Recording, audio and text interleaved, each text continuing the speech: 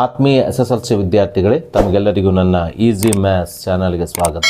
ಈ ವಿಡಿಯೋದಲ್ಲಿ ನಾನು ಸಮಾಂತರ ಶ್ರೇಣಿಗಳು ಈ ಅಧ್ಯಾಯದ ಮೇಲೆ ಈ ವರ್ಷ SSLC ವಾರ್ಷಿಕ ಪರೀಕ್ಷೆಯಲ್ಲಿ ಕೇಳಬಹುದಾದಂಥ 4 ಮತ್ತು 5 ಮಾರ್ಕ್ಸಿನ ವೆರಿ ಇಂಪಾರ್ಟೆಂಟ್ ಪ್ರಶ್ನೆಗಳನ್ನು ಬಿಡಿಸಲಿದ್ದೇನೆ. ಈ ವಿಡಿಯೋದಲ್ಲಿ ನಾನು ಬಿಡಿಸುವಂಥ ಸಮಾಂತರ ಶ್ರೇಣಿಗಳ ಮೇಲಿನ 4 ಮತ್ತು 5 ಮಾರ್ಕ್ಸಿನ ಪ್ರಶ್ನೆಗಳು ಈ ವರ್ಷದ LBA ನೋಟ್ಸಲ್ಲಿರುವ ಎಲ್ಲ ಪ್ರಶ್ನೆಗಳನ್ನು ಒಳಗೊಂಡಿದೆ. ಹಾಗೆ ಹಿಂದಿನ ವರ್ಷದ ಎಲ್ಲ ವಾರ್ಷಿಕ ಪರೀಕ್ಷೆಯಲ್ಲಿ ಬಂದಂಥ ಪ್ರಶ್ನೆಗಳನ್ನು ಒಳಗೊಂಡಿದೆ. ಅದರ ಜೊತೆಗೆ ಈ ವರ್ಷದ 4 ಮಾಡೆಲ್ ಕ್ವಶನ್ ಪೇಪರಲ್ಲಿ ಬಂದಂಥ 4 ಅಥವಾ 5 ಮಾರ್ಕ್ಸಿನ ಪ್ರಶ್ನೆಗಳನ್ನು ಒಳಗೊಂಡಿದೆ. ಸೊ ಮೊದಲಿಗೆ ನಾವು ಕರ್ನಾಟಕ ಶಾಲಾ ಪರೀಕ್ಷೆ ಮತ್ತು ಮೌಲ್ಯ ನಿರ್ಣಯ ಮಂಡಳಿ ಬಿಡುಗಡೆ ಮಾಡಿರುವಂತಹ ಈ ವರ್ಷದ ಮಾಡೆಲ್ ಕ್ವಶನ್ ಪೇಪರ್ 2ರಲ್ಲಿರುವ 4 ಮಾರ್ಕ್ಸಿನ ಒಂದು ಇಂಪಾರ್ಟೆಂಟ್ ಪ್ರಶ್ನೆಯನ್ನು ತೆಗೆದುಕೊಳ್ಳೋಣ. ಪ್ರಶ್ನೆ ಈ ರೀತಿಯಾಗಿದೆ. ಒಂದು ಸಮಾಂತರ ಶ್ರೇಣಿಯ ಮೊದಲ 6 ಪದಗಳ ಮೊತ್ತ 42 ಆಗಿದೆ. ಶ್ರೇಣಿಯ 10ನೇ ಪದ ಮತ್ತು 30ನೇ ಪದಗಳ ಅನುಪಾತ 1:3 ಆದರೆ ಶ್ರೇಣಿಯ 13ನೇ ಪದವನ್ನು ಕಂಡುಹಿಡಲಿಕ್ಕೆ ನಮ್ಮ ಪ್ರಶ್ನೆಯಲ್ಲಿ ಕೇಳಿದ್ದಾರೆ. ಸೊ ನಾವೀಗ ಪ್ರಶ್ನೆಯಲ್ಲಿ ನೀಡಿರುವ ದತ್ತಾಂಶಗಳ ಆಧಾರದ ಮೇಲೆ ಪ್ರಶ್ನೆಯಲ್ಲಿ ಕೇಳಿರುವಂಥ ಸಮಾಂತರ ಶ್ರೇಣಿಯ 13ನೇ ಪದವನ್ನು ಕಂಡುಹಿಡಿಯೋಣ. ಪ್ರಶ್ನೆಯಲ್ಲಿ ನಮಗೆ ಕೊಟ್ಟಿರುವ ಶ್ರೇಣಿಯ 10ನೇ ಪದ ಮತ್ತು 30ನೇ ಪದಗಳ ಅನುಪಾತವನ್ನು 1:3 ಆಗಿ ನೀಡಿದ್ದಾರೆ.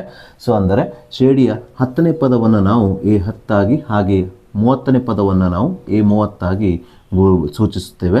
ಸೊ ಇವುಗಳ ಅನುಪಾತ ಅಂದರೆ A10 ಅನುಪಾತ A30 ಆಗಿದೆ. ಇದರ ಅನುಪಾತ ಎಷ್ಟು ಕೊಟ್ಟಿದ್ದಾರೆ? 1:3 ಆಗಿ ಕೊಟ್ಟಿರೋದ್ರಿಂದ ನಾವು ಇದನ್ನು ಈ ಹೇಳಿಕೆಯನ್ನು ಸಾಂಕೇತಿಕವಾಗಿ A10 ಅನುಪಾತ A30 1:3 ಅಂತ ಬರೆದುಕೊಳ್ಬೋದು. ಅಥವಾ ಇದನ್ನು ಕ್ಯಾಲ್ಕುಲೇಷನ್ ಅಂದರೆ ಲೆಕ್ಕಾಚಾರ ಮಾಡಲಿಕ್ಕೆ ಸುಲಭವಾಗುವ ದೃಷ್ಟಿಯಿಂದ ಇದನ್ನು ಭಾಗಿಸು ರೂಪದಲ್ಲಿ ಬರೆದುಕೊಳ್ಬೋದು. ಅಂದರೆ A10 ಅನುಪಾತ A30 ನಾವು A10 ಭಾಗಿಸು A30 1:3 1/3 ಆಗಿ ಬರೆದುಕೊಳ್ಳಬಹುದು. ಸೊ ಹಾಗಾಗಿ ನಾನಿಲ್ಲಿ ಶ್ರೇಣಿಯ 10ನೇ ಪದ ಮತ್ತು 30ನೇ ಪದಗಳ ಅನುಪಾತ 1:3 ಶ್ರೇಣಿಯ 10ನೇ ಪದ A10 ಭಾಗಿಸು ಶ್ರೇಣಿಯ 30ನೇ ಪದ A30 1/3 ಆಗಿ ಬರೆದುಕೊಂಡಿದ್ದೇನೆ.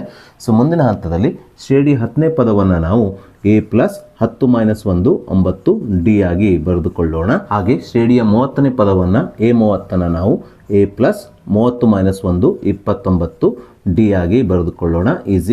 ಬಲಭಾಗದಲ್ಲಿರುವ 1/3 ಇದ್ದಾಗೆ ಬರೆದುಕೊಳ್ಳೋಣ. ಮುಂದಿನ ಹಂತದಲ್ಲಿ ಈ ಸಮೀಕರಣದ ಬಲಭಾಗದ ಛೇದದಲ್ಲಿರುವ 3 ಹಾಗೆ ಈ ಸಮೀಕರಣದ ಎಡಭಾಗದಲ್ಲಿರುವ A+9D ಅನ್ನು ಓರೆ ಗುಣಾಕಾರ ಮಾಡಿ ಈ ಸಮೀಕರಣದ 2 ಅಂಶಗಳಿಗೆ ಗುಣಿಸಿಕೊಂಡಾಗ ಇದರ ಮುಂದಿನ ಹಂತವು 3 × A+9D 1 × A+29D ಅಂದರೆ A+29Dನೇ ಆಗಿರುತ್ತದೆ. ನಾವೀಗ ಈ 3ರಿಂದ A+9Dಗೆ ಗುಣಿಸಿಕೊಳ್ಳೋಣ. ಹೀಗೆ ಗುಣಿಸಿಕೊಂಡಾಗ 3 × A 3A ಆಗುತ್ತದೆ, ಪ್ಲಸ್ 3 × 9D ಅಂದರೆ 3 9 27D ಆಗುತ್ತದೆ. ಬಲಭಾಗದಲ್ಲಿರುವ A+29D ಅನ್ನು ಇದ್ದಾಗೆ ಬರೆದುಕೊಳ್ಳೋಣ. ಸೊ ಮುಂದಿನ ಹಂತದಲ್ಲಿ ಈ ಸಮೀಕರಣದಲ್ಲಿರುವ ಚರಾಕ್ಷರಗಳನ್ನು ಹೊಂದಿರುವ ಪದಗಳನ್ನು ಪ್ರತ್ಯೇಕವಾಗಿ ಸಮೀಕರಣದ ಎಡಭಾಗ ಮತ್ತು ಬಲಭಾಗದಲ್ಲಿ ಬರೆದುಕೊಳ್ಳೋಣ. ಅದಕ್ಕೋಸ್ಕರ ಈ ಸಮೀಕರಣದ ಎಡಭಾಗದಲ್ಲಿರುವ 3A ಇದ್ದಾಗೆ ಬರೆದುಕೊಂಡಿದ್ದೇನೆ. ಬಲಭಾಗದಲ್ಲಿರುವ A ಅನ್ನು +A ಅನ್ನು ಎಡಭಾಗಕ್ಕೆ ತಂದಿದ್ದೇನೆ. +A ಎಡಭಾಗಕ್ಕೆ ಬಂದಾಗ -A ಆಗುತ್ತದೆ. ಬಲಭಾಗದಲ್ಲಿ 29D ಅನ್ನು ಇದ್ದಾಗೆ ಬರೆದುಕೊಂಡಿದ್ದೇನೆ. ಎಡಭಾಗದಲ್ಲಿರುವ +27D ಅನ್ನು ಬಲಭಾಗಕ್ಕೆ ಸ್ಥಳಾಂತರಿಸಿದಾಗ +27D -27D ಆಗುತ್ತದೆ. ಸೊ ಹೀಗೆ ಪ್ರತ್ಯೇಕವಾಗಿ ನಾವು ಈ ಸಮೀಕರಣದ ಎರಡೂ ಬದಿಯಲ್ಲಿ 2 ಚರಾಕ್ಷರಗಳನ್ನು ಹೊಂದಿರುವ ಪದಗಳನ್ನು ಬರೆದುಕೊಂಡ ನಂತರ ನಾವೀಗ ಇದನ್ನು ಸಂಕ್ಷೇಪಿಸೋಣ. 3A - 1A ಅಂದರೆ 2A ಆಗುತ್ತದೆ. 29D - 27D ಅಂದರೆ 2D ಆಗುತ್ತದೆ. ಸೊ ನಾವೀಗ ಸಮೀಕರಣದ ಎರಡೂ ಬದಿಯಲ್ಲಿ ಸಾಮಾನ್ಯವಾಗಿರುವ 2ಅನ್ನು ಕ್ಯಾನ್ಸಲ್ ಮಾಡಿಕೊಂಡಾಗ ಇಲ್ಲಿ ಉಳಿಯುವುದು A D. ಈ ಸಮೀಕರಣವನ್ನು ನಾವೀಗ ಸಮೀಕರಣ 1 ಆಗಿ ತೆಗೆದುಕೊಳ್ಳೋಣ. ಹಾಗೆ ಪ್ರಶ್ನೆಯಲ್ಲಿ ನಮಗೆ ಈ ಸಮಾಂತರ ಶ್ರೇಣಿಯ ಮೊದಲ 6 ಪದಗಳ ಮೊತ್ತವನ್ನು 42 ಕೊಟ್ಟಿರೋದ್ರಿಂದ ಶ್ರೇಣಿಯ ಮೊದಲ 6 ಪದಗಳ ಮೊತ್ತವನ್ನು ನಾವು S6 ಸಂಕೇತಾಕ್ಷರದಿಂದ ಸೂಚಿಸುವುದರಿಂದ ನಾವಿಲ್ಲಿ ಶ್ರೇಣಿಯ ಮೊದಲ 6 ಪದಗಳ ಮೊತ್ತ 42 ಎಂಬುದನ್ನು SR 42 ಅಂತ ಬರೆದುಕೊಳ್ಳೋಣ. ಸೊ ಮುಂದಿನ ಹಂತದಲ್ಲಿ ಪ್ರಶ್ನೆಯಲ್ಲಿ ನಮಗೆ ಶ್ರೇಣಿಯ ಮೊದಲ 6 ಪದಗಳ ಮೊತ್ತ SRನ ಬೆಲೆಯನ್ನು ಕೊಟ್ಟಿರೋದ್ರಿಂದ ನಾವಿಲ್ಲಿ ಶ್ರೇಣಿಯ ಮೊದಲ n ಪದಗಳ ಮೊತ್ತವನ್ನು ಕಂಡುಹಿಡಿಯುವ ಸೂತ್ರ SN n/2 × 2A + n - 1 × D. ಈ ಸೂತ್ರವನ್ನು ಬರೆದುಕೊಳ್ಳೋಣ. ಯಾಕಂದರೆ ನಮಗಿಲ್ಲಿ SRರ ಬೆಲೆಯನ್ನು ಕೊಟ್ಟಿರೋದ್ರಿಂದ ಈ ಸೂತ್ರದ ಸಹಾಯದಿಂದ ಶ್ರೇಣಿಯ ಮೊದಲನೇ ಪದ A ಅಥವಾ Dನ ಬೆಲೆಯನ್ನು ಕಂಡುಹಿಡಿಯಬಹುದು. ಸೊ ನಾವೀಗ SN ಜಾಗದಲ್ಲಿ SRನ ಬರೆದುಕೊಳ್ಳೋಣ. S6 ಅಂದರೆ n ಬೆಲೆ 6 ಆಗುತ್ತದೆ. ಹಾಗಾಗಿ n ಸ್ಥಾನದಲ್ಲಿ 6ಅನ್ನು ಬರೆದುಕೊಳ್ಳೋಣ. ಭಾಗಿಸು 2ಅನ್ನು ಇದ್ದ ಹಾಗೆ ಬರೆದುಕೊಳ್ಳೋಣ. ಇಂಟು 2A ಇದ್ದ ಹಾಗೆ ಬರೆದುಕೊಳ್ಳೋಣ. ಪ್ಲಸ್ ಎನ್ನ ಬೆಲೆ ಎಷ್ಟಿದೆ ಅಂದರೆ 6 ಆಗಿರೋದ್ರಿಂದ ಎನ್ನ ಸ್ಥಾನದಲ್ಲಿ 6ಅನ್ನು ಬರೆದುಕೊಳ್ಳೋಣ. -1 ಇಂಟು ಡಿನ ಸ್ಥಾನದಲ್ಲಿ ಡಿ ಯಾವುದಕ್ಕೆ ಸಮನಾಗಿದೆ? ಎಗೆ ಸಮನಾಗಿರೋದ್ರಿಂದ ಡಿನ ಸ್ಥಾನದಲ್ಲಿ ಡಿಗೆ ಸಮನಾಗಿರುವ ಎ ಅನ್ನು ಬರೆದುಕೊಳ್ಳೋಣ. ಮುಂದಿನ ಹಂತದಲ್ಲಿ ಎಸ್ ಆರ್ ರ ಬೆಲೆ ಎಷ್ಟು? ಶ್ರೇಣಿಯ ಮೊದಲ 6 ಪದಗಳ ಮೊತ್ತ ಎಷ್ಟಿದೆ? 42 ಇದೆ. ಹಾಗಾಗಿ ಎಸ್ ಆರ್ನ ಸ್ಥಾನದಲ್ಲಿ 42 ಬರೆದುಕೊಳ್ಳೋಣ. ಈಸ್ ಈಕ್ವಲ್ಸ್ ಟು 2 1 2 2 3 6 ಆಗುತ್ತದೆ. 3 ಇದ್ದ ಹಾಗೆ ಬರೆದುಕೊಳ್ಳೋಣ. 2a ಪ್ಲಸ್ 6 ಮೈನಸ್ 1 5 ಎ ಆಗುತ್ತದೆ. ಸೊ ಮುಂದಿನ ಹಂತದಲ್ಲಿ 42 ಇದ್ದ ಹಾಗೆ ಬರೆದುಕೊಳ್ಳೋಣ. ಈಸ್ ಈಕ್ವಲ್ಸ್ ಟು 3 ಗುಣಿಸು 2a ಪ್ಲಸ್ 5a ಅಂದರೆ 7a ಆಗುತ್ತದೆ. ಇದರ ಮುಂದಿನ ಹಂತವು 42 ಈಸ್ ಈಕ್ವಲ್ ಟು 3 ಗುಣಿಸು ಎ 21a ಆಗುತ್ತದೆ. ಸೊ ನಾವೀಗ ಇದನ್ನು ಸಂಕ್ಷೇಪಿಸೋಣ. 21 1 21 21 2 42 ಆಗುವುದರಿಂದ ಇಲ್ಲಿ ಶ್ರೇಣಿಯ ಮೊದಲನೇ ಪದ ಎನ ಬೆಲೆ ಎಷ್ಟಾಗ್ತದೆ ಅಂದರೆ 2 ಆಗುತ್ತದೆ. ಸೊ ಇಲ್ಲಿ ಎ ಬೆಲೆಯು ಡಿನ ಬೆಲೆಗೆ ಸಮನಾಗಿರೋದ್ರಿಂದ ಎ ಬೆಲೆ 2 ಆಗಿರೋದ್ರಿಂದ ಡಿನ ಬೆಲೆ ಎಷ್ಟಾಗ್ತದೆ? 2 ಆಗುತ್ತದೆ. ಸೊ ಹೀಗೆ ನಾವು ಕೊಟ್ಟಿರುವ ಸಮಾಂತರ ಶ್ರೇಣಿಯ ಮೊದಲನೇ ಪದ ಎನ ಬೆಲೆ ಹಾಗೂ ಸಾಮಾನ್ಯ ವ್ಯತ್ಯಾಸ ಡಿನ ಬೆಲೆಯನ್ನು ಕಂಡುಹಿಡಿದ ನಂತರ ನಾವೀಗ ಪ್ರಶ್ನೆಯಲ್ಲಿ ನಮಗೆ ಕಂಡುಹಿಡಿಯಲಿಕ್ಕೆ ಹೇಳಿರುವ ಶ್ರೇಣಿಯ 13ನೇ ಪದವನ್ನು ಕಂಡುಹಿಡಿಯೋಣ. ಶ್ರೇಣಿಯ 13ನೇ ಪದ ಅಂದರೆ ಅದು ಎ 13 ಆಗಿದೆ. ಸೊ ಶ್ರೇಣಿಯ 13ನೇ ಪದವನ್ನು ಕಂಡುಹಿಡಿಯಬೇಕಾದರೆ ನಾವು ಬಳಸಬೇಕಾದ ಸೂತ್ರ ಶ್ರೇಣಿಯ ಎನ್ನೇ ಪದವನ್ನು ಕಂಡುಹಿಡಿಯುವ ಸೂತ್ರ n is equals to a plus n minus 1 into d. ಈ ಸೂತ್ರದಲ್ಲಿ ನಾವೀಗ ಎನ ಬೆಲೆ 2, ಡಿನ ಬೆಲೆ 2, ಎನ್ನ ಬೆಲೆ 13 ಆದೇಶಿಸಿ ಶ್ರೇಣಿಯ 13ನೇ ಪದ ಅಂದರೆ ಎ 13ರ ಬೆಲೆಯನ್ನು ಕಂಡುಹಿಡಿಯೋಣ. ಹಾಗಾಗಿ ಇದರ ಮುಂದಿನ ಹಂತದಲ್ಲಿ ಎ 13 ಅಂದರೆ ಎನ್ನ ಬೆಲೆ 13 ಬರ್ಕೊಳ್ಳೋಣ. ಈಸ್ ಈಕ್ವಲ್ಸ್ ಟು ಎನ ಬೆಲೆ 2 ಆಗಿರೋದ್ರಿಂದ ಎನ ಸ್ಥಾನದಲ್ಲಿ 2 ಬರೆದುಕೊಳ್ಳೋಣ. ಪ್ಲಸ್ ಎನ್ನ ಸ್ಥಾನದಲ್ಲಿ ಎನ್ನ ಬೆಲೆ ಎಷ್ಟಿದೆ? 13 ಇದೆ. 13ನೇ ಪದವನ್ನು ಕಂಡುಹಿಡಿಯಬೇಕು. ಹಾಗಾಗಿ ಎನ್ನ ಬೆಲೆ 13, ಎನ್ನ ಸ್ಥಾನದಲ್ಲಿ 13 ಬರೆದುಕೊಳ್ಳೋಣ. ಮೈನಸ್ 1 ಇದ್ದ ಹಾಗೆ ಬರೆದುಕೊಳ್ಳೋಣ. ಡಿನ ಬೆಲೆ 2 ಆಗಿರೋದ್ರಿಂದ ಡಿನ ಸ್ಥಾನದಲ್ಲಿ 2 ಬರೆದುಕೊಂಡಾಗ ಇದರ ಮುಂದಿನ ಹಂತವು ಎ 13 ಈಸ್ ಈಕ್ವಲ್ ಟು ಅಂದರೆ ಶ್ರೇಣಿಯ 13ನೇ ಪದ is equals to 2 plus 13 minus 1 into 2 ಆಗುತ್ತದೆ. ಸೊ ಮುಂದಿನ ಹಂತದಲ್ಲಿ 2 ಇದ್ದ ಹಾಗೆ ಬರೆದುಕೊಳ್ಳೋಣ.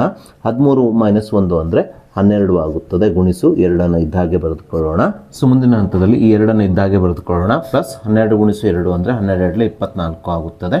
ಸೊ 2 ಪ್ಲಸ್ 24 ಅಂದರೆ 26 ಆಗುವುದರಿಂದ ಪ್ರಶ್ನೆಯಲ್ಲಿ ನಮಗೆ ಕಂಡುಹಿಡಲಿಕ್ಕೆ ಹೇಳಿರುವಂತಹ ನೀಡಿದಂಥ ಸಮಾಂತರ ಶ್ರೇಣಿಯ 13ನೇ ಪದವು ಇಲ್ಲಿ ಎ 13 26 ಆಗುತ್ತದೆ. ಹಾಗೆ ನಾವೀಗ ಈ ವರ್ಷದ LBA ನೋಟ್ಸಲ್ಲಿರುವಂಥ ಹಾಗೆ ಈ ವರ್ಷದ ವಾರ್ಷಿಕ ಪರೀಕ್ಷೆಯಲ್ಲಿ ಬರಬಹುದಾದಂಥ ಮತ್ತೊಂದು 4 ಮಾರ್ಕ್ಸಿನ ಇಂಪಾರ್ಟೆಂಟ್ ಪ್ರಶ್ನೆಯನ್ನು ತೆಗೆದುಕೊಳ್ಳೋಣ.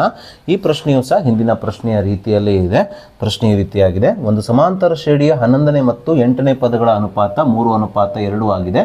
ಈ ಶ್ರೇಣಿಯ ಮೊದಲ 5 ಪದಗಳ ಮೊತ್ತ ಮತ್ತು ಮೊದಲ 21 ಪದಗಳ ಮೊತ್ತದ ಅನುಪಾತವನ್ನು ಕಂಡುಹಿಡಿಯಿರಿ ಅಂತ ಹೇಳಿದ್ದಾರೆ. ಸೊ ಮೊದಲಿಗೆ ನಾವು ಪ್ರಶ್ನೆಯಲ್ಲಿ ನೀಡಿರುವ ದತ್ತಾಂಶವನ್ನು ಬರೆದುಕೊಳ್ಳೋಣ. ಸೊ ಪ್ರಶ್ನೆಯಲ್ಲಿ ನಮಗೆ ಸಮಾಂತರ ಶ್ರೇಣಿಯ 11ನೇ ಮತ್ತು 8ನೇ ಪದಗಳ ಅನುಪಾತವನ್ನು 3:2 ಅಂತ ಕೊಟ್ಟಿದ್ದಾರೆ. ಸೊ ನಾವಿಲ್ಲಿ ಶ್ರೇಣಿಯ 11ನೇ ಪದವನ್ನು ಸಾಂಕೇತಿಕವಾಗಿ A11 ಅಂತ ಬರೆದುಕೊಳ್ಳೋಣ. ಅದೇ ರೀತಿ ಶ್ರೇಣಿಯ 8ನೇ ಪದವನ್ನು A8 ಆಗಿ ಬರೆದುಕೊಳ್ಳೋಣ. ಈ ಶ್ರೇಣಿಯ 11ನೇ ಪದ ಮತ್ತು 8ನೇ ಪದಗಳ ಅನುಪಾತವನ್ನು ನಾವು ಇಲ್ಲಿ A11 ಭಾಗಿಸು A8 ಆಗಿ ಬರೆದುಕೊಳ್ಳಬೇಕು.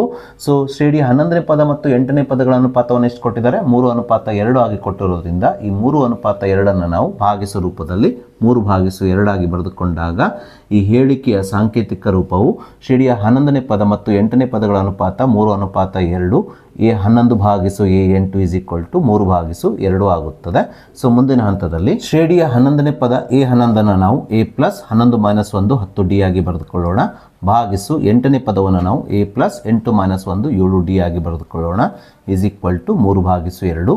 ಸೊ ಮುಂದಿನ ಹಂತದಲ್ಲಿ ಇದನ್ನು ಓರೆ ಗುಣಾಕಾರ ಮಾಡಿ ನಾವು ಸಂಕ್ಷೇಪಿಸಬೇಕು. ಈಗ ಸಂಕ್ಷೇಪಿಸಿದಾಗ ಈ ಸಮೀಕರಣದ ಬಲಭಾಗದ ಛೇದದಲ್ಲಿರುವ 2 ಇದರ ಅಂಶ ಅಂದರೆ A ಪ್ಲಸ್ 10Dಗೆ ಗುಣಿಸಲ್ಪಟ್ಟು ಇದರ ಮುಂದಿನ ಹಂತ ಏನಾಗ್ತದೆ? 2 ಗುಣಿಸು A ಪ್ಲಸ್ 10D ಆಗುತ್ತದೆ. ಈಸ್ ಈಕ್ವಲ್ ಟು ಸಮೀಕರಣದ ಎಡಭಾಗದ ಛೇದದಲ್ಲಿರುವ A ಪ್ಲಸ್ 7D ಈ ಸಮೀಕರಣದ ಬಲಭಾಗದ ಅಂಶದಲ್ಲಿರುವ 3ಕ್ಕೆ ಗುಣಿಸಲ್ಪಟ್ಟು ಇದರ ಮುಂದಿನ ಹಂತವು 3 ಗುಣಿಸು A ಪ್ಲಸ್ 7D ಆಗುತ್ತದೆ. ಸೊ ನಾವೀಗ ಈ A ಪ್ಲಸ್ 10Dಗೆ 2ರಿಂದ ಗುಣಿಸಿಕೊಂಡಾಗ 2 ಗುಣಿಸು A 2A ಆಗುತ್ತದೆ. ಪ್ಲಸ್ 2 ಗುಣಿಸು 10D ಅಂದರೆ 2 20D ಆಗುತ್ತದೆ. ಈಸ್ ಈಕ್ವಲ್ಸ್ ಟು 3 ಗುಣಿಸು A ಅಂದರೆ 3A ಆಗುತ್ತದೆ. ಪ್ಲಸ್ 3 21D ಆಗುತ್ತದೆ.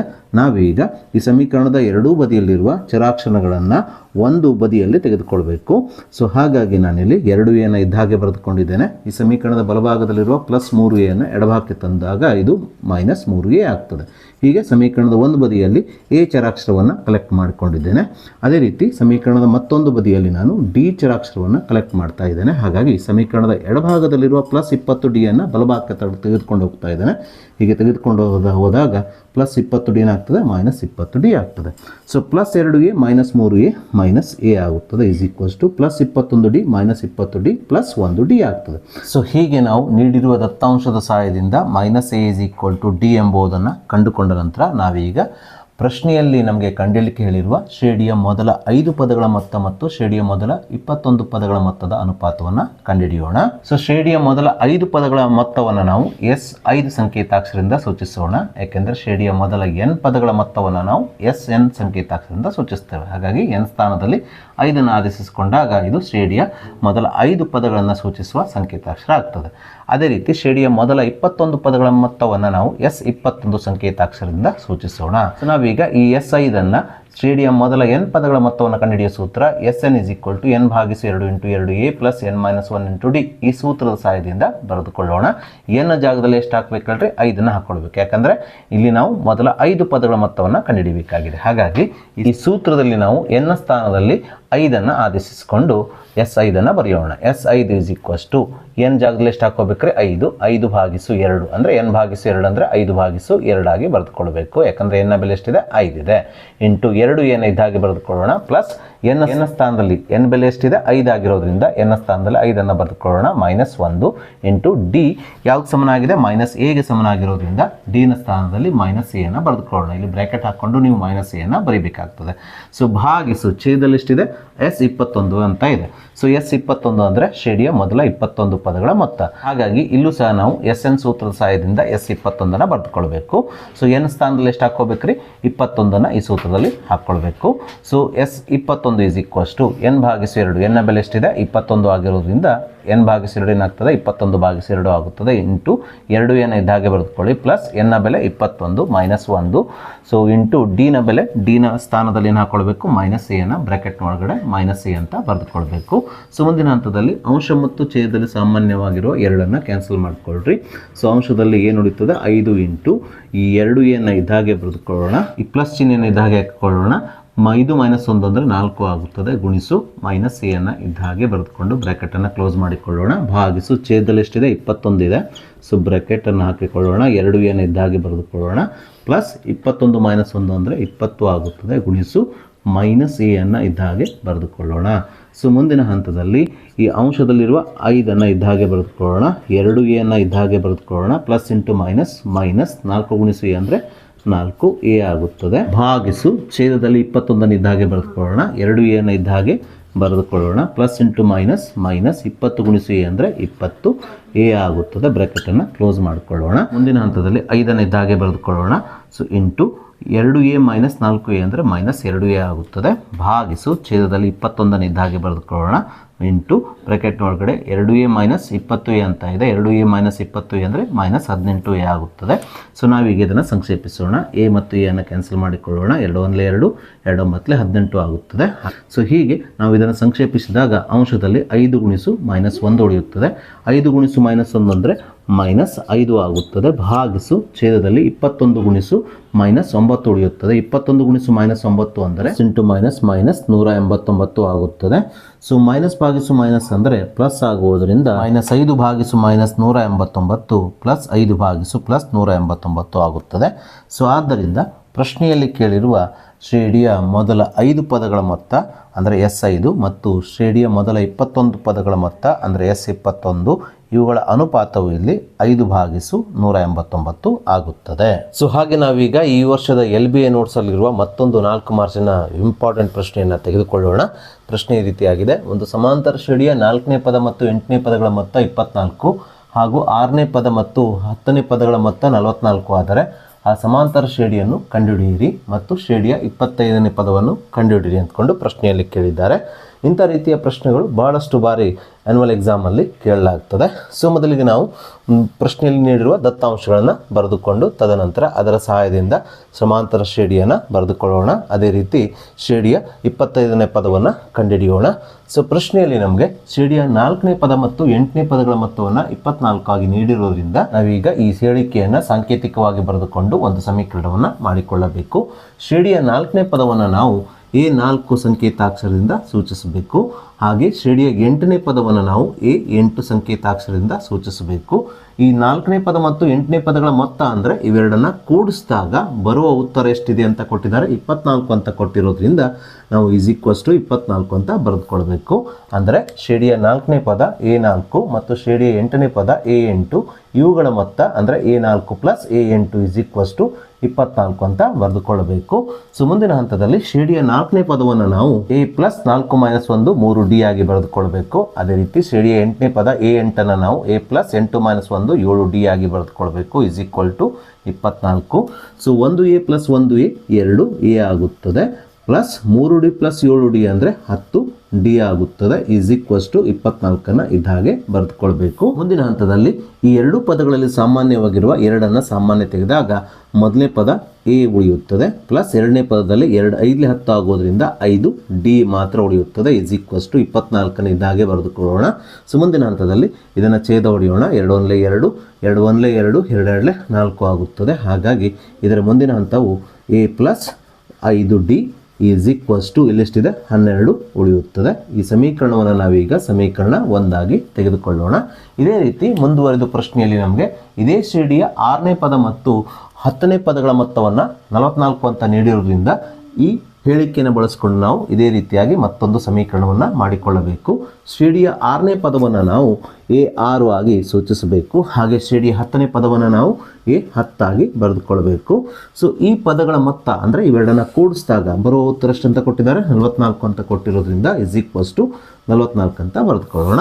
ಶ್ರೇಣಿಯ 6ನೇ ಪದವನ್ನು ನಾವು A + 6 - 1 5D ಆಗಿ ಬರೆದುಕೊಳ್ಬೇಕು. ಪ್ಲಸ್ ಶ್ರೇಣಿಯ 10ನೇ ಪದವನ್ನು A + 10 - 1 9D ಆಗಿ ಬರೆದುಕೊಳ್ಬೇಕು = 44 ಇದ್ದ ಹಾಗೆ ಬರೆದುಕೊಳ್ಬೇಕು. ಮುಂದಿನ ಹಂತದಲ್ಲಿ A + A 2A ಆಗುತ್ತದೆ, ಪ್ಲಸ್ 5D + 9D ಅಂದರೆ 14D ಆಗುತ್ತದೆ = 44 ಇದ್ದ ಹಾಗೆ ಬರೆದುಕೊಳ್ಳೋಣ.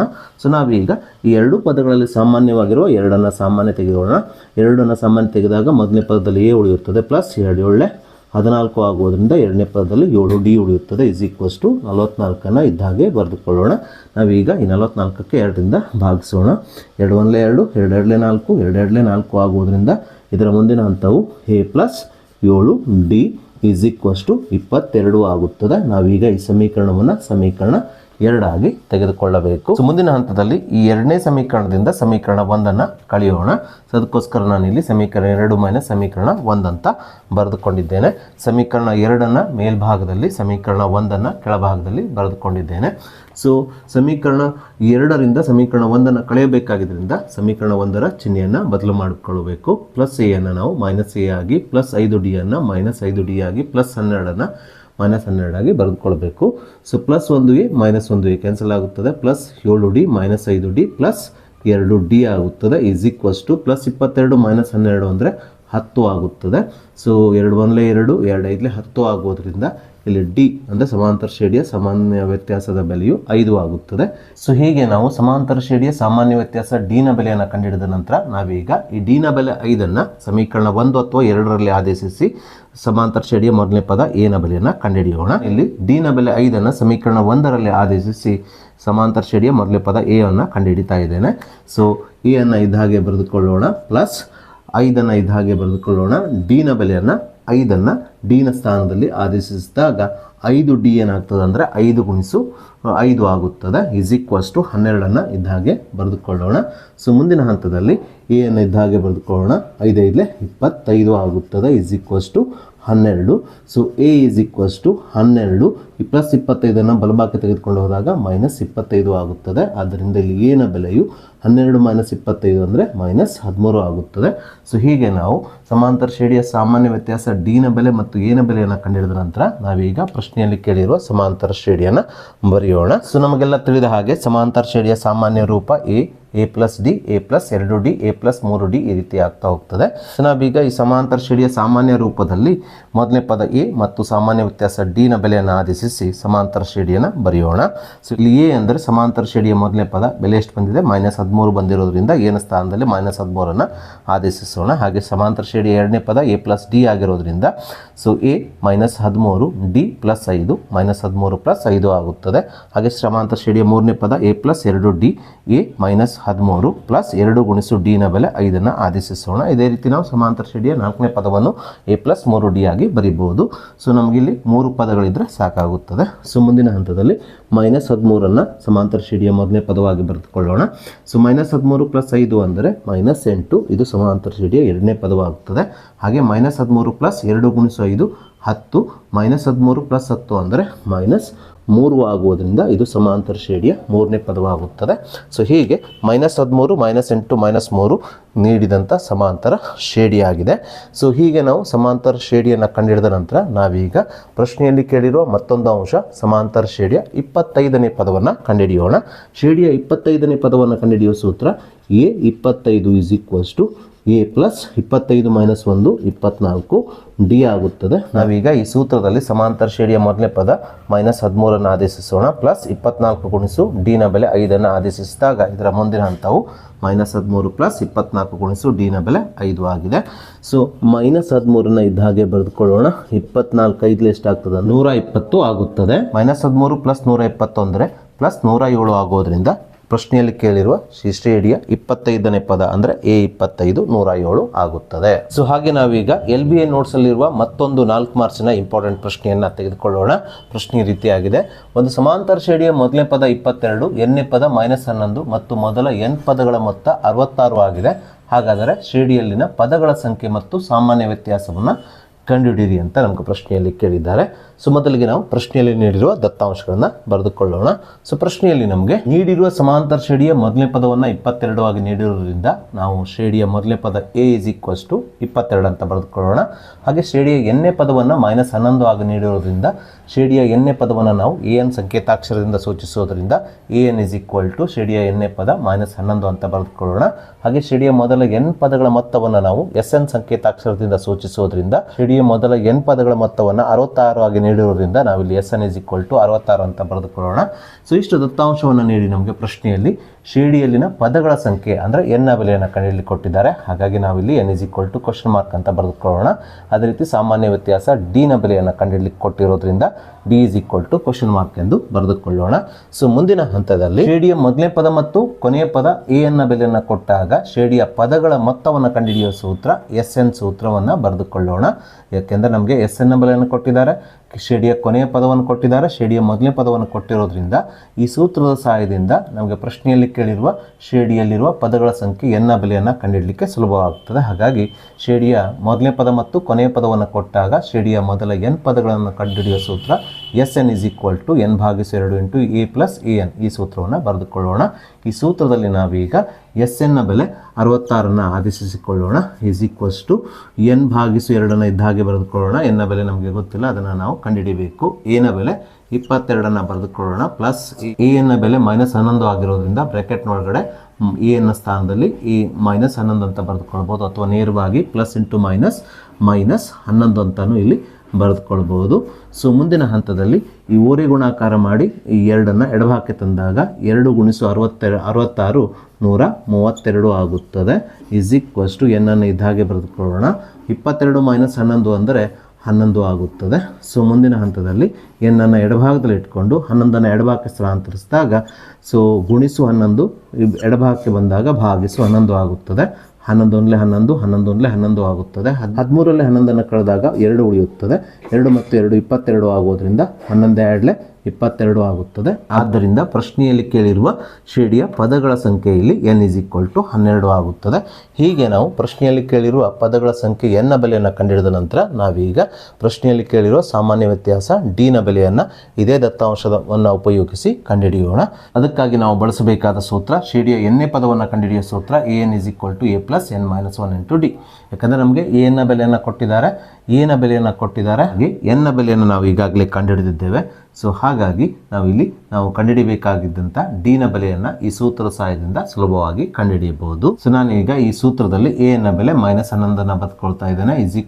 ಎ ನ ಬೆಲೆ 22 ಆದೇಶಿಸ್ತಾ ಇದ್ದೇನೆ. ಪ್ಲಸ್ ಎನ್ ನ ಬೆಲೆಯನ್ನು ನಾವು ಈಗಾಗಲೇ ಕಂಡುಹಿಡಿದಿದ್ದೇವೆ. ಎನ್ ನ ಬೆಲೆ ಎಷ್ಟು ಬಂದಿದೆ 12 -1. ಡಿ ನ ಬೆಲೆಯನ್ನು ನಾವು ಕಂಡುಹಿಡಿಯಬೇಕಾಗಿದೆ. ಡಿ ಅನ್ನು ಇದ್ದಾಗೆ ಬರೆದುಕೊಳ್ಳೋಣ. ಇದರ ಮುಂದಿನ ಹಂತವು -11 22 ಪ್ಲಸ್ 12 -1 11 ಡಿ ಆಗುತ್ತದೆ.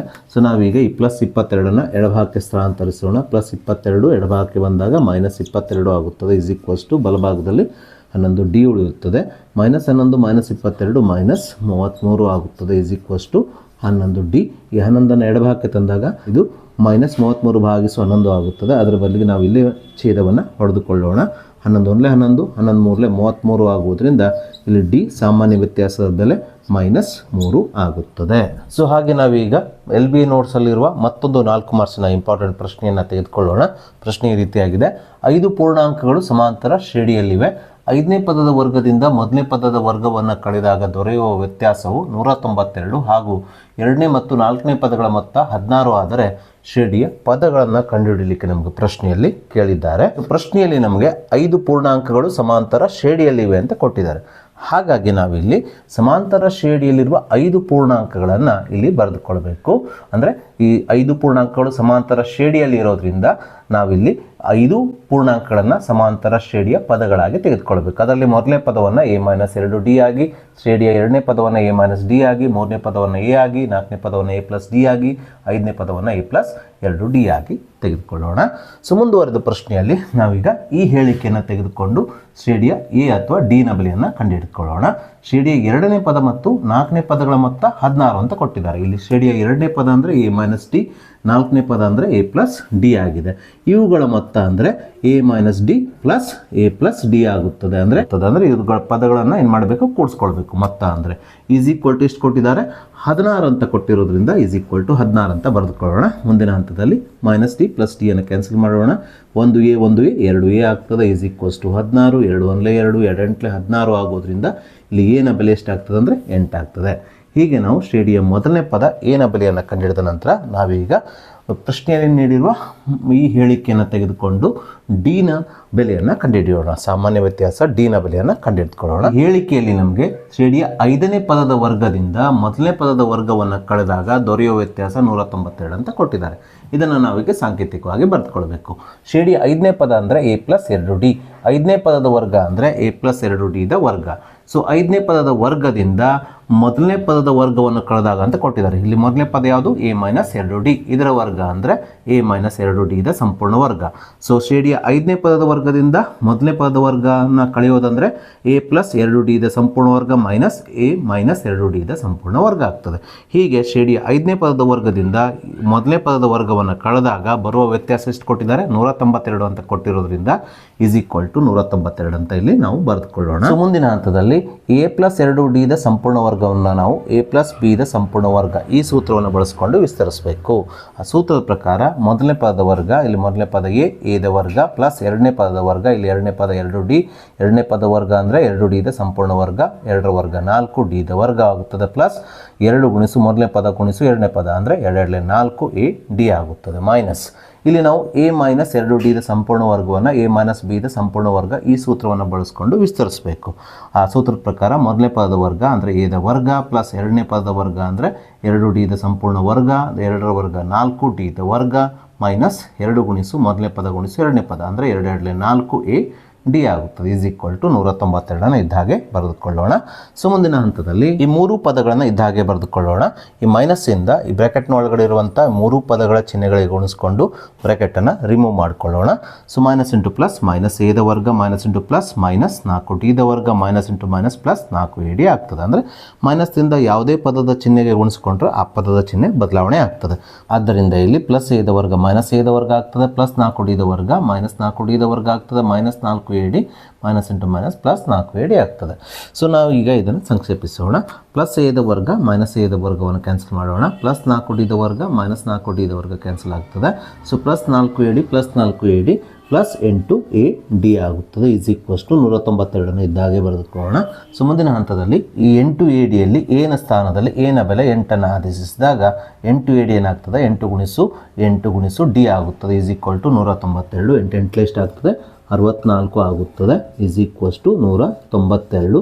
ಸೊ ಮುಂದಿನ ಹಂತದಲ್ಲಿ ಡಿ ಅನ್ನು ಎಡಭಾಗದಲ್ಲಿ ಇಟ್ಕೊಂಡು ಸೊ ಗುಣಿಸು 64ಅನ್ನು ಬಲಭಾಗಕ್ಕೆ ಸ್ಥಳಾಂತರಿಸಿದಾಗ ಭಾಗಿಸು 64 ಆಗುತ್ತದೆ. ಸೊ ನಾವೀಗ ಈ 192ಕ್ಕೆ 64ರಿಂದ ನೇರವಾಗಿ ಭಾಗಿಸ್ಕೊಳ್ಬೋದು ಅಥವಾ 8ರಿಂದ ಈ 192ಕ್ಕೂ ಮತ್ತು 64ಕ್ಕೂ ಸಹ ಛೇದ ಹೊಡೆದುಕೊಳ್ಬೋದು. ಸೊ 8 8 64, 8 2 16, 19 16 ಕಳೆದ್ರೆ 3 ಉಳಿಯುತ್ತದೆ. 3 ಮತ್ತು 2 32 ಆಗುತ್ತದೆ. ಸೊ 8 4 32 ಆಗುತ್ತದೆ. 8 1 8, 8 3 24 ಆಗುವುದರಿಂದ ಇಲ್ಲಿ ಡಿನ ಬೆಲೆಯು ಎಷ್ಟಾಗ್ತದೆ 3 ಆಗುತ್ತದೆ. ಸೊ ಹೀಗೆ ನಾವು ಶ್ರೇಣಿಯ ಮೊದಲನೇ ಪದ ಎನ ಬೆಲೆ ಹಾಗೂ ಡಿನ ಬೆಲೆ ಅಂದರೆ ಸಾಮಾನ್ಯ ವ್ಯತ್ಯಾಸ ಡಿನ ಬೆಲೆಯನ್ನು ಕಂಡುಹಿಡಿದ ನಂತರ ನಾವೀಗ ಶ್ರೇಣಿಯ 5 ಪದಗಳನ್ನು ಬರೆಯೋಣ. ಸೊ ಇಲ್ಲಿ ನಾವು ಶ್ರೇಣಿಯ 5 ಪದಗಳನ್ನು a-2d, a-d, a plus D ಮತ್ತು a ಪ್ಲಸ್ 2d ಆಗಿ ತೆಗೆದುಕೊಂಡಿದ್ದೇವೆ. ಸೊ ಈ ಪದಗಳಲ್ಲಿ ನಾವು ಶ್ರೇಣಿಯ ಮೊದಲನೇ ಪದ ಎನ ಬೆಲೆ ಹಾಗೂ ಸಾಮಾನ್ಯ ವ್ಯತ್ಯಾಸ ಡಿನ ಬೆಲೆಯನ್ನು ಆದೇಶಿಸಿ ಶ್ರೇಣಿಯ ಪದಗಳನ್ನು ಬರೆಯೋಣ. ಶ್ರೇಣಿಯ ಮೊದಲನೇ ಪದ a-2d, ಎನ ಬೆಲೆ 8 ಮೈನಸ್ 2 ಗುಣಿಸು ಡಿನ ಬೆಲೆ 3 ಆದೇಶಿಸೋಣ. ಶ್ರೇಣಿಯ ಎರಡನೇ ಪದ a-2d, ಎನ ಬೆಲೆ 8, ಡಿನ ಬೆಲೆ 3 ಆದೇಶಿಸೋಣ. ಹಾಗೆ ಶ್ರೇಣಿಯ ಮೂರನೇ ಪದ ಎನ ಬೆಲೆ ಎಷ್ಟಿದೆ 8 ಇದೆ, 8 ಬರೆದುಕೊಳ್ಳೋಣ. ಹಾಗೆ ಶ್ರೇಣಿಯ ನಾಲ್ಕನೇ ಪದ a ಪ್ಲಸ್ ಡಿ, ಎನ ಬೆಲೆ 8, ಡಿನ ಬೆಲೆ ಎಷ್ಟು 3 ಆದೇಶಿಸೋಣ. ಶ್ರೇಣಿಯ ಐದನೇ ಪದ a ಪ್ಲಸ್ 2d, ಎನ ಬೆಲೆ 8 ಪ್ಲಸ್ 2 ಗುಣಿಸು ಡಿನ ಬೆಲೆ 3 ಬರೆದುಕೊಳ್ಳೋಣ. ನಾವೀಗ ಇದನ್ನು ಸಂಕ್ಷೇಪಿಸಬೇಕು. ಸೊ 8 ಮೈನಸ್ 2 ಗುಣಿಸು 3, 2 3 6 ಆಗುತ್ತದೆ. 8 ಮೈನಸ್ 6 ಅಂದರೆ 2 ಆಗುತ್ತದೆ. ಹಾಗೆ 8 ಮೈನಸ್ 3 ಅಂದರೆ 5 ಆಗುತ್ತದೆ. ಸೊ 8 ಇದ್ದ ಹಾಗೆ ಬರೆದುಕೊಳ್ಳೋಣ. ಮೂರನೇ ಪದ ನಾಲ್ಕನೇ ಪದ 8 ಪ್ಲಸ್ 3 ಅಂದರೆ 11 ಆಗುತ್ತದೆ. ಐದನೇ ಪದ 8 ಪ್ಲಸ್ 2 ಗುಣಿಸು 3, 2 3 6, 8 ಪ್ಲಸ್ 6 ಅಂದರೆ 14 ಆಗುತ್ತದೆ.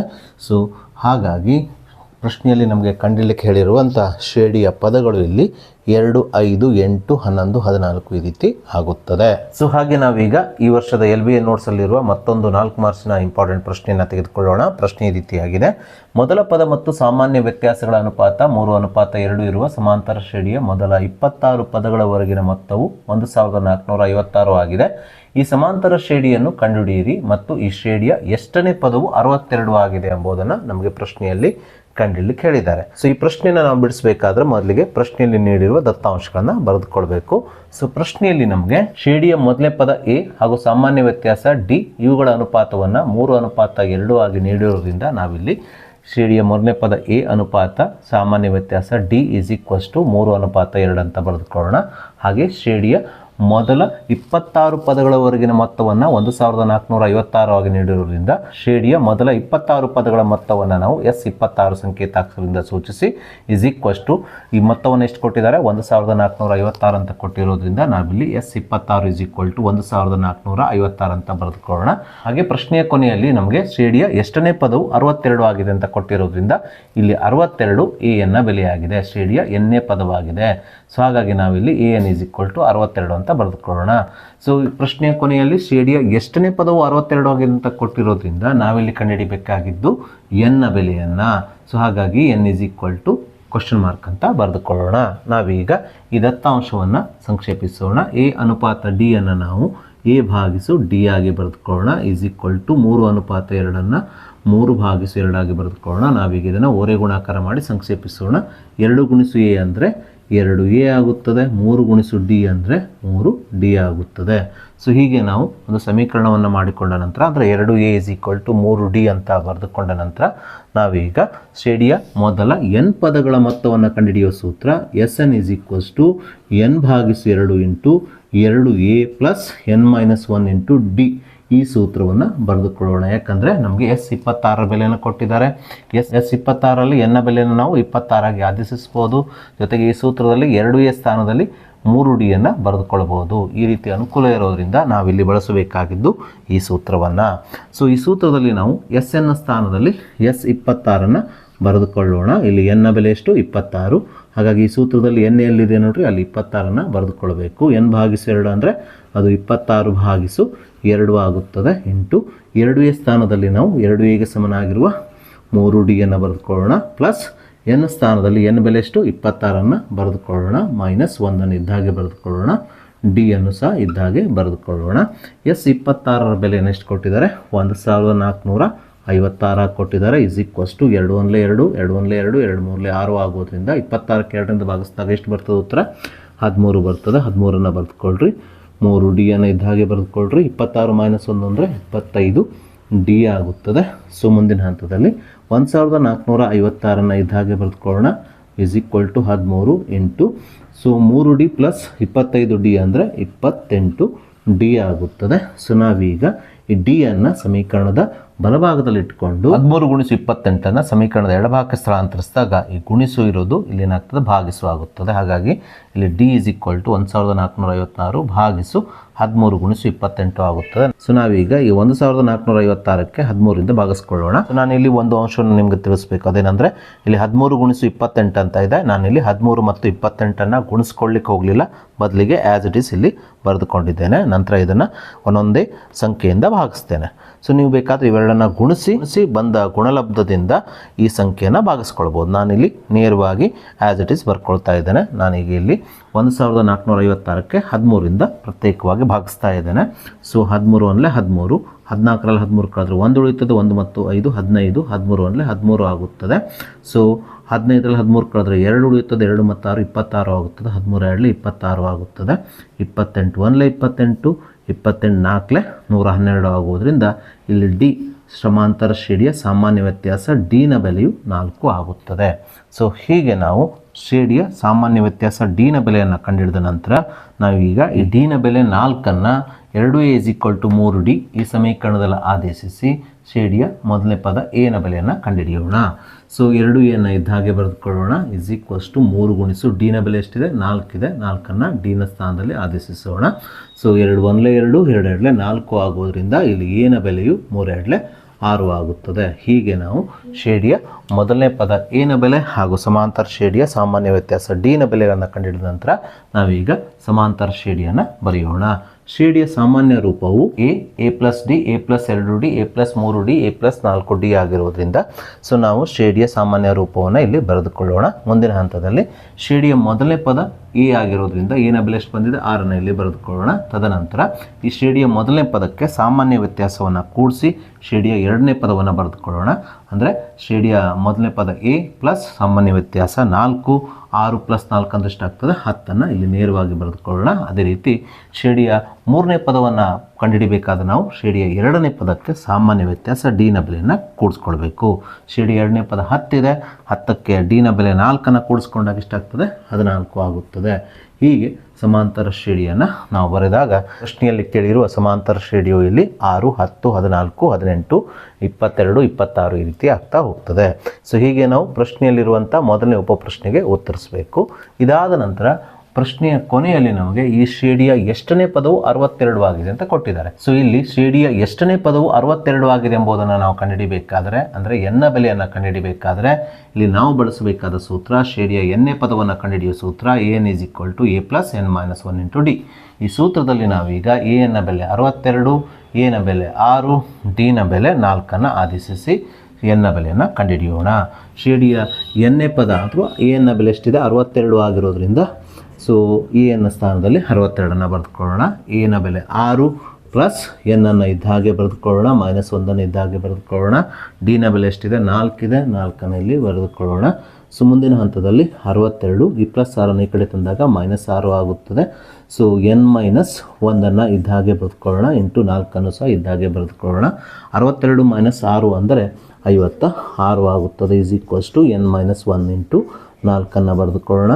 ಸೊ ಈ 4ರಿಂದ 56ಕ್ಕೆ ಭಾಗಿಸಿಕೊಳ್ಳೋಣ. 4 1 4, 4 1 4, 5ರಲ್ಲಿ 4 ಕಳೆದ್ರೆ 1 ಉಳಿಯುತ್ತದೆ. 1 ಮತ್ತು 6 16 ಆಗುತ್ತದೆ. 4 4 16 ಆಗುತ್ತದೆ. ಆದ್ದರಿಂದ ಇಲ್ಲಿ 14 ಉಳಿಯುತ್ತದೆ. ಬಲಭಾಗದಲ್ಲಿ n - 1 ಮಾತ್ರ ಉಳಿಯುತ್ತದೆ. ಮುಂದಿನ ಹಂತದಲ್ಲಿ n ಬಲಭಾಗದಲ್ಲಿ ಇಟ್ಕೊಂಡು -1 ಎಡಭಾಗಕ್ಕೆ ಸ್ಥಳಾಂತರಿಸಿದಾಗ -1 ಎಡಭಾಗಕ್ಕೆ ಬಂದಾಗ +1 ಆಗುತ್ತದೆ. ಆದ್ದರಿಂದ ಇಲ್ಲಿ n = 14 + 1 ಎಷ್ಟಾಗ್ತದೆ? 15 ಆಗುತ್ತದೆ. ಹಾಗಾಗಿ ಇಲ್ಲಿ ಶ್ರೇಣಿಯ 15ನೇ ಪದವು 62 ಆಗುತ್ತದೆ. ಹೀಗೆ ನಾವು ನೀಡಿದಂಥ ಪ್ರಶ್ನೆಗೆ ಉತ್ತರಿಸಬೇಕು. ಸೊ ಹಾಗೆ ನಾವೀಗ ಏಪ್ರಿಲ್ 2024 ವಾರ್ಷಿಕ ಪರೀಕ್ಷೆಯಲ್ಲಿ 4 ಮಾರ್ಚ್ಗೆ ಕೇಳಿರುವ ಅದೇ ರೀತಿ ಈ ವರ್ಷದ LBA ನೋಟ್ಸಲ್ಲೂ ಇರುವಂಥ ಒಂದು 4 ಮಾರ್ಚ್ನ ಇಂಪಾರ್ಟೆಂಟ್ ಪ್ರಶ್ನೆಯನ್ನು ತೆಗೆದುಕೊಳ್ಳೋಣ. ಪ್ರಶ್ನೆ ಈ ರೀತಿಯಾಗಿದೆ. ಒಂದು ಸಮಾಂತರ ಶ್ರೇಣಿಯ ಮೊದಲ n ಪದಗಳವರೆಗಿನ ಮೊತ್ತ 210 ಮತ್ತು ಮೊದಲ n-1 ಪದಗಳವರೆಗಿನ ಮೊತ್ತ 171 ಆಗಿದೆ. ಸಮಾಂತರ ಶ್ರೇಣಿಯ ಮೊದಲ ಪದ 3 ಆದರೆ ಶ್ರೇಣಿಯನ್ನು ಕಂಡುಹಿಡಿಯಿರಿ ಮತ್ತು ಶ್ರೇಣಿಯ 20ನೇ ಪದವನ್ನು ಕಂಡುಹಿಡಿಯಿರಿ ಅಂದ್ಕೊಂಡು ಪ್ರಶ್ನೆಯಲ್ಲಿ ನಮಗೆ ಕೇಳಿದ್ದಾರೆ. ಸೊ ಎಲ್ಲ ಪ್ರಶ್ನೆಯನ್ನು ಬಿಡಿಸುವಾಗ ನಾವೇನು ಮಾಡ್ತೇವೆ ಹೇಳ್ರಿ, ಮೊದಲಿಗೆ ದತ್ತಾಂಶಗಳನ್ನು ಬರೆದುಕೊಳ್ತೇವೆ. ಆ ದತ್ತಾಂಶದ ಆಧಾರದ ಮೇಲೆ ಪ್ರಶ್ನೆಯಲ್ಲಿ ಕೇಳಿರುವ ಅಂಶಗಳನ್ನು ಕಂಡುಹಿಡಿತೇವೆ. ಸೊ ಇಲ್ಲೂ ಸಹ ನಾವು ಪ್ರಶ್ನೆಯಲ್ಲಿ ನೀಡಿರುವ ದತ್ತಾಂಶಗಳನ್ನು ಮೊದಲಿಗೆ ಬರೆದುಕೊಳ್ಳೋಣ. ಪ್ರಶ್ನೆಯಲ್ಲಿ ನಮಗೆ ಶ್ರೇಣಿಯ ಮೊದಲ n ಪದಗಳವರೆಗಿನ ಮೊತ್ತವನ್ನು 210 ಆಗಿ ನೀಡಿರುವುದರಿಂದ ಶ್ರೇಣಿಯ ಮೊದಲ n ಪದಗಳ ಮೊತ್ತವನ್ನು ನಾವು SN ಸಂಕೇತಾಕ್ಷರದಿಂದ ಸೂಚಿಸುವುದರಿಂದ ಇಲ್ಲಿ ನಮಗೆ ನೀಡಿದ್ದು SN = 210. ಅಂದರೆ ಶ್ರೇಣಿಯ ಮೊದಲ n ಪದಗಳವರೆಗಿನ ಮೊತ್ತ SN = 210. ಅದೇ ರೀತಿ ಶ್ರೇಣಿಯ ಮೊದಲ n-1 ಪದಗಳವರೆಗಿನ ಮೊತ್ತವನ್ನು 171 ಆಗಿ ನೀಡಿರುವುದರಿಂದ ಶ್ರೇಣಿಯ ಮೊದಲ n-1 ಪದಗಳವರೆಗಿನ ಮೊತ್ತವನ್ನು ನಾವು SN-1 ಸಂಕೇತಾಕ್ಷರದಿಂದ ಸೂಚಿಸುವುದರಿಂದ ನಾವಿಲ್ಲಿ ಶ್ರೇಣಿಯ ಮೊದಲ n-1 ಪದಗಳವರೆಗಿನ ಮೊತ್ತ SN-1 = 171 ಅಂತ ಬರೆದುಕೊಳ್ಳೋಣ. ಅದೇ ರೀತಿ ಶ್ರೇಣಿಯ ಮೊದಲನೇ ಪದವನ್ನು ನಮಗೆ 3 ಆಗಿ ನೀಡಿರೋದ್ರಿಂದ ನಾವಿಲ್ಲಿ ಶ್ರೇಣಿಯ ಮೊದಲನೇ ಪದ A = 3 ಅಂತ ಬರೆದುಕೊಳ್ಳೋಣ. ಇಷ್ಟು ದತ್ತಾಂಶವನ್ನು ನೀಡಿ ನಮಗೆ ಶ್ರೇಣಿಯನ್ನು ಕಂಡುಹಿಡಲಿಕ್ಕೆ ಹೇಳಿದ್ದಾರೆ. ಜೊತೆಗೆ ಶ್ರೇಣಿಯ 20ನೇ ಪದವನ್ನು ಸಹ ಕಂಡುಹಿಡಲಿಕ್ಕೆ ಹೇಳಿದ್ದಾರೆ. ಶ್ರೇಣಿಯ 20ನೇ ಪದವನ್ನು ನಾವು A20 ಅಂತ ಸೂಚಿಸುವುದರಿಂದ A20 = ? ಅಂತ ಬರೆದುಕೊಳ್ಳೋಣ. ವಿದ್ಯಾರ್ಥಿಗಳೇ, ನಿಮಗೆಲ್ಲ ತಿಳಿದ ಹಾಗೆ ಯಾವುದೇ ಒಂದು ಶ್ರೇಣಿಯ n ನೇ ಪದ AN ಅನ್ನು ನಾವು ಶ್ರೇಣಿಯ ಮೊದಲ n ಪದಗಳ ಮೊತ್ತ SN ಮೈನಸ್ ಶ್ರೇಣಿಯ ಮೊದಲ n-1 ಪದಗಳ ಮೊತ್ತ SN-1 ಆಗಿ ಬರೆದುಕೊಳ್ಬಹುದು. ಹಾಗಾಗಿ ನಾನಿಲ್ಲಿ AN = SN ಮೈನಸ್ SN-1 ಆಗಿ ಬರೆದುಕೊಂಡಿದ್ದೇನೆ. ಸೊ ಮುಂದಿನ ಹಂತದಲ್ಲಿ SN ನ ಬೆಲೆಯನ್ನು ಕೊಟ್ಟಿದ್ದಾರೆ. ಎಷ್ಟು ಕೊಟ್ಟಿದ್ದಾರೆ? 210 ಆಗಿ ಕೊಟ್ಟಿದ್ದಾರೆ. ಮೈನಸ್ SN-1 ನ ಬೆಲೆ ಎಷ್ಟು ಕೊಟ್ಟಿದ್ದಾರೆ? 171 ಆಗಿ ಕೊಟ್ಟಿರೋದ್ರಿಂದ ನಾನು SN-1 ಸ್ಥಾನದಲ್ಲಿ 171 ಬರೆದುಕೊಂಡಿದ್ದೇನೆ. 210ರಲ್ಲಿ 171 ಕಳೆದಾಗ ಬರುವ ಉತ್ತರ 39. ಆದ್ದರಿಂದ ಶ್ರೇಣಿಯ n ನೇ ಪದ AN ನ ಬೆಲೆ ಇಲ್ಲಿ 39 ಆಗುತ್ತದೆ. ಸೊ ಮುಂದಿನ ಹಂತದಲ್ಲಿ ನಾವು ಶ್ರೇಣಿಯ ಮೊದಲನೇ ಪದ A ಮತ್ತು ಕೊನೆಯ ಪದ AN ನ ಬೆಲೆಯನ್ನು ನೀಡಿದಾಗ ಶ್ರೇಣಿಯ ಮೊದಲ n ಪದಗಳ ಮೊತ್ತವನ್ನು ಕಂಡುಹಿಡಿಯುವ ಸೂತ್ರ SN = n/2 A plus AN. ಈ ಸೂತ್ರವನ್ನು ಬಳಸಿಕೊಂಡು ಶ್ರೇಣಿಯ ಪದಗಳ ಸಂಖ್ಯೆ n ನ ಬೆಲೆಯನ್ನು ಕಂಡುಹಿಡಿದುಕೊಳ್ಳೋಣ. ಯಾಕಂದರೆ ನಮಗೆ ಇಲ್ಲಿ SN ಬೆಲೆಯನ್ನು ನೀಡಿದ್ದಾರೆ, A ನ ಬೆಲೆಯನ್ನು ನೀಡಿದ್ದಾರೆ, AN ನ ಬೆಲೆಯನ್ನು ನಾವಿಲ್ಲಿ ಕಂಡುಹಿಡ್ಕೊಂಡಿದ್ದೇವೆ. ಹಾಗಾಗಿ ಈ ಸೂತ್ರದಲ್ಲಿ ಇವುಗಳ ಬೆಲೆಗಳನ್ನು ಆದೇಶಿಸಿದಾಗ ನಮಗೆ n ನ ಬೆಲೆ ಸುಲಭವಾಗಿ ಸಿಗುತ್ತದೆ. ಸೊ ಹಾಗಾಗಿ ನಾನು ಈ ಸೂತ್ರದಲ್ಲಿ SN ನ ಬೆಲೆ 210 ಬರೆದುಕೊಂಡಿದ್ದೇನೆ. n/2 ಇದ್ದ ಹಾಗೆ ಬರೆದುಕೊಳ್ತಾ ಇದ್ದೇನೆ. ಇಂಟು A ನ ಬೆಲೆ 3 ಆಗಿರೋದ್ರಿಂದ A ನ ಸ್ಥಾನದಲ್ಲಿ 3 ಬರೆದುಕೊಳ್ತಾ ಇದ್ದೇನೆ. ಪ್ಲಸ್ A ನ ಬೆಲೆ ಎಷ್ಟು? 39. AN ನ ಸ್ಥಾನದಲ್ಲಿ ಬರೆದುಕೊಂಡಿದ್ದೇನೆ. ಸೊ ಮುಂದಿನ ಹಂತದಲ್ಲಿ 210 ಇದ್ದ ಹಾಗೆ ಬರೆದುಕೊಳ್ತಾ ಇದ್ದೇನೆ. n/2 ಸಹ ಇದ್ದ ಹಾಗೆ ಬರೆದುಕೊಳ್ತಾ ಇದ್ದೇನೆ. ಇಂಟು 39 + 3 ಅಂದರೆ 42 ಆಗುತ್ತದೆ. ಸೊ ನಾನು ಈಗ ಈ 42ಕ್ಕೆ 2ರಿಂದ ಭಾಗಿಸ್ತಾ ಇದ್ದೇನೆ. 2 × 2 2 2 4 2 1 2 ಆಗುವುದರಿಂದ ಇಲ್ಲಿ n×21 ಮಾತ್ರ ಉಳಿಯುತ್ತದೆ. ಈ -21 ನಾನು ಮುಂದಿನ ಹಂತದಲ್ಲಿ ಎಡಭಾಗಕ್ಕೆ ಸ್ಥಳಾಂತರಿಸ್ತೇನೆ. ಎಡಭಾಗಕ್ಕೆ ಈ -21 ಅಂತಂದಾಗ ಇದು -21 ಆಗುತ್ತದೆ. ಇಲ್ಲಿ n ಮಾತ್ರ ಉಳಿಯುತ್ತದೆ. 21 × 21 21 × 10 210 ಆಗುವುದರಿಂದ ಇಲ್ಲಿ n ಅಂದರೆ ಶ್ರೇಣಿಯ ಪದಗಳ ಸಂಖ್ಯೆ ಎಷ್ಟಾಗ್ತದೆ ಅಂದರೆ 10 ಆಗುತ್ತದೆ. ಸೊ ಹೀಗೆ ನಾವು ಶ್ರೇಣಿಯ n ನೇ ಪದ AN ನ ಬೆಲೆ ಹಾಗೂ ಪದಗಳ ಸಂಖ್ಯೆ n ನ ಬೆಲೆಯನ್ನು ಕಂಡುಹಿಡಿದ ನಂತರ ನಾವೀಗ ಈ ದತ್ತಾಂಶಗಳನ್ನು ಬಳಸಿಕೊಂಡು ಒಂದು ಸಮಾಂತರ ಶ್ರೇಣಿಯನ್ನು ಬರೆಯಲು ಬೇಕಾದಂಥ D ನ ಬೆಲೆಯನ್ನು ಕಂಡುಹಿಡಿಯೋಣ. ಯಾಕಂದರೆ ನಮಗೆ ಶ್ರೇಣಿಯ ಮೊದಲನೇ ಪದ A ನ ಬೆಲೆಯನ್ನು ಅವರೇ ಕೊಟ್ಟಿದ್ದಾರೆ. ಸೊ ಹಾಗಾಗಿ ನಾನಿಲ್ಲಿ ಶ್ರೇಣಿಯ n ನೇ ಪದವನ್ನು ಕಂಡುಹಿಡಿಯುವ ಸೂತ್ರ AN = A + n-1 × D. ಈ ಸೂತ್ರವನ್ನು ಬಳಸಿಕೊಂಡು ಶ್ರೇಣಿಯ ಸಾಮಾನ್ಯ ವ್ಯತ್ಯಾಸ D ನ ಬೆಲೆಯನ್ನು ಕಂಡುಹಿಡಿತಾ ಇದ್ದೇನೆ. AN ನ ಬೆಲೆಯನ್ನು ನಾವಿಲ್ಲಿ ಕಂಡುಹಿಡಿದಿದ್ದೇವೆ. AN ನ ಬೆಲೆ ಎಷ್ಟು? 39. AN ನ ಸ್ಥಾನದಲ್ಲಿ ಆದೇಶಿಸಿಕೊಳ್ಳೋಣ. A ನ ಬೆಲೆಯನ್ನು ಶ್ರೇಣಿಯ ಮೊದಲೇ ಪದ A ನ ಬೆಲೆಯನ್ನು ನಮ್ಗೆ ಕೊಟ್ಟಿದ್ದಾರೆ, 3 ಅಂತ ಕೊಟ್ಟಿದ್ದಾರೆ. A ನ ಸ್ಥಾನದಲ್ಲಿ 3 ಬರೆದುಕೊಳ್ಳೋಣ. ಪ್ಲಸ್ n ನ ಬೆಲೆಯನ್ನು ನಾವಿಲ್ಲಿ ಕಂಡುಹಿಡಿದಿದ್ದೇವೆ. n ಬೆಲೆ ಎಷ್ಟಿದೆ? 10 ಇದೆ. n ನ ಸ್ಥಾನದಲ್ಲಿ ಬರೆದುಕೊಳ್ಳೋಣ. -1 ಇದ್ದ ಹಾಗೆ ಬರೆದುಕೊಳ್ಳೋಣ. Into D. ಸೊ ಮುಂದಿನ ಹಂತದಲ್ಲಿ ಈ ಸಮೀಕರಣದ ಬಲಭಾಗದಲ್ಲಿರುವ +3 ಎಡಭಾಗಕ್ಕೆ ಸ್ಥಳಾಂತರಿಸಿದಾಗ +3 -3 ಆಗುತ್ತದೆ. ಹಾಗಾಗಿ ಈ ಸಮೀಕರಣದ ಮುಂದಿನ ಹಂತದಲ್ಲಿ ಎಡಭಾಗವು 39 -3 ಆಗುತ್ತದೆ. = 10 - 1 9 ಆಗುವುದರಿಂದ ಈ ಎರಡನೇ ಪದವು ಇಲ್ಲಿ 9 D ಆಗುತ್ತದೆ. ಸೊ 39 - 3 ಅಂದರೆ 36 ಆಗುತ್ತದೆ. = 9 D. ಸೊ 9 × 9 9 × 4 36 ಆಗುವುದರಿಂದ ಇಲ್ಲಿ D ನ ಬೆಲೆ ಎಷ್ಟಾಗ್ತದೆ ಅಂದರೆ 4 ಆಗುತ್ತದೆ.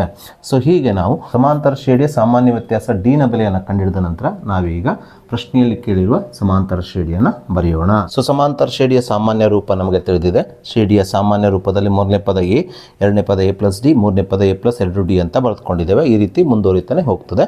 ಸೊ ನಾವೀಗ ಸಮಾಂತರ ಶ್ರೇಣಿಯ ಸಾಮಾನ್ಯ ರೂಪದಲ್ಲಿ ಎ ನ ಬೆಲೆ 3, ಡಿ ನ ಬೆಲೆ 4 ಆದೇಶಿಸಿ ಪ್ರಶ್ನೆಯಲ್ಲಿ ಕಂಡುಹಿಡಿಯಲಿಕ್ಕೆ ಹೇಳಿರುವಂತಹ ಸಮಾಂತರ ಶ್ರೇಣಿಯನ್ನು ಬರೆಯೋಣ. ಸಮಾಂತರ ಶ್ರೇಣಿಯ ಮೊದಲನೇ ಪದ ಎ ಆಗಿರೋದ್ರಿಂದ ಇದನ್ನು ಕೊಟ್ಟಿರೋದ್ರಿಂದ ಎ ನ ಸ್ಥಾನದಲ್ಲಿ 3 ಬರೆದುಕೊಳ್ಳೋಣ. ಹಾಗೆ ಸಮಾಂತರ ಶ್ರೇಣಿಯ ಎರಡನೇ ಪದವನ್ನು ನಾವು ಕಂಡುಹಿಡಿಯಬೇಕಾದ್ರೆ ಶ್ರೇಣಿಯ ಮೊದಲನೇ ಪದಕ್ಕೆ ಸಾಮಾನ್ಯ ವ್ಯತ್ಯಾಸ ಡಿ 4 ಕೂಡಿಸ್ಕೊಳ್ಬೇಕು. ಶ್ರೇಣಿಯ ಮೂರನೇ ಪದ 3 ಇದೆ, ಸಾಮಾನ್ಯ ವ್ಯತ್ಯಾಸ 4 ಇದೆ. 3 + 4 ಎಷ್ಟಾಗ್ತದೆ? 7 ಆಗುತ್ತದೆ. ಅದೇ ರೀತಿ ಶ್ರೇಣಿಯ ಮೂರನೇ ಪದವನ್ನು ಕಂಡುಹಿಡಿಯಬೇಕಾದ್ರೆ ನಾವು ಶ್ರೇಣಿಯ ಎರಡನೇ ಪದ 7ಕ್ಕೆ ಸಾಮಾನ್ಯ ವ್ಯತ್ಯಾಸ ಡಿ ನ ಬೆಲೆಯನ್ನು ಕೂಡಿಸ್ಕೊಳ್ಬೇಕು. ಸೊ ಶ್ರೇಣಿಯ ಎರಡನೇ ಪದ 7 ಇದೆ, ಸಾಮಾನ್ಯ ವ್ಯತ್ಯಾಸ 4 ಇದೆ. 7 + 4 ಎಷ್ಟಾಗ್ತದೆ? 11 ಆಗುತ್ತದೆ. ಸೊ ಹೀಗೆ ಪ್ರಶ್ನೆಯಲ್ಲಿ ಕೇಳಿರುವ ಸಮಾಂತರ ಶ್ರೇಣಿಯ ಪದಗಳು ಇಲ್ಲಿ 3, 7, 11, 15, 19 ಈ ರೀತಿ ಆಗುತ್ತಾ ಹೋಗುತ್ತದೆ. ಸೊ ಹೀಗೆ ನಾವು ಮೊದಲನೇ ಪ್ರಶ್ನೆಗೆ ಉತ್ತರಿಸಿದ ನಂತರ ನಾವೀಗ ಪ್ರಶ್ನೆಯಲ್ಲಿ ಕೇಳಿರುವ ಎರಡನೇ ಉಪಪ್ರಶ್ನೆಗೆ ಉತ್ತರಿಸೋಣ. ಎರಡನೇ ಉಪಪ್ರಶ್ನೆಯಲ್ಲಿ ನಮಗೆ ಶ್ರೇಣಿಯ 20ನೇ ಪದ ಅಂದರೆ ಎ 20 ಕಂಡುಹಿಡಿಯಲಿಕ್ಕೆ ಹೇಳಿದ್ದಾರೆ. ಸೊ ಹಾಗಾಗಿ ನಾವಿಲ್ಲಿ ಶ್ರೇಣಿಯ 20ನೇ ಪದವನ್ನು ಕಂಡುಹಿಡಿಯುವ ಸೂತ್ರ ಎ 20 = ಎ ಪ್ಲಸ್ 20 - 1 19 ಡಿ ಅನ್ನು ಬರೆದುಕೊಳ್ಳೋಣ. ಸೊ ಈ ಸೂತ್ರದಲ್ಲಿ ನಾವೀಗ ಎ ನ ಬೆಲೆ 3 ಪ್ಲಸ್ 19 ಗುಣಿಸು ಡಿ ನ ಬೆಲೆ 4 ಆದೇಶಿಸಿದಾಗ ಇದರ ಮುಂದಿನ ಹಂತವು 3 + 19 × 4 ಆಗುತ್ತದೆ. ಸೊ ಮುಂದಿನ ಹಂತದಲ್ಲಿ 3 + 19 4 ಎಷ್ಟಾಗ್ತದೆ? 76 ಆಗುತ್ತದೆ. 3 + 76 ಅಂದರೆ 79 ಆಗುವುದರಿಂದ ಪ್ರಶ್ನೆಯಲ್ಲಿ ನಮಗೆ ಕಂಡುಹಿಡಿಯಲಿಕ್ಕೆ ಹೇಳಿರುವಂಥ ಶ್ರೇಣಿಯ 20ನೇ ಪದವು ಇಲ್ಲಿ 79 ಆಗುತ್ತದೆ. ಸೊ ನಾವೀಗ ಆಗಸ್ಟ್ 2024ರ ವಾರ್ಷಿಕ ಪರೀಕ್ಷೆಯಲ್ಲಿ ಕೇಳಲಾದ ಅದೇ ರೀತಿ ಈ ವರ್ಷದ LBA ನೋಟ್ಸಲ್ಲೂ ಇರುವಂಥ ಒಂದು 4 ಮಾರ್ಕ್ಸಿನ ಪ್ರಶ್ನೆಯನ್ನು ತೆಗೆದುಕೊಳ್ಳೋಣ. ಪ್ರಶ್ನೆ ರೀತಿಯಾಗಿದೆ. ಒಬ್ಬ ವ್ಯಕ್ತಿಯು ಸೋಮವಾರದಿಂದ ಶನಿವಾರದವರೆಗೆ ಒಂದು ಅಂಗಡಿಯಲ್ಲಿ ಕೆಲಸ ಮಾಡುತ್ತಾನೆ. ಅವನ ಪ್ರತಿದಿನದ ಗಳಿಕೆಯು ಒಂದು ಸಮಾಂತರ ಶ್ರೇಣಿಯಲ್ಲಿದೆ. ಸೋಮವಾರದಿಂದ ಬುಧವಾರದವರೆಗಿನ ಒಟ್ಟು ಗಳಿಕೆಯು ರೂಪಾಯಿ 525 ಆಗಿದ್ದು ಶುಕ್ರವಾರದ ಗಳಿಕೆಯು ಸೋಮವಾರದ ಗಳಿಕೆಗಿಂತ 100 ರೂಪಾಯಿ ಹೆಚ್ಚಾಗಿದ್ದರೆ ಅವನ ಪ್ರತಿದಿನದ ಗಳಿಕೆಯನ್ನು ಕಂಡುಹಿಡಿಯಿರಿ ಅಂದ್ಕೊಂಡು ನಮಗೆ ಪ್ರಶ್ನೆಯಲ್ಲಿ ಕೇಳಿದ್ದಾರೆ. ಈ ಪ್ರಶ್ನೆಯಲ್ಲಿ ನಮಗೆ ಒಬ್ಬ ವ್ಯಕ್ತಿಯು ಒಂದು ಅಂಗಡಿಯಲ್ಲಿ ಕೆಲಸ ಮಾಡ್ತಾ ಇದ್ದಾನೆ. ಅವನ ಸೋಮವಾರದಿಂದ ಶನಿವಾರದವರೆಗಿನ ದುಡಿತ ಅಂದರೆ ಸೋಮವಾರ, ಮಂಗಳವಾರ, ಬುಧವಾರ, ಗುರುವಾರ, ಶುಕ್ರವಾರ ಮತ್ತು ಶನಿವಾರ ಅಷ್ಟು 6 ದಿನಗಳ ದುಡಿತದ ಹಣ ಏನಿದೆ ಅಂದರೆ ಸಂಬಳ ಏನಿದೆ ಅಂದರೆ ಅದು ಸಮಾಂತರ ಶ್ರೇಣಿಯಲ್ಲಿದೆ ಅಂತ ಕೊಟ್ಟಿದ್ದಾರೆ.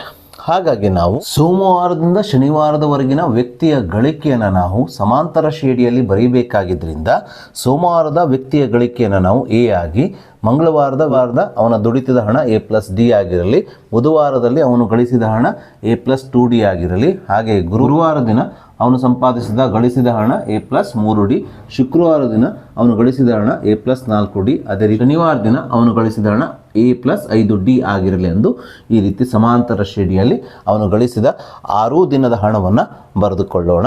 ಸೊ ಮುಂದುವರೆದ ಪ್ರಶ್ನೆಯಲ್ಲಿ ಸೋಮವಾರದಿಂದ ಬುಧವಾರದವರೆಗಿನ ಅವನ ಒಟ್ಟು ಗಳಿಕೆ ಎಷ್ಟು ಕೊಟ್ಟಿದ್ದಾರೆ? 525 ರೂಪಾಯಿ ಅಂತ ಕೊಟ್ಟಿರೋದ್ರಿಂದ ಸೋಮವಾರದ ಗಳಿಕೆ ಒಂದು ಎ ಆಗಿದೆ, ಮಂಗಳವಾರದ ಗಳಿಕೆ ಎಷ್ಟಾಗಿದೆ ಅಂದರೆ ಎ ಪ್ಲಸ್ ಡಿ ಆಗಿದೆ. ಅದೇ ರೀತಿ ಬುಧವಾರದ ಗಳಿಕೆ ಎಷ್ಟಾಗಿದೆ ಅಂದರೆ ಎ ಪ್ಲಸ್ 2d ಆಗಿರೋದ್ರಿಂದ ಈ ಒಟ್ಟು ಗಳಿಕೆ ಎಷ್ಟಾಗಿದೆ? ಒಂದು 525 ರೂಪಾಯಿ ಆಗಿದೆ. ಅಂದರೆ ಈ 3 ದಿನಗಳನ್ನು ಸೇರಿ ಅವನು ಎಷ್ಟನ್ನು ಸಂಪಾದಿಸ್ತಾನೆ? 525 ರೂಪಾಯಿಯನ್ನು ಸಂಪಾದಿಸೋದ್ರಿಂದ ನಾವಿಲ್ಲಿ ಸೋಮವಾರದ ಗಳಿಕೆ ಎ, ಮಂಗಳವಾರದ ಗಳಿಕೆ ಎ ಪ್ಲಸ್ ಡಿ, ಹಾಗೆ ಬುಧವಾರದ ಗಳಿಕೆ ಎ ಪ್ಲಸ್ 2d ಅನ್ನು ಕೂಡಿಸಿಕೊಂಡು ಒಟ್ಟು ಗಳಿಕೆ 525 ಅಂತ ಬರೆದುಕೊಂಡು ಒಂದು ಸಮೀಕರಣವನ್ನು ಮಾಡಿಕೊಳ್ಳಬೇಕು.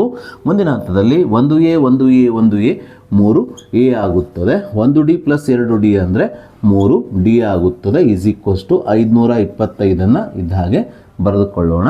ಸೊ ನಾವೀಗ ಈ ಎರಡೂ ಪದಗಳಿಂದ 3 ಸಾಮಾನ್ಯ ತೆಗೆದಾಗ ಮೊದಲನೇ ಪದದಲ್ಲಿ ಎ ಉಳಿಯುತ್ತದೆ, ಎರಡನೇ ಪದದಲ್ಲಿ ಡಿ ಮಾತ್ರ ಉಳಿಯುತ್ತದೆ. = 525. ನಾವೀಗ 3ರಿಂದ ಈ 525ಕ್ಕೆ ಭಾಗಿಸೋಣ. 3 × 1 = 3, 3 × 1 = 3 ಆಗುತ್ತದೆ. 5ರಲ್ಲಿ 3 ಕಳೆದರೆ 2 ಉಳಿಯುತ್ತದೆ, 2 ಮತ್ತು 2 22 ಆಗುತ್ತದೆ. 3 × 7 = 21 ಆಗುತ್ತದೆ. 22ರಲ್ಲಿ 21 ಕಳೆದರೆ 1 ಉಳಿಯುತ್ತದೆ, 1 ಮತ್ತು 5 15 ಆಗುತ್ತದೆ. 3 × 5 15 ಆಗುವುದರಿಂದ ಇಲ್ಲಿ ಎ ಪ್ಲಸ್ ಡಿ = ಎಷ್ಟಾಗ್ತದೆ? 175 ಆಗುತ್ತದೆ. ಇದನ್ನು ನಾವು ಸಮೀಕರಣ 1 ತೆಗೆದುಕೊಳ್ಳೋಣ. ಹಾಗೆ ಮುಂದುವರೆದ ಪ್ರಶ್ನೆಯಲ್ಲಿ ನಮಗೆ ಶುಕ್ರವಾರದ ಗಳಿಕೆಯು ಸೋಮವಾರದ ಗಳಿಕೆಗಿಂತ 100 ರೂಪಾಯಿ ಹೆಚ್ಚಾಗಿದೆ ಅಂತ ಕೊಟ್ಟಿದ್ದಾರೆ. ಅಂದರೆ ಶುಕ್ರವಾರದ ಗಳಿಕೆ ಯಾವುದಿಲ್ಲಿ? A plus 4d. ಶುಕ್ರವಾರದ ಗಳಿಕೆ ಎ ಪ್ಲಸ್ 4d. ಇದು ಸೋಮವಾರದ ಗಳಿಕೆ, ಅಂದರೆ ಸೋಮವಾರದ ಗಳಿಕೆ ಎಷ್ಟು ಎ, ಸೋಮವಾರದ ಗಳಿಕೆ ಎಗಿಂತ ಎಷ್ಟು ಹೆಚ್ಚಾಗಿದೆ 100 ಹೆಚ್ಚಾಗಿದೆ, ಅಂದರೆ ಸೋಮವಾರದ ಗಳಿಕೆಗೆ ನಾವು 100ಅನ್ನು ಕೂಡಿಸ್ಕೊಳ್ಬೇಕು. ಅಂದರೆ ಇಲ್ಲಿ ಪ್ರಶ್ನೆಯಲ್ಲಿ ನೀಡಿದ ಹಾಗೆ ಶುಕ್ರವಾರದ ಗಳಿಕೆ A+4D ಯು ಸೋಮವಾರದ ಗಳಿಕೆ ಎಗಿಂತ 100 ಹೆಚ್ಚಾಗಿದೆ ಅಂತ ಬರೆದಾಗ ಈ ಸಮೀಕರಣವು A+4D = A+100 ಆಗುತ್ತದೆ. ನಾವೀಗ ಈ ಸಮೀಕರಣದ ಎರಡೂ ಬದಿಯಲ್ಲಿರುವ ಎ ಮತ್ತು ಎ ಅನ್ನು ಕ್ಯಾನ್ಸಲ್ ಮಾಡಿಕೊಳ್ಳೋಣ. ಸೊ ಎ ಮತ್ತು ಎ ಕ್ಯಾನ್ಸಲ್ ಮಾಡಿದಾಗ 4D = 100 ಉಳಿಯುತ್ತದೆ. ಮುಂದಿನ ಹಂತದಲ್ಲಿ ಈ 4ಅನ್ನು ಬಲಭಾಗಕ್ಕೆ ಸ್ಥಳಾಂತರಿಸಲಾಗ್ತದೆ ಅಥವಾ ನೇರವಾಗಿ ಇಲ್ಲಿ ಛೇದ ಹೊಡೆದರೂ ಆಗ್ತದೆ. ನಾನಿಲ್ಲಿ 4ಅನ್ನು ಬಲಭಾಗಕ್ಕೆ ಸ್ಥಳಾಂತರಿಸ್ತಾ ಇದ್ದೇನೆ. ಇದು ಭಾಗಿಸು 4 ಆಗುತ್ತದೆ. ನಾವೀಗ 100ಕ್ಕೆ 4ರಿಂದ ಭಾಗಿಸ್ಕೊಳ್ಳೋಣ. 4 × 4 4 2 8 ಆಗುತ್ತದೆ. 10ರಲ್ಲಿ 8ಅನ್ನು ಕಳೆದಾಗ 2 ಉಳಿಯುತ್ತದೆ. 2 ಮತ್ತು 0 20 ಆಗುತ್ತದೆ. 4 × 20 ಆಗುವುದರಿಂದ ಇಲ್ಲಿ ಡಿನ ಬೆಲೆಯು ಶ್ರೇಣಿಯ ಸಾಮಾನ್ಯ ವ್ಯತ್ಯಾಸ ಡಿನ ಬೆಲೆಯು 25 ಆಗುತ್ತದೆ. ಸೊ ನಾವೀಗ ಈ ಡಿನ ಬೆಲೆ 25ಅನ್ನು ಸಮೀಕರಣ 1ರಲ್ಲಿ ಆದೇಶಿಸಿ ಸಮಾಂತರ ಶ್ರೇಣಿಯ ಮೊದಲನೇ ಪದ ಎನ ಬೆಲೆಯನ್ನು ಕಂಡುಹಿಡಿಯೋಣ. ಅದಕ್ಕೋಸ್ಕರ ನಾನಿಲ್ಲಿ ಡಿ = 25ಅನ್ನು ಸಮೀಕರಣ 1ರಲ್ಲಿ ಆದೇಶಿಸಲಾಗಿ ಅಂತ ಬರೆದುಕೊಂಡಿದ್ದೇನೆ. ಇಲ್ಲಿ ಎಯನ್ನು ಇದ್ದ ಹಾಗೆ ಬರೆದುಕೊಳ್ಳೋಣ, ಪ್ಲಸ್ ಡಿ ಬೆಲೆ ಎಷ್ಟಿದೆ 25 ಇರೋದ್ರಿಂದ ಡಿನ ಸ್ಥಾನದಲ್ಲಿ 25ಅನ್ನು ಬರೆದುಕೊಳ್ಳೋಣ, = 175ಅನ್ನು ಇದ್ದ ಹಾಗೆ ಬರೆದುಕೊಳ್ಳೋಣ. ಮುಂದಿನ ಹಂತದಲ್ಲಿ ಈ 25ಅನ್ನು ಬಲಭಾಗಕ್ಕೆ ಸ್ಥಳಾಂತರಿಸಬೇಕು. ಸ್ಥಳಾಂತರಿಸಿದಾಗ +25 -25 ಆಗುತ್ತದೆ. ಆದ್ದರಿಂದ ಇದರ ಮುಂದಿನ ಹಂತ ಎ = 175 - 25 ಆಗುತ್ತದೆ. 175ರಲ್ಲಿ 25ಅನ್ನು ಕಳೆದಾಗ ಬರುವ ಉತ್ತರ 150. ಹೀಗೆ ನಾವು ಸಮಾಂತರ ಶ್ರೇಣಿಯ ಮೊದಲನೇ ಪದ ಎ ಹಾಗೂ ಸಾಮಾನ್ಯ ವ್ಯತ್ಯಾಸ ಡಿ ಅನ್ನು ಕಂಡುಹಿಡಿದ ನಂತರ ನಾವೀಗ ಪ್ರಶ್ನೆಯಲ್ಲಿ ಕೇಳಿರುವ ವ್ಯಕ್ತಿಯ ಸೋಮವಾರದಿಂದ ಶನಿವಾರದವರೆಗಿನ ಒಟ್ಟು 6 ದಿನದ ಗಳಿಕೆಯನ್ನು ಕಂಡುಹಿಡಿಯೋಣ. ಸೊ ಆದ್ದರಿಂದ ನಾನಿಲ್ಲಿ ವ್ಯಕ್ತಿಯ ಪ್ರತಿದಿನದ ಗಳಿಕೆಯು ಅಂತ ಹೇಳಿ ಅವಳ 6 ದಿನದ ಗಳಿಕೆಯನ್ನು ನಾನಿಲ್ಲಿ ಸಮಾಂತರ ಶ್ರೇಣಿಯಲ್ಲಿ ಬರೆದುಕೊಂಡಿದ್ದಲ್ಲ ಅದನ್ನೇ ನಾವಿಲ್ಲಿ ಬರೆದುಕೊಳ್ಬೇಕು.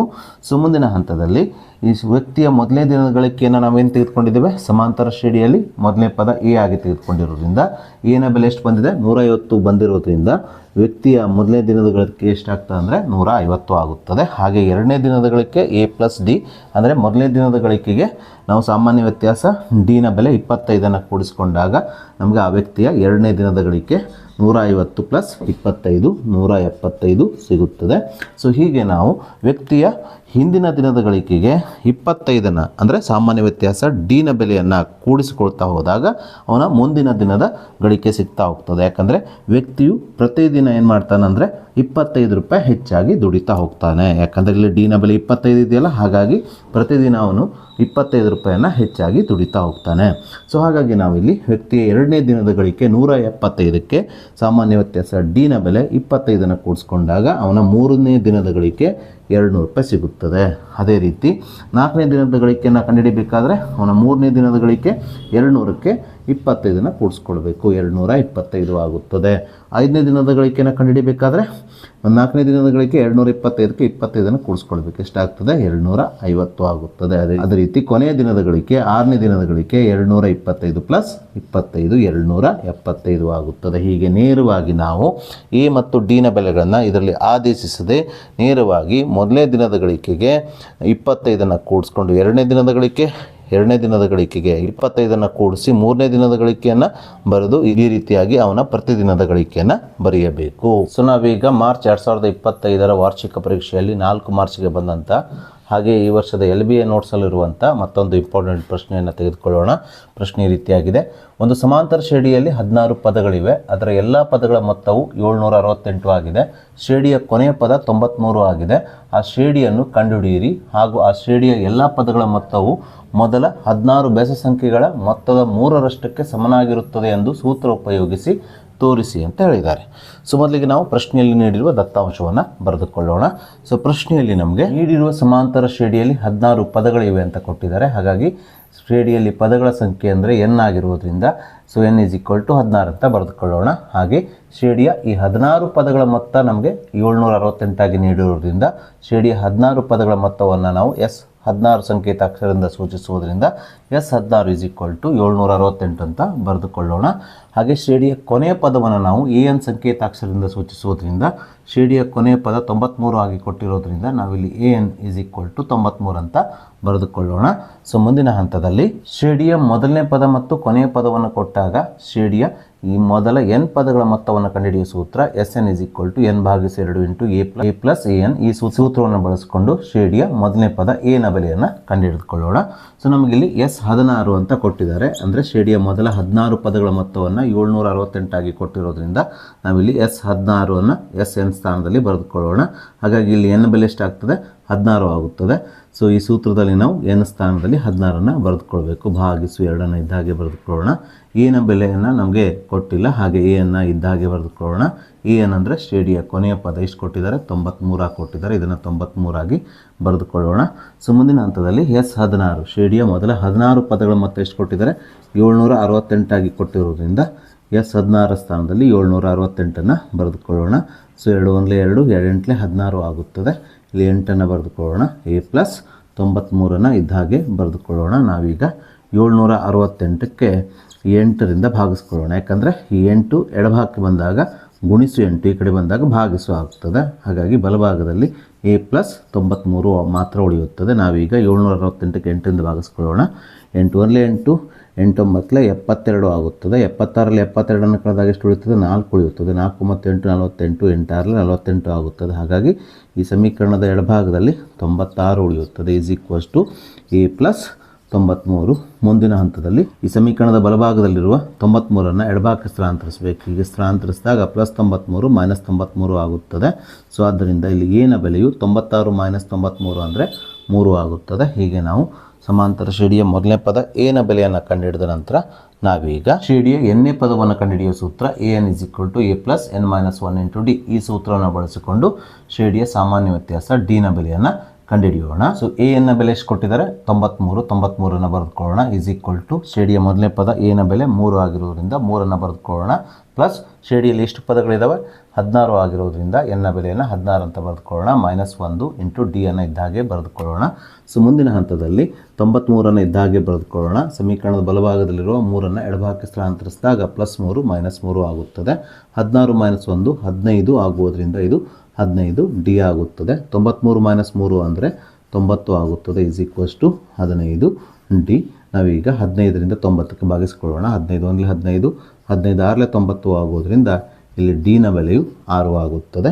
ಸೊ ಹೀಗೆ ನಾವು ಸಮಾಂತರ ಶ್ರೇಣಿಯ ಮೊದಲನೇ ಪದ ಮತ್ತು ಸಾಮಾನ್ಯ ವ್ಯತ್ಯಾಸ d ನ ಬೆಲೆಯನ್ನು ಕಂಡುಹಿಡಿದ ನಂತರ ನಾವೀಗ ಪ್ರಶ್ನೆಯಲ್ಲಿ ಕೇಳಿರುವ ಸಮಾಂತರ ಶ್ರೇಣಿಯನ್ನು ಬರೆಯೋಣ.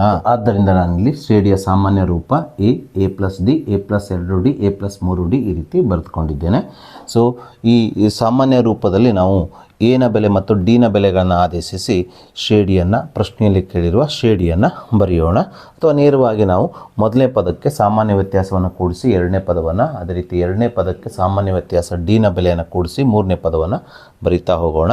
ಶ್ರೇಣಿಯ ಮೊದಲನೇ ಪದ a ನ ಬೆಲೆ ಎಷ್ಟಿದೆ? 3 ಇದೆ. ಹಾಗಾಗಿ 3 ಬರೆದುಕೊಳ್ಳೋಣ. ಎರಡನೇ ಪದ a ಪ್ಲಸ್ d, a ಅಂದರೆ 3, d ಅಂದರೆ 6, 3 + 6 ಅಂದರೆ 9 ಆಗುತ್ತದೆ. ಮೂರನೇ ಪದವನ್ನು ಬರೀಬೇಕಾದ್ರೆ ನಾವು ಎರಡನೇ ಪದ 9ಕ್ಕೆ ಎಷ್ಟನ್ನು ಕೂಡಿಸ್ಕೊಳ್ಬೇಕು? d ನ ಬೆಲೆ 6 ಕೂಡಿಸ್ಕೊಳ್ಬೇಕು. 9 + 6 ಅಂದರೆ 15 ಆಗುತ್ತದೆ. ಅದೇ ರೀತಿ ನಾಲ್ಕನೇ ಪದವನ್ನು ಬರೀಬೇಕಾದ್ರೆ ಶ್ರೇಣಿಯ ಮೂರನೇ ಪದ 15ಕ್ಕೆ ಸಾಮಾನ್ಯ ವ್ಯತ್ಯಾಸ d ನ ಬೆಲೆಯನ್ನು ಕೂಡಿಸ್ಕೊಳ್ಬೇಕಾಗ್ತದೆ. ಈ ರೀತಿ ನಾವು ಶ್ರೇಣಿಯನ್ನು ಬರೆದಾಗ ಪ್ರಶ್ನೆಯಲ್ಲಿ ಕೇಳಿರುವ ಸಮಾಂತರ ಶ್ರೇಣಿಯ ಪದಗಳು 3, 9, 15, 21, 27 ಈ ರೀತಿ ಆಗುತ್ತಾ ಹೋಗುತ್ತವೆ. ಇದಾದ ನಂತರ ಪ್ರಶ್ನೆಯಲ್ಲಿ ನಮಗೆ ಮತ್ತೊಂದು ಪ್ರಶ್ನೆಯನ್ನು ಅಂದರೆ ಉಪಪ್ರಶ್ನೆಯನ್ನು ಕೇಳಿದ್ದಾರೆ. ಅದೇನೆಂದರೆ ಶ್ರೇಣಿಯ ಎಲ್ಲ ಪದಗಳ ಮೊತ್ತವು ಮೊದಲ 16 ಬೆಸ ಸಂಖ್ಯೆಗಳ ಮೊತ್ತದ 3ರಷ್ಟಕ್ಕೆ ಸಮನಾಗಿರುತ್ತದೆ ಎಂದು ಸೂತ್ರ ಉಪಯೋಗಿಸಿ ತೋರಿಸಿ ಅಂತ ಹೇಳಿದ್ದಾರೆ. ಶ್ರೇಣಿಯ ಎಲ್ಲ ಪದಗಳ ಮೊತ್ತ ಅಂದರೆ ಶ್ರೇಣಿಯಲ್ಲಿ ಎಷ್ಟು ಪದಗಳಿದ್ದಾವೆ? 16 ಪದಗಳಿದ್ದಾವೆ. ಇದನ್ನು ನಾವು S16 ಅಂತ ಸೂಚಿಸ್ತೇವೆ. ಇದರ ಬೆಲೆಯನ್ನು ನಮಗೆ ಕೊಟ್ಟಿದ್ದಾರೆ 768 ಅಂತ. ಅದಕ್ಕಾಗಿ ನಾನಿಲ್ಲಿ S16 ಅಂತ ಬರೆದುಕೊಂಡಿದ್ದೇನೆ. ಇದು ಯಾವ್ದು ಸಮನಾಗಿರ್ಬೇಕಂತ ಕೊಟ್ಟಿದ್ದಾರೆ? ಮೊದಲ 16 ಬೆಸ ಸ್ವಾಭಾವಿಕ ಸಂಖ್ಯೆಗಳ ಮೊತ್ತದ 3ರಷ್ಟಕ್ಕೆ ಸಮನಾಗಿರುತ್ತದೆ ಅಂತ ತೋರಿಸ್ಬೇಕು. ಅಂದರೆ ಇಲ್ಲಿ ಮೊದಲ 16 ಬೆಸ ಸ್ವಾಭಾವಿಕ ಸಂಖ್ಯೆಗಳಂದ್ರೆ ಯಾವ್ದು ಬಂತು? 3, 5, 7, 9, 11, 13, 15 ಈ ರೀತಿ 16 ಬೆಸ ಸ್ವಾಭಾವಿಕ ಸಂಖ್ಯೆಗಳನ್ನು ಕೂಡಿಸಿದಾಗ ಏನು ಮೊತ್ತ ಬರ್ತದಲ್ಲ, ಆ ಮೊತ್ತಕ್ಕೆ 3ರಿಂದ ಗುಣಿಸಿದಾಗ ನಮ್ಗೆ ಯಾವ ಬೆಲೆ ಬಂದಿರಬೇಕ್ರಿ? ಶ್ರೇಣಿಯ ಮೊದಲ 16 ಪದಗಳ ಮೊತ್ತ ಅಂದರೆ 768 ಬಂದಿರಬೇಕು. ಸೊ ಅದನ್ನೇ ನಾನಿಲ್ಲಿ ಬರೆದುಕೊಂಡಿದ್ದೇನೆ. ಶ್ರೇಣಿಯ ಎಲ್ಲ ಪದಗಳ ಮೊತ್ತ S16. ಇದು ಮೊದಲ 16 ಬೆಸ ಸ್ವಾಭಾವಿಕ ಸಂಖ್ಯೆಗಳ ಮೊತ್ತ ಅಂದರೆ 3 + 5 + 7 + 9 ಈ ರೀತಿ 16 ಬೆಸ ಸ್ವಾಭಾವಿಕ ಸಂಖ್ಯೆಗಳ ಮೊತ್ತ ಇಂಟು 3 ಅಂತ ಬರೆದುಕೊಂಡಿದ್ದೇನೆ. ಸೊ ನಾವೀಗ S16 ಬೆಲೆ ಎಷ್ಟಿದೆ 768 ಇದೆಯಲ್ಲ, ಇಷ್ಟೇ ಬೆಲೆ 3ರಿಂದ ಮೊದಲ 16 ಬೆಸ ಸ್ವಾಭಾವಿಕ ಸಂಖ್ಯೆಗಳ ಮೊತ್ತಕ್ಕೆ ಗುಣಿಸ್ಕೊಂಡಾಗ ಬಂದಿರಬೇಕು. ಅದನ್ನು ನಾವೀಗ ಚೆಕ್ ಮಾಡೋಣ. ಸೊ 3 ಗುಣಿಸು, ಸೊ ಇಲ್ಲಿ ನಾವು 3, 5, 7, 9 ಈ ರೀತಿ 16 ಬೆಸ ಸ್ವಾಭಾವಿಕ ಸಂಖ್ಯೆಗಳನ್ನ ಕೂಡಿಸೋ ಬದಲಿಗೆ ಒಂದು ಸೂತ್ರವನ್ನು ಬಳಸಿಕೊಂಡು ಮೊದಲ 16 ಬೆಸ ಸ್ವಾಭಾವಿಕ ಸಂಖ್ಯೆಗಳ ಮೊತ್ತವನ್ನು ಕಂಡುಹಿಡಿಯೋಣ. ಸೊ ಮೊದಲ n ಬೆಸ ಸ್ವಾಭಾವಿಕ ಸಂಖ್ಯೆಗಳ ಮೊತ್ತವನ್ನು ಕಂಡುಹಿಡಿಯುವ ಸೂತ್ರವು n² ಎಂಬುದು ನಮಗೆ ತಿಳಿದಿದೆ. ಹಾಗಾಗಿ ಇಲ್ಲಿ ಮೊದಲ 16 ಬೆಸ ಸ್ವಾಭಾವಿಕ ಸಂಖ್ಯೆಗಳ ಮೊತ್ತವನ್ನು ಕಂಡುಹಿಡಿಯಬೇಕಾಗಿದ್ದರಿಂದ ಸೂತ್ರ ಏನಾಗ್ತದೆ ಅಂದರೆ ಇಲ್ಲಿ n ನ ಬೆಲೆ 16 ಆಗುವುದರಿಂದ ಸೂತ್ರ 16ರ ವರ್ಗ ಆಗುತ್ತದೆ. ಅಂದರೆ n ಸ್ಥಾನದಲ್ಲಿ 16ನ್ನು ಆದೇಶಿಸಿಕೊಂಡಾಗ n ದ ವರ್ಗ 16ರ ವರ್ಗ ಆಗುತ್ತದೆ. ಸೊ 3 ಗುಣಿಸು 16ರ ವರ್ಗ ಅಂದರೆ 6 ಗುಣಿಸು 16 256 ಆಗುತ್ತದೆ. ಸೊ 3 ಗುಣಿಸು 256 ಅಂದರೆ 768 ಆಗುವುದರಿಂದ ಇಲ್ಲಿ ಸ್ಪಷ್ಟವಾಗಿ ಉಪಪ್ರಶ್ನೆ 2ರಲ್ಲಿ ಕೇಳಿರುವ ಶ್ರೇಣಿಯ ಎಲ್ಲ ಪದಗಳ ಮೊತ್ತ ಅಂದರೆ ಶ್ರೇಣಿಯ ಮೊದಲ 16 ಪದಗಳ ಮೊತ್ತ 768 ಇದು ಮೊದಲ 16 ಬೆಸ ಸ್ವಾಭಾವಿಕ ಸಂಖ್ಯೆಗಳ ಮೊತ್ತದ 3ರಷ್ಟಕ್ಕೆ ಸಮನಾಗಿರುವುದನ್ನು ಕಾಣ್ತಾ ಇದ್ದೇವೆ. ಹೀಗೆ ನಾವು ಪ್ರಶ್ನೆಯಲ್ಲಿ ನೀಡಿರುವ 2 ಉಪಪ್ರಶ್ನೆಗೆ ಉತ್ತರವನ್ನು ಬರೆಯಬೇಕು. ಸೊ ಹಾಗೆ ನಾವೀಗ ಮೇ 2025ರ ವಾರ್ಷಿಕ ಪರೀಕ್ಷೆಯಲ್ಲಿ ಬಂದಿರುವ ಅದೇ ರೀತಿ ಈ ವರ್ಷದ LBA ನೋಟ್ಸಲ್ಲೂ ಇರುವಂಥ 4 ಮಾರ್ಕ್ಸಿನ ಮತ್ತೊಂದು ಇಂಪಾರ್ಟೆಂಟ್ ಪ್ರಶ್ನೆಯನ್ನು ತೆಗೆದುಕೊಳ್ಳೋಣ. ಪ್ರಶ್ನೆ ಈ ರೀತಿಯಾಗಿದೆ. ಒಂದು ಸಮಾಂತರ ಶ್ರೇಣಿಯ 7ನೇ ಪದವು ಅದರ 2ನೇ ಪದದ 5ರಷ್ಟಿದೆ ಮತ್ತು 5ನೇ ಪದವು 3ನೇ ಪದದ 2ರಷ್ಟಕ್ಕಿಂತ ಒಂದು ಕಡಿಮೆ ಇದೆ. ಹಾಗಾದರೆ ಆ ಶ್ರೇಣಿಯನ್ನು ಕಂಡುಹಿಡಿಯಿರಿ ಮತ್ತು ಶ್ರೇಣಿಯ 15ನೇ ಪದವನ್ನು ಸೂತ್ರವನ್ನು ಉಪಯೋಗಿಸಿ ಕಂಡುಹಿಡಿಯಿರಿ ಅಂದ್ಕೊಂಡು ನಮಗೆ ಈ ಪ್ರಶ್ನೆಯಲ್ಲಿ ಕೇಳಿದ್ದಾರೆ. ಪ್ರಶ್ನೆಯಲ್ಲಿ ನಮಗೆ ಸಮಾಂತರ ಶ್ರೇಣಿಯ 7ನೇ ಪದವು ಅದರ 2ನೇ ಪದದ 5ರಷ್ಟಿದೆ ಅಂತ ಕೊಟ್ಟಿದ್ದಾರೆ. ಹಾಗಾಗಿ ಈ ಹೇಳಿಕೆಯನ್ನು ಬಳಸ್ಕೊಂಡು ನಾವು ಒಂದು ಸಮೀಕರಣವನ್ನು ಮಾಡಿಕೊಳ್ಬೇಕು. ಸಮಾಂತರ ಶ್ರೇಣಿಯ 7ನೇ ಪದವನ್ನು ನಾವು A7 ಸಂಕೇತಾಕ್ಷರದಿಂದ ಸೂಚಿಸ್ತೇವೆ. ಹಾಗೆ ಅದರ 2ನೇ ಪದವನ್ನು ನಾವು A2 ಸಂಕೇತಾಕ್ಷರದಿಂದ ಸೂಚಿಸ್ತೇವೆ. ಹೇಳಿಕೆಯಲ್ಲಿ ನಮಗೆ ಶ್ರೇಣಿಯ 7ನೇ ಪದ ಅಂದರೆ A7 ಇದು ಶ್ರೇಣಿಯ 2ನೇ ಪದ ಅಂದರೆ A2ರ 5ರಷ್ಟಿದೆ ಅಂತ ಕೊಟ್ಟಿರೋದ್ರಿಂದ ನಾವು 2ನೇ ಪದಕ್ಕೆ 5ರಿಂದ ಗುಣಿಸ್ಕೊಳ್ಬೇಕು. ಹೀಗೆ ಗುಣಿಸಿಕೊಂಡಾಗ ಶ್ರೇಣಿಯ 7ನೇ ಪದ A7 = 5 ಗುಣಿಸು ಶ್ರೇಣಿಯ 2ನೇ ಪದ A2 ಆಗುತ್ತದೆ. ಸೊ ಮುಂದಿನ ಹಂತದಲ್ಲಿ A7ಅನ್ನು ನಾವು A + 7 - 1 6D ಆಗಿ ಬರೆದುಕೊಳ್ಳೋಣ = 5 ಗುಣಿಸು A2ಅನ್ನು ನಾವು A + 2 - 1 1D ಆಗಿ ಬರೆದುಕೊಳ್ಳೋಣ. ಸೊ ಮುಂದಿನ ಹಂತದಲ್ಲಿ A + 6D ಅನ್ನು ಇದ್ದ ಹಾಗೆ ಬರೆದುಕೊಳ್ಳೋಣ = 5ರಿಂದ A ಮತ್ತು Dಗೆ ಗುಣಿಸಿಕೊಂಡಾಗ 5 ಗುಣಿಸು A 5A ಆಗ್ತದೆ, 5 ಗುಣಿಸು D 5D ಆಗುತ್ತದೆ. ಮುಂದಿನ ಹಂತದಲ್ಲಿ ಸಮೀಕರಣದ ಎರಡೂ ಬದಿಯಲ್ಲಿ ಪ್ರತ್ಯೇಕವಾಗಿ 2 ಚರಾಕ್ಷರಗಳನ್ನು ಕಲೆಕ್ಟ್ ಮಾಡಿಕೊಳ್ಳೋಣ. ಅಂದರೆ ಒಂದು ಬದಿಯಲ್ಲಿ D ಅನ್ನು ಇನ್ನೊಂದು ಬದಿಯಲ್ಲಿ A ಅನ್ನು ಕಲೆಕ್ಟ್ ಮಾಡಿಕೊಳ್ಳೋಣ. ಅದಕ್ಕೋಸ್ಕರ 6D ಅನ್ನು ನಾನು ಎಡಭಾಗದಲ್ಲಿ ಇಟ್ಕೊಂಡು ಬಲಭಾಗದಲ್ಲಿರುವ 5D ಅನ್ನು ಎಡಭಾಗಕ್ಕೆ ತರ್ತಾ ಇದ್ದೇನೆ. +5D ಎಡಭಾಗಕ್ಕೆ ಬಂದಾಗ -5D ಆಗುತ್ತದೆ = 5A ಅನ್ನು ಬಲಭಾಗದಲ್ಲಿ ಇಟ್ಕೊಂಡು ಸಮೀಕರಣದ ಎಡಭಾಗದಲ್ಲಿರುವ A ಅನ್ನು ಬಲಭಾಗಕ್ಕೆ ಸ್ಥಳಾಂತರಿಸ್ತಾ ಇದ್ದೇನೆ. +A ಬಲಭಾಗಕ್ಕೆ ಹೋದಾಗ -A ಆಗುತ್ತದೆ. 6D - 5D ಅಂದರೆ 1D ಆಗುತ್ತದೆ = 5A - A ಅಂದರೆ 4A ಆಗುತ್ತದೆ. ಸೊ ಆದ್ದರಿಂದ ಇಲ್ಲಿ D = 4A ಆಗುತ್ತದೆ. ಮುಂದಿನ ಹಂತದಲ್ಲಿ ಇದೇ ಪ್ರಶ್ನೆಯಲ್ಲಿ ನೀಡಿರುವ ಮತ್ತೊಂದು ಹೇಳಿಕೆ ಶ್ರೇಣಿಯ 5ನೇ ಪದವು 3ನೇ ಪದದ 2ರಷ್ಟಕ್ಕಿಂತ 1 ಕಡಿಮೆ ಇದೆ. ಈ ಹೇಳಿಕೆಯನ್ನು ಬಳಸಿಕೊಂಡು ಇದೇ ರೀತಿಯ ಮತ್ತೊಂದು ಸಮೀಕರಣವನ್ನು ಮಾಡಿಕೊಳ್ಬೇಕು. ಶ್ರೇಣಿಯ 5ನೇ ಪದ ಅಂದರೆ A5 ಆಗುತ್ತದೆ. ಶ್ರೇಣಿಯ 5ನೇ ಪದವು ಶ್ರೇಣಿಯ 3ನೇ ಪದ ಅಂದರೆ A3 ಆಗುತ್ತದೆ. 3ನೇ ಪದದ 2ರಷ್ಟು ಅಂದರೆ 3ನೇ ಪದಕ್ಕೆ 2ರಿಂದ ಗುಣಿಸ್ಕೊಳ್ಬೇಕು. ಎಷ್ಟು ಕಡಿಮೆ ಇದೆ? 1 ಕಡಿಮೆ ಇದೆ ಅಂದರೆ -1ಅನ್ನು ಇಲ್ಲಿ ಬರೆದುಕೊಳ್ಬೇಕು. ಸೊ ಹೀಗೆ ಬರೆದುಕೊಂಡಾಗ ಶ್ರೇಣಿಯ 5ನೇ ಪದ A5 ಇದು ಶ್ರೇಣಿಯ 3ನೇ ಪದ A3ರ 2ರಷ್ಟು ಅಂದರೆ 2A3 ಗಿಂತ ಎಷ್ಟು ಕಡಿಮೆ ಇದೆ? 1 ಕಡಿಮೆ ಇದೆ ಅಂದರೆ -1 ಆಗುತ್ತದೆ. ಅಂದರೆ A5 = 2A3 - 1 ಆಗುತ್ತದೆ. ನಾವೀಗ A5ಅನ್ನು A + 5 - 1 4D ಆಗಿ ಬರೆದುಕೊಳ್ಳೋಣ. 2 ಗುಣಿಸು A3ಅನ್ನು A + 3 - 1 2D ಆಗಿ ಬರೆದುಕೊಳ್ಳೋಣ. -1ಅನ್ನು ಇದ್ದ ಹಾಗೆ ಬರೆದುಕೊಳ್ಳೋಣ. ಮುಂದಿನ ಹಂತದಲ್ಲಿ A + 4D = 2ರಿಂದ A ಮತ್ತು 2Dಗೆ ಗುಣಿಸ್ಕೊಳ್ಳೋಣ. 2 ಗುಣಿಸು A ಅಂದರೆ 2A ಆಗ್ತದೆ. 2 4D ಆಗುತ್ತದೆ. -1ಅನ್ನು ಇದ್ದ ಹಾಗೆ ಬರೆದುಕೊಳ್ಳೋಣ. ಮುಂದಿನ ಹಂತದಲ್ಲಿ ಈ ಸಮೀಕರಣದ ಎರಡೂ ಬದಿಯಲ್ಲಿರುವ 4D ಅನ್ನು ಕ್ಯಾನ್ಸಲ್ ಮಾಡಿಕೊಳ್ಳೋಣ. ತದನಂತರ ಈ 2A ಎಡಭಾಗಕ್ಕೆ ತರೋಣ. ಎಡಭಾಗಕ್ಕೆ ತಂದಾಗ ಪ್ಲಸ್ 2A ಮೈನಸ್ 2A ಆಗುತ್ತದೆ. ಈಸ್ ಈಕ್ವಲ್ ಟು ಬಲಭಾಗದಲ್ಲಿ ಎಷ್ಟು ಉಳಿಯುತ್ತದೆ? -1 ಉಳಿಯುತ್ತದೆ. ಸೊ 1A ಮೈನಸ್ 2A ಅಂದರೆ -A ಆಗುತ್ತದೆ. Is equals to -1. ಈ ಸಮೀಕರಣ ಎರಡೂ ಬದಿಗೆ ನಾವೀಗ -1ರಿಂದ ಗುಣಿಸಿಕೊಳ್ಳೋಣ. -1ರಿಂದ ಗುಣಿಸಿಕೊಂಡಾಗ -× +A ಈಸ್ ಈಕ್ವಲ್ಸ್ ಟು -× +1 ಆಗುತ್ತದೆ. ಹೀಗೆ ನಮಗೆ ಶ್ರೇಣಿಯ ಮೊದಲನೇ ಪದ ಎ ನ ಬೆಲೆ ಸಿಕ್ಕಿದ ನಂತರ ನಾವೀಗ ಶ್ರೇಣಿಯ ಮೊದಲನೇ ಪದ ಎ ನ ಬೆಲೆಯನ್ನು D = 4A ಈ ಸಮೀಕರಣದಲ್ಲಿ ಆದೇಶಿಸಿ ಶ್ರೇಣಿಯ ಸಾಮಾನ್ಯ ವ್ಯತ್ಯಾಸ D ನ ಬೆಲೆಯನ್ನು ಕಂಡುಹಿಡಿದುಕೊಳ್ಳೋಣ. ಸೊ ಆದ್ದರಿಂದ ನಾನಿಲ್ಲಿ A = 1 D = 4A ದಲ್ಲಿ ಆದೇಶಿಸಿದಾಗ ಅಂತ ಬರೆದುಕೊಂಡಿದ್ದೇನೆ. ಮುಂದಿನ ಹಂತದಲ್ಲಿ D = 4 ಗುಣಿಸು A ನ ಬೆಲೆ 1 ಆಗಿರೋದ್ರಿಂದ A ನ ಸ್ಥಾನದಲ್ಲಿ 1 ಬರೆದುಕೊಳ್ಳ್ರಿ. 4 × 1 ಅಂದರೆ 4 ಆಗುವುದರಿಂದ ಇಲ್ಲಿ ಶ್ರೇಣಿಯ ಸಾಮಾನ್ಯ ವ್ಯತ್ಯಾಸ D ನ ಬೆಲೆಯು 4 ಆಗುತ್ತದೆ. ಹೀಗೆ ನಾವು ಶ್ರೇಣಿಯ ಮೊದಲನೇ ಪದ ಮತ್ತು ಸಾಮಾನ್ಯ ವ್ಯತ್ಯಾಸ D ನ ಬೆಲೆಯನ್ನು ಕಂಡುಹಿಡಿದ ನಂತರ ನಾವೀಗ ಪ್ರಶ್ನೆಯಲ್ಲಿ ಕೇಳಿರುವ ಶ್ರೇಣಿಯನ್ನು ಬರೆಯೋಣ. ಸೊ ಸಮಾಂತರ ಶ್ರೇಣಿಯ ಸಾಮಾನ್ಯ ರೂಪವು A + D A + 2D A + 3D ಈ ರೀತಿಯಾಗಿ ಸಮಾಂತರ ಶ್ರೇಣಿಯ ಸಾಮಾನ್ಯ ರೂಪವನ್ನು ಬರೆದುಕೊಳ್ಳೋಣ. ಶ್ರೇಣಿಯ ಮೊದಲನೇ ಪದ A ಆಗಿರೋದ್ರಿಂದ A ನ ಬೆಲೆ 1 ಬಂದಿರೋದ್ರಿಂದ ನಾವಿಲ್ಲಿ 1 ಬರೆದುಕೊಳ್ಳೋಣ.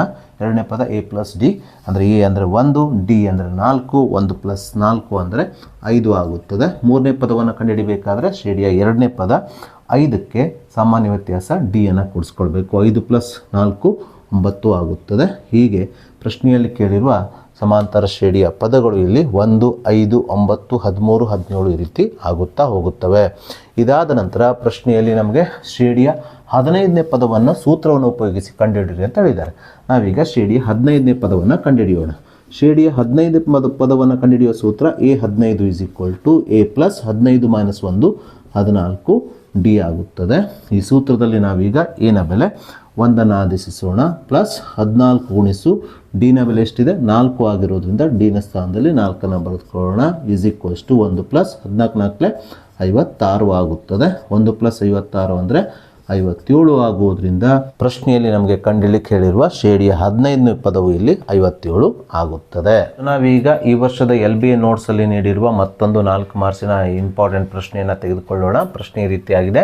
ಒಂದು ಸಮಾಂತರ ಶ್ರೇಣಿಯ 7ನೇ ಪದವು ಅದರ 2ನೇ ಪದದ 4ರಷ್ಟಿದೆ ಹಾಗೂ ಶ್ರೇಣಿಯ 12ನೇ ಪದವು 4ನೇ ಪದದ 3ರಷ್ಟಕ್ಕಿಂತ 2 ಹೆಚ್ಚಾಗಿದೆ.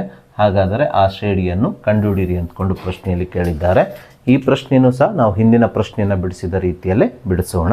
ಸೊ ಪ್ರಶ್ನೆಯಲ್ಲಿ ನಮಗೆ ಸಮಾಂತರ ಶ್ರೇಣಿಯ 7ನೇ ಪದವು ಅದರ 2ನೇ ಪದದ 4ರಷ್ಟಿದೆ ಅಂತ ಕೊಟ್ಟಿದ್ದಾರೆ. ಈ ಹೇಳಿಕೆಯ ಸಹಾಯದಿಂದ ನಾವು ಒಂದು ಸಮೀಕರಣವನ್ನು ಮಾಡಿಕೊಳ್ಬೇಕು. ಶ್ರೇಣಿಯ 7ನೇ ಪದವನ್ನು ನಾವು A7 ಸಂಕೇತಾಕ್ಷರದಿಂದ ಸೂಚಿಸಬೇಕು. ಅದೇ ರೀತಿ ಶ್ರೇಣಿಯ 2ನೇ ಪದವನ್ನು ನಾವು A2 ಸಂಕೇತಾಕ್ಷರದಿಂದ ಸೂಚಿಸಬೇಕು. ಸೊ ಹೇಳಿಕೆಯಲ್ಲಿ ನಮಗೆ ಶ್ರೇಣಿಯ 7ನೇ ಪದವು ಅದರ 2ನೇ ಪದದ 4ರಷ್ಟಿದೆ ಅಂತ ಕೊಟ್ಟಿದ್ದಾರೆ. ಹಾಗಾಗಿ ಶ್ರೇಣಿಯ 7ನೇ ಪದ A7 ಶ್ರೇಣಿಯ 2ನೇ ಪದದ 4ರಷ್ಟು ಅಂದರೆ ಇದಕ್ಕೆ 4ರಿಂದ ನಾವು ಗುಣಿಸಿಕೊಳ್ಬೇಕು. ಹೀಗೆ ಗುಣಿಸಿಕೊಂಡಾಗ ಈ ಸಮೀಕರಣವು ಶ್ರೇಣಿಯ 7ನೇ ಪದ A7 = ಶ್ರೇಣಿಯ 2ನೇ ಪದ A2 × 4 ಆಗುತ್ತದೆ. ಅಂದರೆ ಶ್ರೇಣಿಯ 7ನೇ ಪದವು 2ನೇ ಪದದ 4ರಷ್ಟು ಆಗುತ್ತದೆ. ನಾವೀಗ ಈ ಶ್ರೇಣಿಯ 7ನೇ ಪದವನ್ನು A + 7 - 1 6D ಆಗಿ ಬರೆದುಕೊಳ್ಬೇಕು. 4ನೇ ಇದ್ದಾಗೆ ಬರೆದುಕೊಳ್ಬೇಕು. ಶ್ರೇಣಿಯ 2ನೇ ಪದ A2 A + 2 - 1 D ಆಗಿ ಬರೆದುಕೊಳ್ಬೇಕು. ಮುಂದಿನ ಹಂತದಲ್ಲಿ ಎಡಭಾಗವನ್ನು ಇದ್ದಾಗೆ ಬರೆದುಕೊಂಡು 4ರಿಂದ A ಮತ್ತು D ಗೆ ಗುಣಿಸ್ಕೊಳ್ಬೇಕು. 4 × A 4A ಆಗುತ್ತದೆ. ಪ್ಲಸ್ 4 × D 4D ಆಗುತ್ತದೆ. ಮುಂದಿನ ಹಂತದಲ್ಲಿ ಈ ಸಮೀಕರಣದ ಎರಡೂ ಬದಿಯಲ್ಲಿ ಪ್ರತ್ಯೇಕವಾಗಿ 2 ಚರಾಕ್ಷರಗಳನ್ನು ಕಲೆಕ್ಟ್ ಮಾಡಿಕೊಳ್ಬೇಕು. ಹಾಗಾಗಿ 6D ಅನ್ನು ಇದ್ದ ಹಾಗೆ ಬರೆದುಕೊಳ್ತಾ ಇದ್ದೇನೆ.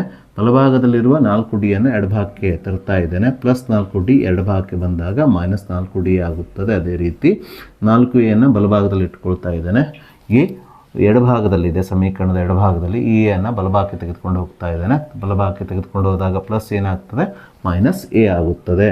6D - 4D 2D ಆಗುತ್ತದೆ. Is equal to 4A - 1A 3A ಆಗುತ್ತದೆ. ಹೀಗೆ ನಾವು ಒಂದು ಸಮೀಕರಣವನ್ನು ಮಾಡಿಕೊಂಡ ನಂತರ ನಾವೀಗ ಪ್ರಶ್ನೆಯಲ್ಲಿ ನೀಡಿರುವ ಮತ್ತೊಂದು ಹೇಳಿಕೆ ಶ್ರೇಣಿಯ 12ನೇ ಪದವು 4ನೇ ಪದದ 3ರಷ್ಟಕ್ಕಿಂತ 2 ಹೆಚ್ಚಾಗಿದೆ. ಈ ಹೇಳಿಕೆಯನ್ನು ನಾವೀಗ ಸಾಂಕೇತಿಕವಾಗಿ ಬರೆದುಕೊಳ್ಬೇಕು. ಶ್ರೇಣಿಯ 12ನೇ ಪದವಂದರೆ ಅದನ್ನು ನಾವು A12 ಸಂಕೇತಾಕ್ಷರದಿಂದ ಸೂಚಿಸ್ತೇವೆ. ಅದೇ ರೀತಿ ಶ್ರೇಣಿಯ 4ನೇ ಪದವನ್ನು 4 ಸಂಕೇತಾಕ್ಷರದಿಂದ ಸೂಚಿಸ್ತೇವೆ. ಶ್ರೇಣಿಯ 12ನೇ ಪದವು 4ನೇ ಪದದ 3ರಷ್ಟು. 4ನೇ ಪದದ 3ರಷ್ಟು ಅಂದರೆ A4ಕ್ಕೆ ನಾವು 3ರಿಂದ ಗುಣಿಸ್ಕೊಳ್ಬೇಕು. ಶ್ರೇಣಿಯ 4ನೇ ಪದದ 3ರಷ್ಟಕ್ಕಿಂತ ಎಷ್ಟು ಹೆಚ್ಚಾಗಿದೆ ಅಂತ ಕೊಟ್ಟಿದ್ದಾರೆ, 2 ಹೆಚ್ಚಾಗಿದೆ ಅಂತ ಕೊಟ್ಟಿರೋದ್ರಿಂದ ಇದಕ್ಕೆ ನಾವು 2ಅನ್ನು ಕೂಡಿಸ್ಕೊಳ್ಬೇಕು. ಹೆಚ್ಚಾಗಿದ್ರೆ ನಾವು ಕೂಡಿಸ್ಕೊಳ್ಬೇಕು. ಎಷ್ಟು ಹೆಚ್ಚಾಗಿದೆ, 2 ಹೆಚ್ಚಾಗಿದೆ, ಹಾಗಾಗಿ 2ಅನ್ನು ಇದಕ್ಕೆ ಕೂಡಿಸ್ಕೊಳ್ಬೇಕು. ಹೀಗೆ ಕೂಡಿಸ್ಕೊಂಡಾಗ ಶ್ರೇಣಿಯ 12ನೇ ಪದ ಅಂದರೆ A12 = 4ನೇ ಪದದ 3ರಷ್ಟು ಅಂದರೆ 3A4 ಗಿಂತ ಎಷ್ಟು ಹೆಚ್ಚಾಗಿದೆ, 2 ಹೆಚ್ಚಾಗಿದೆ ಅಂದರೆ +2 ಆಗುತ್ತದೆ. ಹಾಗಾಗಿ ಇದರ ಸಮೀಕರಣದ ರೂಪ ಏನಾಗ್ತದೆ, A12 = 3A4 + 2 ಆಗುತ್ತದೆ. ಮುಂದಿನ ಹಂತದಲ್ಲಿ A12ಅನ್ನು ನಾವು A+12 - 1 11D ಆಗಿ ಬರೆದುಕೊಳ್ಬೇಕು. 3 × A4ಅನ್ನು A+4 - 1 3D ಆಗಿ ಬರೆದುಕೊಳ್ಬೇಕು. +2ಅನ್ನು ಇದ್ದಾಗೆ ಬರೆದುಕೊಳ್ಳೋಣ. ಸೊ ಮುಂದಿನ ಹಂತದಲ್ಲಿ ಎಡಭಾಗವನ್ನು ಇದ್ದಾಗೆ ಬರೆದುಕೊಳ್ಳೋಣ. 3ರಿಂದ A ಮತ್ತು 3Dಗೆ ಗುಣಿಸ್ಕೊಳ್ಳೋಣ. 3 × A ಅಂದರೆ 3A ಆಗ್ತದೆ, +3 × 9D ಆಗ್ತದೆ. +2ಅನ್ನು ಇದ್ದಾಗೆ ಬರೆದುಕೊಳ್ಳೋಣ. ನಾವೀಗ ಈ ಸಮೀಕರಣದ ಬಲಭಾಗದಲ್ಲಿರುವ +3A ಸಮೀಕರಣದ ಎಡಭಾಗಕ್ಕೆ ತರಬೇಕು. ತಂದಾಗ +3A - 3A ಆಗುತ್ತದೆ. ಅದೇ ರೀತಿ +11D ಬಲಭಾಗಕ್ಕೆ ಸ್ಥಳಾಂತರಿಸಬೇಕು. +11D ಬಲಭಾಗಕ್ಕೆ ಹೋದಾಗ -11D ಆಗ್ತದೆ. ಸೊ +1A - 3A - 2A ಆಗುತ್ತದೆ +9D - 11D -2D ಆಗುತ್ತದೆ. +2ಅನ್ನು ಇದ್ದಾಗೆ ಬರೆದುಕೊಳ್ಳೋಣ. ಸೊ ಮುಂದಿನ ಹಂತದಲ್ಲಿ -2A ಇದ್ದಾಗೆ ಬರೆದುಕೊಳ್ಳೋಣ. ಮೈನಸನ್ನು ಇದ್ದಾಗೆ ಹಾಕಿಕೊಳ್ಳೋಣ. 2D ಅಂದರೆ ಅದು 3A ಆಗಿರೋದ್ರಿಂದ 2Dನ ಸ್ಥಾನದಲ್ಲಿ 2Dಗೆ ಸಮನಾಗಿರುವ 3A ಬರೆದುಕೊಳ್ಳೋಣ. +2ಅನ್ನು ಇದ್ದಾಗೆ ಬರೆದುಕೊಳ್ಳೋಣ. ಮುಂದಿನ ಹಂತದಲ್ಲಿ ಈ -3A ಎಡಭಾಗಕ್ಕೆ ಸ್ಥಳಾಂತರಿಸಬೇಕು. -3A ಎಡಭಾಗಕ್ಕೆ ಬಂದಾಗ +3A ಆಗುತ್ತದೆ. ಹಾಗಾಗಿ ಇದರ ಮುಂದಿನ ಹಂತವು -2A + 3A = 2 ಆಗುತ್ತದೆ. -2A + 3A ಅಂದರೆ 1A ಆಗುವುದರಿಂದ ಇಲ್ಲಿ A ನ ಬೆಲೆಯು 2 ಆಗುತ್ತದೆ. ಹೀಗೆ ನಾವು ಶ್ರೇಣಿಯ ಮೊದಲನೇ ಪದ A ನ ಬೆಲೆಯನ್ನು ಕಂಡುಹಿಡಿದ ನಂತರ ಈ A ನ ಬೆಲೆ 2ಅನ್ನು 2D = 3A ಈ ಸಮೀಕರಣದಲ್ಲಿ ಆದೇಶಿಸಿ ಶ್ರೇಣಿಯ ಸಾಮಾನ್ಯ ವ್ಯತ್ಯಾಸ D ನ ಬೆಲೆಯನ್ನು ಕಂಡುಹಿಡಿಯೋಣ.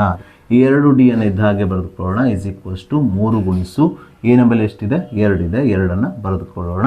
ಸಮೀಕರಣದ ಎರಡೂ ಬದಿಯಲ್ಲಿರುವ 2ಅನ್ನು ಕ್ಯಾನ್ಸಲ್ ಮಾಡಿದಾಗ D ನ ಬೆಲೆ ಎಷ್ಟಾಗ್ತದೆ, 3 ಆಗುತ್ತದೆ. ಸೊ ಹೀಗೆ ನಾವು ಸಮಾಂತರ ಶ್ರೇಣಿಯ ಮೊದಲನೇ ಪದ A ನ ಬೆಲೆ ಹಾಗೂ ಸಾಮಾನ್ಯ ವ್ಯತ್ಯಾಸ D ನ ಬೆಲೆಯನ್ನು ಕಂಡುಹಿಡಿದ ನಂತರ ನಾವೀಗ ಪ್ರಶ್ನೆಯಲ್ಲಿ ಕೇಳಿರುವ ಸಮಾಂತರ ಶ್ರೇಣಿಯನ್ನು ಬರೆಯೋಣ. ಸೊ ಸಮಾಂತರ ಶ್ರೇಣಿಯ ಸಾಮಾನ್ಯ ರೂಪ ನಿಮಗೆಲ್ಲ ತಿಳಿದಿದೆ. A + D, A + 2D, A + 3D ಈ ರೀತಿ ಮುಂದುವರಿತಾ ಹೋಗ್ತದೆ. ಸೊ ಶ್ರೇಣಿಯ ಮೊದಲನೇ ಪದ A ಆಗಿರೋದ್ರಿಂದ ಶ್ರೇಣಿಯ ಮೊದಲನೇ ಪದದ ಬೆಲೆ ಎಷ್ಟು ಬಂದಿದೆ, 2 ಬಂದಿರೋದ್ರಿಂದ 2ಅನ್ನು ಬರೆದುಕೊಳ್ಳೋಣ. ಶ್ರೇಣಿಯ ಎರಡನೇ ಪದ A + D, A 2, D 3, 2 + 3 ಅಂದರೆ 5 ಆಗುತ್ತದೆ. ಹಾಗೆ ಶ್ರೇಣಿಯ ಮೂರನೇ ಪದವನ್ನು ಬರೀಬೇಕಾದ್ರೆ ಶ್ರೇಣಿಯ ಎರಡನೇ ಪದ 5ಕ್ಕೆ ಸಾಮಾನ್ಯ ವ್ಯತ್ಯಾಸ D ನ ಬೆಲೆಯನ್ನು ಕೂಡಿಸ್ಕೊಳ್ಬೇಕು. 5 + 3 ಅಂದರೆ 8 ಆಗುತ್ತದೆ. ಆದ್ದರಿಂದ ಪ್ರಶ್ನೆಯಲ್ಲಿ ಕೇಳಿರುವ ಸಮಾಂತರ ಶ್ರೇಣಿಯು ಅಥವಾ ಸಮಾಂತರ ಶ್ರೇಣಿಯ ಪದಗಳು ಇಲ್ಲಿ 2, 5, 8, 11, 14 ಈ ರೀತಿ ಆಗುತ್ತಾ ಹೋಗುತ್ತದೆ. ಸೊ ಹಾಗೆ ನಾವೀಗ ಏಪ್ರಿಲ್ 2020 ವಾರ್ಷಿಕ ಪರೀಕ್ಷೆಯಲ್ಲಿ 4 ಮಾರ್ಕ್ಸ್ಗೆ ಕೇಳಿರುವ ಅದೇ ರೀತಿ ಈ ವರ್ಷದ LBA ನೋಟ್ಸಲ್ಲೂ ಇರುವಂಥ ಒಂದು ಇಂಪಾರ್ಟೆಂಟ್ ಪ್ರಶ್ನೆಯನ್ನು ತೆಗೆದುಕೊಳ್ಳೋಣ. ಪ್ರಶ್ನೆ ಈ ರೀತಿಯಾಗಿದೆ. ಒಂದು ಸಮಾಂತರ ಶ್ರೇಣಿಯಲ್ಲಿ 5 ಪದಗಳಿದ್ದು ಅವುಗಳ ಮೊತ್ತ 55 ಮತ್ತು ಶ್ರೇಣಿಯ 4ನೇ ಪದವು ಮೊದಲೆರಡು ಪದಗಳ ಮೊತ್ತಕ್ಕಿಂತ 5 ಹೆಚ್ಚಾಗಿದೆ. ಸಮಾಂತರ ಶ್ರೇಣಿಯ ಪದಗಳನ್ನು ಕಂಡುಹಿಡಿಯಿರಿ ಅಂತ ಪ್ರಶ್ನೆಯಲ್ಲಿ ಕೇಳಿದ್ದಾರೆ. ಈ ಸಮಾಂತರ ಶ್ರೇಣಿಯ ಪದಗಳನ್ನು ನಾವು ಕಂಡುಹಿಡಿಯಬೇಕಾದ್ರೆ ನಮಗೆ ಬೇಕಾಗಿದ್ದು ಸಮಾಂತರ ಶ್ರೇಣಿಯ ಮೊದಲನೇ ಪದ A ಹಾಗೂ ಸಾಮಾನ್ಯ ವ್ಯತ್ಯಾಸ D ನ ಬೆಲೆಗಳು. ಹಾಗಾಗಿ ನಾವು ಕೊಟ್ಟಿರುವ ದತ್ತಾಂಶದ ಸಹಾಯದಿಂದ A ಮತ್ತು D ಬೆಲೆಗಳನ್ನು ಕಂಡುಹಿಡಿದು ತದನಂತರ ಸಮಾಂತರ ಶ್ರೇಣಿಯ ಪದಗಳನ್ನು ಬರೆಯೋಣ. ಪ್ರಶ್ನೆಯಲ್ಲಿ ನಮಗೆ ಸಮಾಂತರ ಶ್ರೇಣಿಯಲ್ಲಿ 5 ಪದಗಳಿವೆ ಅಂತ ಕೊಟ್ಟಿರೋದ್ರಿಂದ ಶ್ರೇಣಿಯಲ್ಲಿರುವಂಥ ಪದಗಳ ಸಂಖ್ಯೆಯನ್ನು ನಾವು n ಸಂಕೇತಾಕ್ಷರದಿಂದ ಸೂಚಿಸುವುದರಿಂದ n = 5 ಆಗುತ್ತದೆ. ಹಾಗೆ ಶ್ರೇಣಿಯಲ್ಲಿರುವ 5 ಪದಗಳ ಮೊತ್ತವನ್ನು 55 ಆಗಿ ಕೊಟ್ಟಿರೋದ್ರಿಂದ ಶ್ರೇಣಿಯ ಮೊದಲ 5 ಪದಗಳ ಮೊತ್ತವನ್ನು ನಾವು S5 ಸಂಕೇತಾಕ್ಷರದಿಂದ ಸೂಚಿಸುವುದರಿಂದ ಇಲ್ಲಿ S5 = 55 ಆಗುತ್ತದೆ. ಸೊ ನಾವೀಗ ಶ್ರೇಣಿಯ ಮೊದಲ n ಪದಗಳ ಮೊತ್ತವನ್ನು ಕಂಡುಹಿಡಿಯುವ ಸೂತ್ರ Sn = n/2 × 2A + n - 1 × D ಈ ಸೂತ್ರವನ್ನು ಬಳಸಿಕೊಂಡು ಒಂದು ಸಮೀಕರಣವನ್ನು ಮಾಡಿಕೊಳ್ಳೋಣ. ಸೊ ನಾವು Sn ಸ್ಥಾನದಲ್ಲಿ S5ಅನ್ನು ಬರೆದುಕೊಳ್ಳೋಣ. ಅಂದರೆ ಇಲ್ಲಿ n ನ ಬೆಲೆ ಎಷ್ಟಿದೆ, 5 ಇದೆ. ಹಾಗಾಗಿ n ಸ್ಥಾನದಲ್ಲಿ 5 ಅಂತ ಬರೆದುಕೊಳ್ಳೋಣ. ಇಲ್ಲಿ n ಸ್ಥಾನದಲ್ಲಿ 5ಅನ್ನು ಬರೆದುಕೊಳ್ಳೋಣ. /2 × 2A ಇದ್ದ ಹಾಗೆ ಬರೆದುಕೊಳ್ಳೋಣ. ಪ್ಲಸ್ n ಸ್ಥಾನದಲ್ಲಿ 5ಅನ್ನು ಬರೆದುಕೊಳ್ಳೋಣ. -1 × D ಇದ್ದ ಹಾಗೆ ಬರೆದುಕೊಳ್ಳೋಣ. ಮುಂದಿನ ಹಂತದಲ್ಲಿ S5 ಶ್ರೇಣಿಯ ಮೊದಲ 5 ಪದಗಳ ಮೊತ್ತ ಎಷ್ಟು ಕೊಟ್ಟಿದ್ದಾರೆ 55 ಕೊಟ್ಟಿರೋದ್ರಿಂದ ನಾವಿಲ್ಲಿ 55 ಬರೆದುಕೊಳ್ಳೋಣ is equal to 5/2 into 2a plus 5 - 1 ಅಂದರೆ 4 ಆಗುತ್ತದೆ 4d ಬರೆದುಕೊಳ್ಳೋಣ. ಸೊ ಮುಂದಿನ ಹಂತದಲ್ಲಿ 55 ಇದ್ದಾಗೆ ಬರೆದುಕೊಳ್ಳೋಣ ಇಸ್ ಈಕ್ವಲ್ಸ್ ಟು 5/2 ಇದ್ದಾಗೆ ಬರೆದುಕೊಳ್ಳೋಣ. ಈ ಎರಡೂ ಪದಗಳಲ್ಲಿ ಸಾಮಾನ್ಯವಾಗಿರುವ 2 ಸಾಮಾನ್ಯ ತೆಗೆದಾಗ 2 ಇಂಟು ಮೊದಲನೇ ಪದದಲ್ಲಿ 2 ಉಳಿಯುತ್ತದೆ ಪ್ಲಸ್ 2 4 ಆಗುವುದರಿಂದ ಎರಡನೇ ಪದದಲ್ಲಿ 2d ಉಳಿಯುತ್ತದೆ. ನಾವೀಗ ಈ 2 ಮತ್ತು 2 ಕ್ಯಾನ್ಸಲ್ ಮಾಡಿಕೊಳ್ಳೋಣ. ಹಾಗೆ 5 ಎಡಭಾಗಕ್ಕೆ ಸ್ಥಳಾಂತರಿಸಿದಾಗ ಗುಣಿಸು 5 ಎಡಭಾಗಕ್ಕೆ ಬಂದಾಗ ಭಾಗಿಸು 5 ಆಗುತ್ತದೆ ಇಸ್ ಈಕ್ವಲ್ ಟು ಬಲಭಾಗದಲ್ಲಿ a ಪ್ಲಸ್ 2d ಮಾತ್ರ ಉಳಿಯುತ್ತದೆ. 5 1 5 5 1 5 5 1 5 ಆಗುವುದರಿಂದ ಇದರ ಮುಂದಿನ ಹಂತವು a plus 2d is equals to 11 ಆಗುತ್ತದೆ. ನಾವೀಗ ಈ ಸಮೀಕರಣ 1 ತೆಗೆದುಕೊಳ್ಳೋಣ. ಹೀಗೆ ನಾವು ನೀಡಿರುವ ಮೊದಲನೇ ಹೇಳಿಕೆಯ ಸಹಾಯದಿಂದ ಒಂದು ಸಮೀಕರಣವನ್ನು ಮಾಡಿಕೊಂಡ ನಂತರ ನಾವೀಗ ಪ್ರಶ್ನೆಯಲ್ಲಿ ನೀಡಿರುವ ಮತ್ತೊಂದು ಹೇಳಿಕೆಯ ಸಹಾಯದಿಂದ ಇದೇ ರೀತಿಯ ಮತ್ತೊಂದು ಸಮೀಕರಣವನ್ನು ಮಾಡಿಕೊಳ್ಳೋಣ. ಸೊ ಎರಡನೇ ಹೇಳಿಕೆಯಲ್ಲಿ ನಮಗೆ ಶ್ರೇಣಿಯ 4ನೇ ಪದವು ಅಂದರೆ ಶ್ರೇಣಿಯ 4ನೇ ಪದ ಅಂದರೆ ಏನು A4 ಶ್ರೇಣಿಯ 4ನೇ ಪದವು ಮೊದಲ 2 ಪದಗಳ ಮೊತ್ತಕ್ಕಿಂತ ಅಂದರೆ ಮೊದಲ 2 ಪದಗಳಂದರೆ A1 ಮತ್ತು A2 ಈ ಪದಗಳ ಮೊತ್ತ ಅಂದರೆ ಇವುಗಳನ್ನು ಕೂಡಿಸ್ಕೊಳ್ಬೇಕು. ಎಷ್ಟು ಹೆಚ್ಚಾಗಿದೆ 5 ಹೆಚ್ಚಾಗಿದೆ ಅಂದರೆ ಪ್ಲಸ್ 5 ಬರೆದುಕೊಳ್ಬೇಕು. ಹೀಗೆ ಬರೆದುಕೊಂಡಾಗ ಈ ಹೇಳಿಕೆಯ ಸಾಂಕೇತಿಕ ರೂಪವು ಶ್ರೇಣಿಯ 4ನೇ ಪದ A4 ಇಸ್ ಈಕ್ವಲ್ ಟು ಮೊದಲ 2 ಪದಗಳು ಅಂದರೆ A1 ಮತ್ತು A2 ಪದಗಳ ಮೊತ್ತ ಅಂದರೆ A1 ಪ್ಲಸ್ A2 ಕಿಂತ ಎಷ್ಟು ಹೆಚ್ಚಾಗಿದೆ 5 ಹೆಚ್ಚಾಗಿದೆ ಅಂದರೆ ಪ್ಲಸ್ 5 ಆಗುತ್ತದೆ. ಅಂದರೆ A4 is equal to A1 plus A2 plus 5 ಆಗುತ್ತದೆ. ಸೊ A4 ನಾವು A ಪ್ಲಸ್ 4 - 1 3d ಆಗಿ ಬರೆದುಕೊಳ್ಬೇಕು. A1 ನಾವು A ಆಗಿ ಬರೆದುಕೊಳ್ಬೋದು. ಯಾಕಂದರೆ ಶ್ರೇಣಿಯ ಮೊದಲನೇ ಪದವನ್ನು ನಾವು A1 ಅಥವಾ A ಸಂಕೇತಾಕ್ಷರದಿಂದ ಸೂಚಿಸಬಹುದು. A2 ನಾವು A ಪ್ಲಸ್ 2 - 1 d ಆಗಿ ಬರೆದುಕೊಳ್ಳೋಣ ಪ್ಲಸ್ 5 ಇದ್ದಾಗೆ ಬರೆದುಕೊಳ್ಳೋಣ. ಸೊ ಮುಂದಿನ ಹಂತದಲ್ಲಿ ಪ್ಲಸ್ A ಕ್ಯಾನ್ಸಲ್ ಮಾಡಿಕೊಳ್ಳೋಣ. ಮುಂದಿನ ಹಂತದಲ್ಲಿ ಈ ಪ್ಲಸ್ 5 ಎಡಭಾಗಕ್ಕೆ ತರಬೇಕು. ಪ್ಲಸ್ 5 ಎಡಭಾಗಕ್ಕೆ ಬಂದಾಗ -5 ಆಗುತ್ತದೆ. ಅದೇ ರೀತಿ ಪ್ಲಸ್ 3d ಬಲಭಾಗಕ್ಕೆ ಸ್ಥಳಾಂತರಿಸಬೇಕು. ಪ್ಲಸ್ d ಬಲಭಾಗಕ್ಕೆ ಹೋದಾಗ -3d ಆಗುತ್ತದೆ. ಸೊ ಮುಂದಿನ ಹಂತದಲ್ಲಿ -5 ಇದ್ದಾಗೆ ಬರೆದುಕೊಳ್ಳೋಣ. A plus 1d - 3d - 2d ಆಗುತ್ತದೆ. ಈ ಸಮೀಕರಣವನ್ನು ನಾವೀಗ ಸಮೀಕರಣ 2 ಆಗಿ ತೆಗೆದುಕೊಳ್ಳೋಣ. ಸೊ ನಾವೀಗ ಸಮೀಕರಣ 1 ಮತ್ತು ಸಮೀಕರಣ 2 ಬಿಡಿಸೋಣ. ಅಂದರೆ ಸಮೀಕರಣ 1 ಮತ್ತು ಸಮೀಕರಣ 2 ಕೂಡಿಸಿಕೊಂಡು A ಅಥವಾ D ಬೆಲೆಯನ್ನು ಕಂಡುಹಿಡಿಯೋಣ. ಸೊ ಹಾಗಾಗಿ ನಾನಿಲ್ಲಿ ಸಮೀಕರಣ 1 ಮೇಲ್ಭಾಗದಲ್ಲಿ ಸಮೀಕರಣ 2 ಕೆಳಭಾಗದಲ್ಲಿ ಬರೆದುಕೊಂಡಿದ್ದೇನೆ. ಸೊ 1a 2a ಆಗುತ್ತದೆ ಪ್ಲಸ್ 2d - 2d ಕ್ಯಾನ್ಸಲ್ ಆಗುತ್ತದೆ ಇಸ್ ಈಕ್ವಲ್ಸ್ ಟು ಪ್ಲಸ್ 11 - 5 ಅಂದರೆ ಪ್ಲಸ್ 6 ಆಗುತ್ತದೆ. 2 1 2 2 3 6 ಆಗೋದ್ರಿಂದ ಇಲ್ಲಿ A ಬೆಲೆಯು 3 ಆಗುತ್ತದೆ. ಸೊ ಹೀಗೆ ನಾವು ಸಮಾಂತರ ಶ್ರೇಣಿಯ ಮೊದಲನೇ ಪದ A ಬೆಲೆಯನ್ನು ಕಂಡುಹಿಡಿದ ನಂತರ ನಾವೀಗ ಈ A ಬೆಲೆ 3 ಸಮೀಕರಣ 1ರಲ್ಲಿ ಆದೇಶಿಸಿ ಸಾಮಾನ್ಯ ವ್ಯತ್ಯಾಸ D ಬೆಲೆಯನ್ನು ಕಂಡುಹಿಡಿಯೋಣ. ಅದಕ್ಕೋಸ್ಕರ ನಾನಿಲ್ಲಿ ಸಮೀಕರಣ 1ರಲ್ಲಿ A ಸ್ಥಾನದಲ್ಲಿ 3 ಬರೆದುಕೊಂಡಿದ್ದೇನೆ ಪ್ಲಸ್ 2d ಇದ್ದ ಹಾಗೆ ಬರೆದುಕೊಳ್ಳೋಣ ಈಸ್ ಈಕ್ವಲ್ಸ್ ಟು ಬಲಭಾಗದಲ್ಲಿರುವ 11 ಇದ್ದ ಹಾಗೆ ಬರೆದುಕೊಳ್ಳೋಣ. ಮುಂದಿನ ಹಂತದಲ್ಲಿ ಈ ಪ್ಲಸ್ 3 ಬಲಭಾಗಕ್ಕೆ ಸ್ಥಳಾಂತರಿಸಿದಾಗ ಪ್ಲಸ್ 3 -3 ಆಗುತ್ತದೆ. ಸೊ ಮುಂದಿನ ಹಂತದಲ್ಲಿ 2d ಈಸ್ ಈಕ್ವಲ್ ಟು 11 - 3 ಅಂದರೆ 8 ಆಗುತ್ತದೆ. 2 1 2 2 4 8 ಆಗುವುದರಿಂದ ಇಲ್ಲಿ d ಅಂದರೆ ಶ್ರೇಣಿಯ ಸಾಮಾನ್ಯ ವ್ಯತ್ಯಾಸದ ಬೆಲೆಯು 4 ಆಗುತ್ತದೆ. ಸೊ ಹೀಗೆ ನಾವು ಸಮಾಂತರ ಶ್ರೇಣಿಯ ಮೊದಲನೇ ಪದ A ಬೆಲೆ ಹಾಗೂ ಸಾಮಾನ್ಯ ವ್ಯತ್ಯಾಸ D ಬೆಲೆಯನ್ನು ಕಂಡುಹಿಡಿದ ನಂತರ ನಾವೀಗ ಪ್ರಶ್ನೆಯಲ್ಲಿ ಕೇಳಿರುವ ಸಮಾಂತರ ಶ್ರೇಣಿಯನ್ನು ಬರೆಯೋಣ. ಶ್ರೇಣಿಯ ಸಾಮಾನ್ಯ ರೂಪವು A plus D A plus 2D A plus 3D A plus 4D ಈ ರೀತಿ ಮುಂದುವರಿತಾ ಹೋಗುತ್ತದೆ. ಸೊ ನಾವೀಗ ಈ ಶ್ರೇಣಿಯ ಸಾಮಾನ್ಯ ರೂಪದಲ್ಲಿ A ಮತ್ತು D ಬೆಲೆಗಳನ್ನು ಆದೇಶಿಸಿ ಶ್ರೇಣಿಯ ಪದಗಳನ್ನು ಬರೆಯೋಣ. ಶ್ರೇಣಿಯ ಮೊದಲನೇ ಪದ A ಬೆಲೆ ಎಷ್ಟಿದೆ 3 ಇದೆ. ಹಾಗಾಗಿ ಇಲ್ಲಿ 3 ಬರೆದುಕೊಳ್ಳೋಣ. ಸೊ ಎರಡನೇ ಪದ A ಪ್ಲಸ್ D A ಅಂದರೆ 3 D ಅಂದರೆ 4 3 ಮತ್ತು 4 ಕೂಡಿಸಿದಾಗ ಶ್ರೇಣಿಯ ಎರಡನೇ ಪದ 7 ಸಿಗುತ್ತದೆ. ಹಾಗೆ ಶ್ರೇಣಿಯ ಮೂರನೇ ಪದವನ್ನು ಪಡಿಬೇಕಾದ್ರೆ ಶ್ರೇಣಿಯ ಎರಡನೇ ಪದ 7ಕ್ಕೆ ಸಾಮಾನ್ಯ ವ್ಯತ್ಯಾಸ D ಕೂಡಿಸ್ಕೊಳ್ಬೇಕು. 7 ಪ್ಲಸ್ 4 ಅಂದರೆ 11 ಆಗುತ್ತದೆ. ಅದೇ ರೀತಿ ಶ್ರೇಣಿಯ 4ನೇ ಪದ 11 ಪ್ಲಸ್ 4 15 ಆಗುತ್ತದೆ. ಅದೇ ರೀತಿ ಶ್ರೇಣಿಯ 5ನೇ ಪದ 15 ಪ್ಲಸ್ 4 19 ಆಗುತ್ತದೆ. ಆದ್ದರಿಂದ ಪ್ರಶ್ನೆಯಲ್ಲಿ ಕೇಳಿರುವ ಶ್ರೇಣಿಯ ಪದಗಳು ಇಲ್ಲಿ 3 7 11 15 19 ಆಗುತ್ತದೆ. ಸೊ ಹಾಗೆ ನಾವೀಗ 2020 ವಾರ್ಷಿಕ ಪರೀಕ್ಷೆಯಲ್ಲಿ 4 ಮಾರ್ಕ್ಸ್ಗೆ ಕೇಳಿರುವ ಹಾಗೆ ಈ ವರ್ಷದ LBA ನೋಟ್ಸಲ್ಲೂ ಇರುವಂಥ ಒಂದು 4 ಮಾರ್ಕ್ಸಿನ ಇಂಪಾರ್ಟೆಂಟ್ ಪ್ರಶ್ನೆಯನ್ನು ತೆಗೆದುಕೊಳ್ಳೋಣ. ಪ್ರಶ್ನೆ ಈ ರೀತಿಯಾಗಿದೆ. ಒಂದು ಸಮಾಂತರ ಶ್ರೇಣಿಯಲ್ಲಿ 6ನೇ ಪದವು 3ನೇ ಪದದ 2ರಷ್ಟಕ್ಕಿಂತ 1 ಹೆಚ್ಚಾಗಿದೆ. 4ನೇ ಮತ್ತು 5ನೇ ಪದಗಳ ಮೊತ್ತವು 2ನೇ ಪದದ 5ರಷ್ಟಿದೆ. ಈ ಸಮಾಂತರ ಶ್ರೇಣಿಯ 10ನೇ ಪದವನ್ನು ಕಂಡುಹಿಡಿಯಿರಿ ಅಂದ್ಕೊಂಡು ನಮಗೆ ಪ್ರಶ್ನೆಯಲ್ಲಿ ಕೇಳಿದ್ದಾರೆ. ಈ ಪ್ರಶ್ನೆಯು ಸಹ ಹಿಂದಿನ ಪ್ರಶ್ನೆಯ ರೀತಿಯಲ್ಲಿ ಇದೆ. ಅದೇ ರೀತಿ ನಾವು ಈ ಪ್ರಶ್ನೆಯನ್ನು ಬಿಡಿಸೋಣ. ಸೊ ನಾವಿಲ್ಲಿ ಪ್ರಶ್ನೆಯಲ್ಲಿ ನೀಡಿರುವ ದತ್ತಾಂಶಗಳನ್ನು ಬಳಸಿಕೊಂಡು ಸಮೀಕರಣಗಳನ್ನು ಮಾಡಿಕೊಂಡು ತದನಂತರ ಅವುಗಳನ್ನು ಬಿಡಿಸಿ ಪ್ರಶ್ನೆಯಲ್ಲಿ ಕೇಳಿರುವ ಶ್ರೇಣಿಯ 10ನೇ ಪದವನ್ನು ಕಂಡುಹಿಡಿಯೋಣ. ಸೊ ಪ್ರಶ್ನೆಯಲ್ಲಿ ನಮಗೆ ಒಂದು ಸಮಾಂತರ ಶ್ರೇಣಿಯಲ್ಲಿ 6ನೇ ಪದವು 3ನೇ ಪದದ 2ರಷ್ಟಕ್ಕಿಂತ 1 ಹೆಚ್ಚಾಗಿದೆ ಅಂತ ಕೊಟ್ಟಿದ್ದಾರೆ. ನಾವೀಗ ಪ್ರಶ್ನೆಯಲ್ಲಿ ನೀಡಿರುವ ಈ ಹೇಳಿಕೆಯನ್ನು ಬಳಸಿಕೊಂಡು ಒಂದು ಸಮೀಕರಣವನ್ನು ಮಾಡಿಕೊಳ್ಳೋಣ, ಅಥವಾ ಈ ಹೇಳಿಕೆಯನ್ನು ನಾವು ಒಂದು ಸಾಂಕೇತಿಕ ರೂಪದಲ್ಲಿ ಬರೆದುಕೊಳ್ಳೋಣ. ಶ್ರೇಣಿಯಲ್ಲಿ 6ನೇ ಪದ ಅಂದರೆ ಅದನ್ನು A6 ಸಂಕೇತಾಕ್ಷರದಿಂದ ಸೂಚಿಸ್ತಾರೆ. ಹಾಗೆ 3ನೇ ಪದವನ್ನು ನಾವು A3 ಸಂಕೇತಾಕ್ಷರದಿಂದ ಸೂಚಿಸ್ತೇವೆ. 3ನೇ ಪದದ 2ರಷ್ಟು ಅಂದರೆ 3ನೇ ಪದಕ್ಕೆ ನಾವು 2ರಿಂದ ಗುಣಿಸ್ಕೊಳ್ಬೇಕು, ಅಂದರೆ A3ಕ್ಕೆ 2ರಿಂದ ಗುಣಿಸ್ಕೊಳ್ಬೇಕು. 3ನೇ ಪದದ 2ರಷ್ಟಕ್ಕಿಂತ ಎಷ್ಟು ಹೆಚ್ಚಾಗಿದೆ? 1 ಹೆಚ್ಚಾಗಿದೆ ಅಂತ ಕೊಟ್ಟಿರೋದ್ರಿಂದ ನಾವಿಲ್ಲಿ 1ಅನ್ನು ಇದಕ್ಕೆ ಕೂಡಿಸ್ಕೊಳ್ಬೇಕು, ಅಂದರೆ +1ಅನ್ನು ಬರೆದುಕೊಳ್ಬೇಕು. ಹೀಗೆ ಬರೆದುಕೊಂಡಾಗ ಪ್ರಶ್ನೆಯಲ್ಲಿ ನೀಡಿರುವ ಮೊದಲನೇ ಹೇಳಿಕೆಯ ಸಾಂಕೇತಿಕ ರೂಪವು ಅಥವಾ ಸಮೀಕರಣದ ರೂಪವು ಶ್ರೇಣಿಯ 6ನೇ ಪದ A6 = 3ನೇ ಪದದ 2ರಷ್ಟಕ್ಕಿಂತ ಅಂದರೆ 2A3 ಪ್ಲಸ್ 1 ಹೆಚ್ಚಾಗಿದೆ ಅಂದರೆ +1 ಅಂತ ಆಗುತ್ತದೆ. ಸೊ ಹಾಗಾಗಿ ಈ ಸಮೀಕರಣವು A6 = 2A3 + 1 ಆಗುತ್ತದೆ. ನಾವೀಗ A6ಅನ್ನು A+6 - 1 5D ಆಗಿ ಬರೆದುಕೊಳ್ಳೋಣ, =2 ಇದ್ದ ಹಾಗೆ ಬರೆದುಕೊಳ್ಳೋಣ. A3ಅನ್ನು A+2D ಆಗಿ ಬರೆದುಕೊಳ್ಳೋಣ, +1 ಇದ್ದ ಹಾಗೆ ಬರೆದುಕೊಳ್ಳೋಣ. ಮುಂದಿನ ಹಂತದಲ್ಲಿ ಎಡಭಾಗವನ್ನು ಇದ್ದ ಹಾಗೆ ಬರೆದುಕೊಳ್ಳೋಣ, =2ರಿಂದ ಮೊದಲನೇ ಪದ ಮತ್ತು ಎರಡನೇ ಪದಕ್ಕೆ ಗುಣಿಸಿಕೊಳ್ಳೋಣ. 2 × A ಅಂದರೆ 2A ಆಗುತ್ತದೆ, ಪ್ಲಸ್ × ಪ್ಲಸ್ 2 4D ಆಗುತ್ತದೆ, +1 ಇದ್ದ ಹಾಗೆ ಬರೆದುಕೊಳ್ಳೋಣ. ಸೊ ಮುಂದಿನ ಹಂತದಲ್ಲಿ 5D ಅನ್ನು ಇದ್ದ ಹಾಗೆ ಇಟ್ಟುಕೊಳ್ಳೋಣ. ಸಮೀಕರಣದ ಬಲಭಾಗದಲ್ಲಿರುವ 4D ಅನ್ನು ಎಡಭಾಗಕ್ಕೆ ತಂದಾಗ +4D - 4D ಆಗುತ್ತದೆ, =2A ಅನ್ನು ಬಲಭಾಗದಲ್ಲಿ ಇದ್ದ ಹಾಗೆ ಇಟ್ಟುಕೊಳ್ಳೋಣ. ಈ ಸಮೀಕರಣದ ಎಡಭಾಗದಲ್ಲಿರುವ +A ಅನ್ನು ಬಲಭಾಗಕ್ಕೆ ಸ್ಥಳಾಂತರಿಸಿದಾಗ +A - A ಆಗುತ್ತದೆ, +1 ಇದ್ದ ಹಾಗೆ ಬರೆದುಕೊಳ್ಳೋಣ.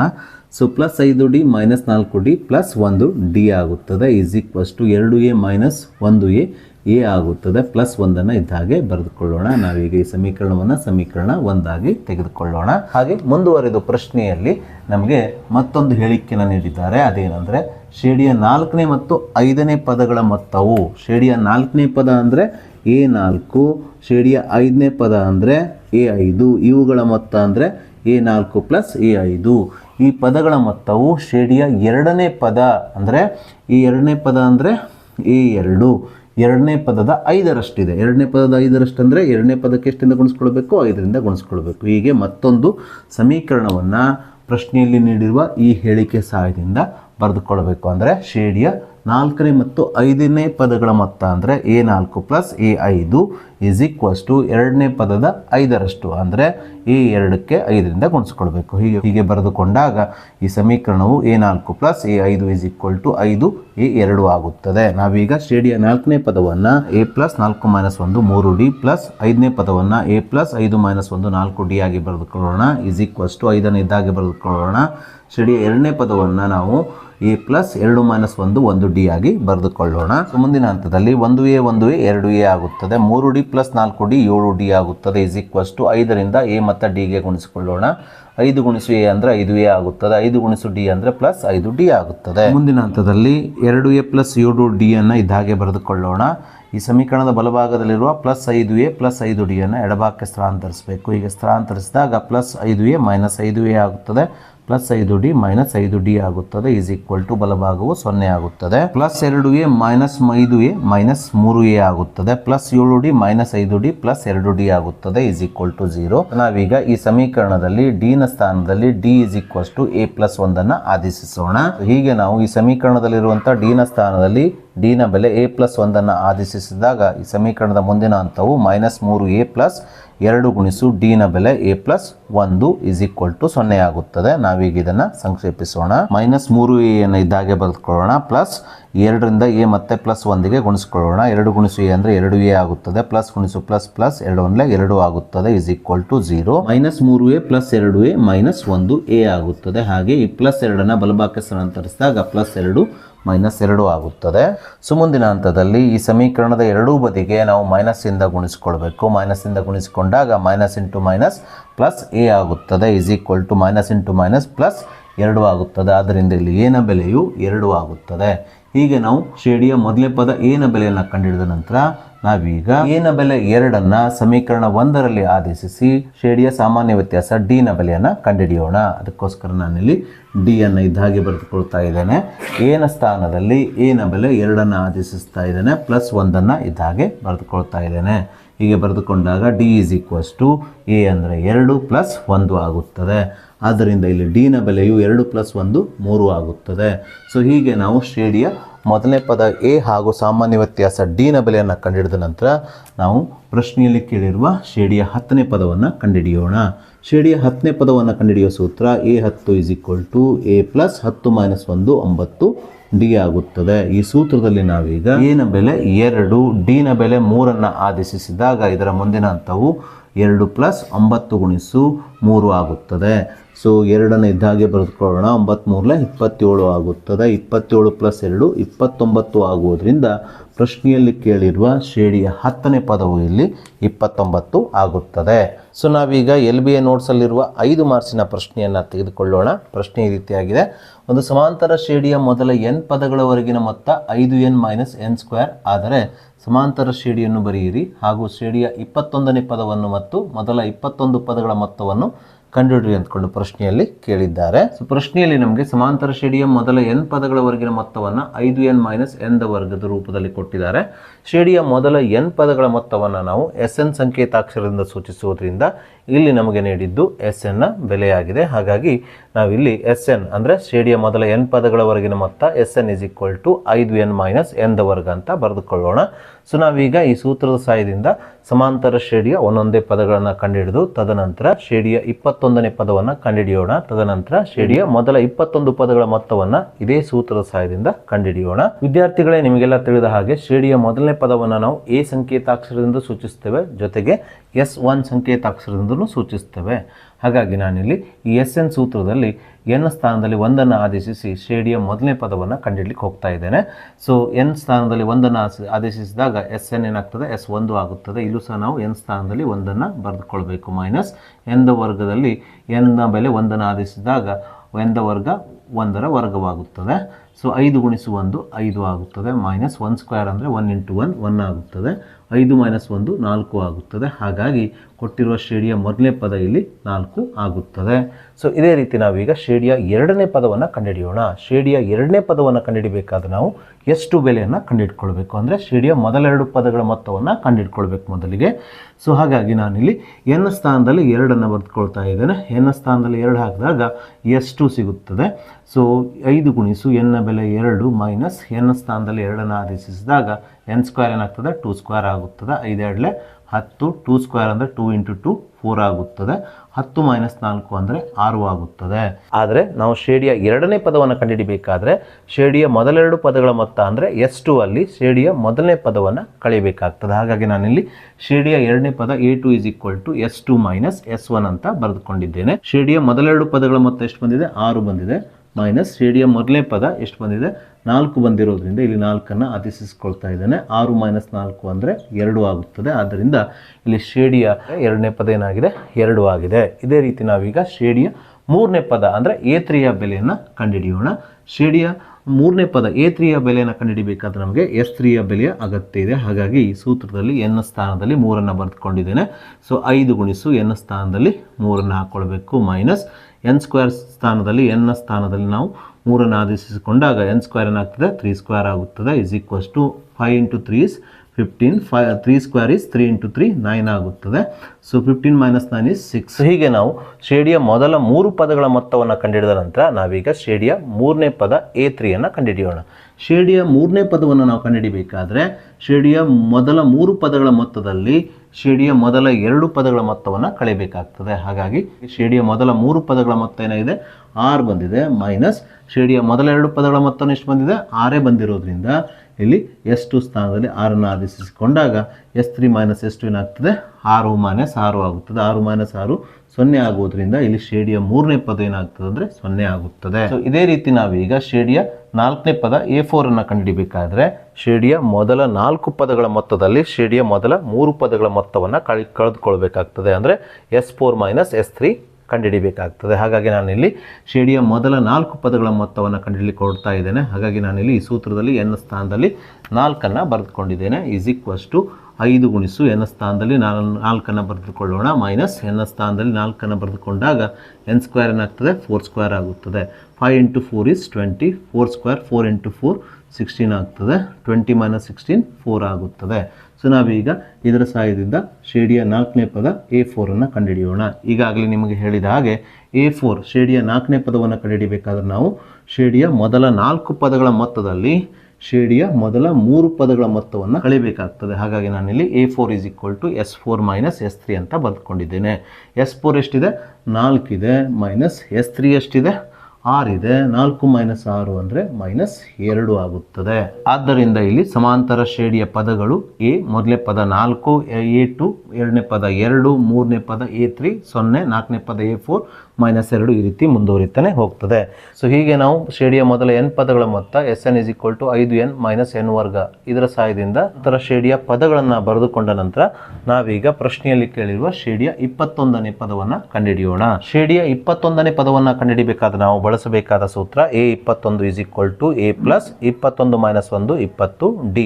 ಈ ಸೂತ್ರದಲ್ಲಿ ನಾವೀಗ ಎನ ಬೆಲೆ ಶ್ರೇಣಿಯ ಮೊದಲನೇ ಪದ ಎನ ಬೆಲೆ 4 ಆದೇಶಿಸಿಕೊಳ್ಬೇಕು, ಪ್ಲಸ್ 20 ಗುಣಿಸು ಈ ಶ್ರೇಣಿಯ ಸಾಮಾನ್ಯ ವ್ಯತ್ಯಾಸ ಎಷ್ಟಾಗ್ತದೆ ಅಂದರೆ ಶ್ರೇಣಿಯ ಮುಂದಿನ ಪದ 2ರಲ್ಲಿ ಹಿಂದಿನ ಪದ 4 ಕಳೆದಾಗ ಎಷ್ಟು ಬರ್ತದೆ ಹೇಳ್ರಿ, -2 ಬರೋದ್ರಿಂದ ಶ್ರೇಣಿಯ ಸಾಮಾನ್ಯ ವ್ಯತ್ಯಾಸ ಡಿನ ಬೆಲೆ ಎಷ್ಟಾಗ್ತದೆ ಇಲ್ಲಿ -2 ಆಗುತ್ತದೆ. ಮುಂದಿನ ಹಂತದಲ್ಲಿ 4 ಇದ್ದಾಗೆ ಬರೆದುಕೊಳ್ಳೋಣ.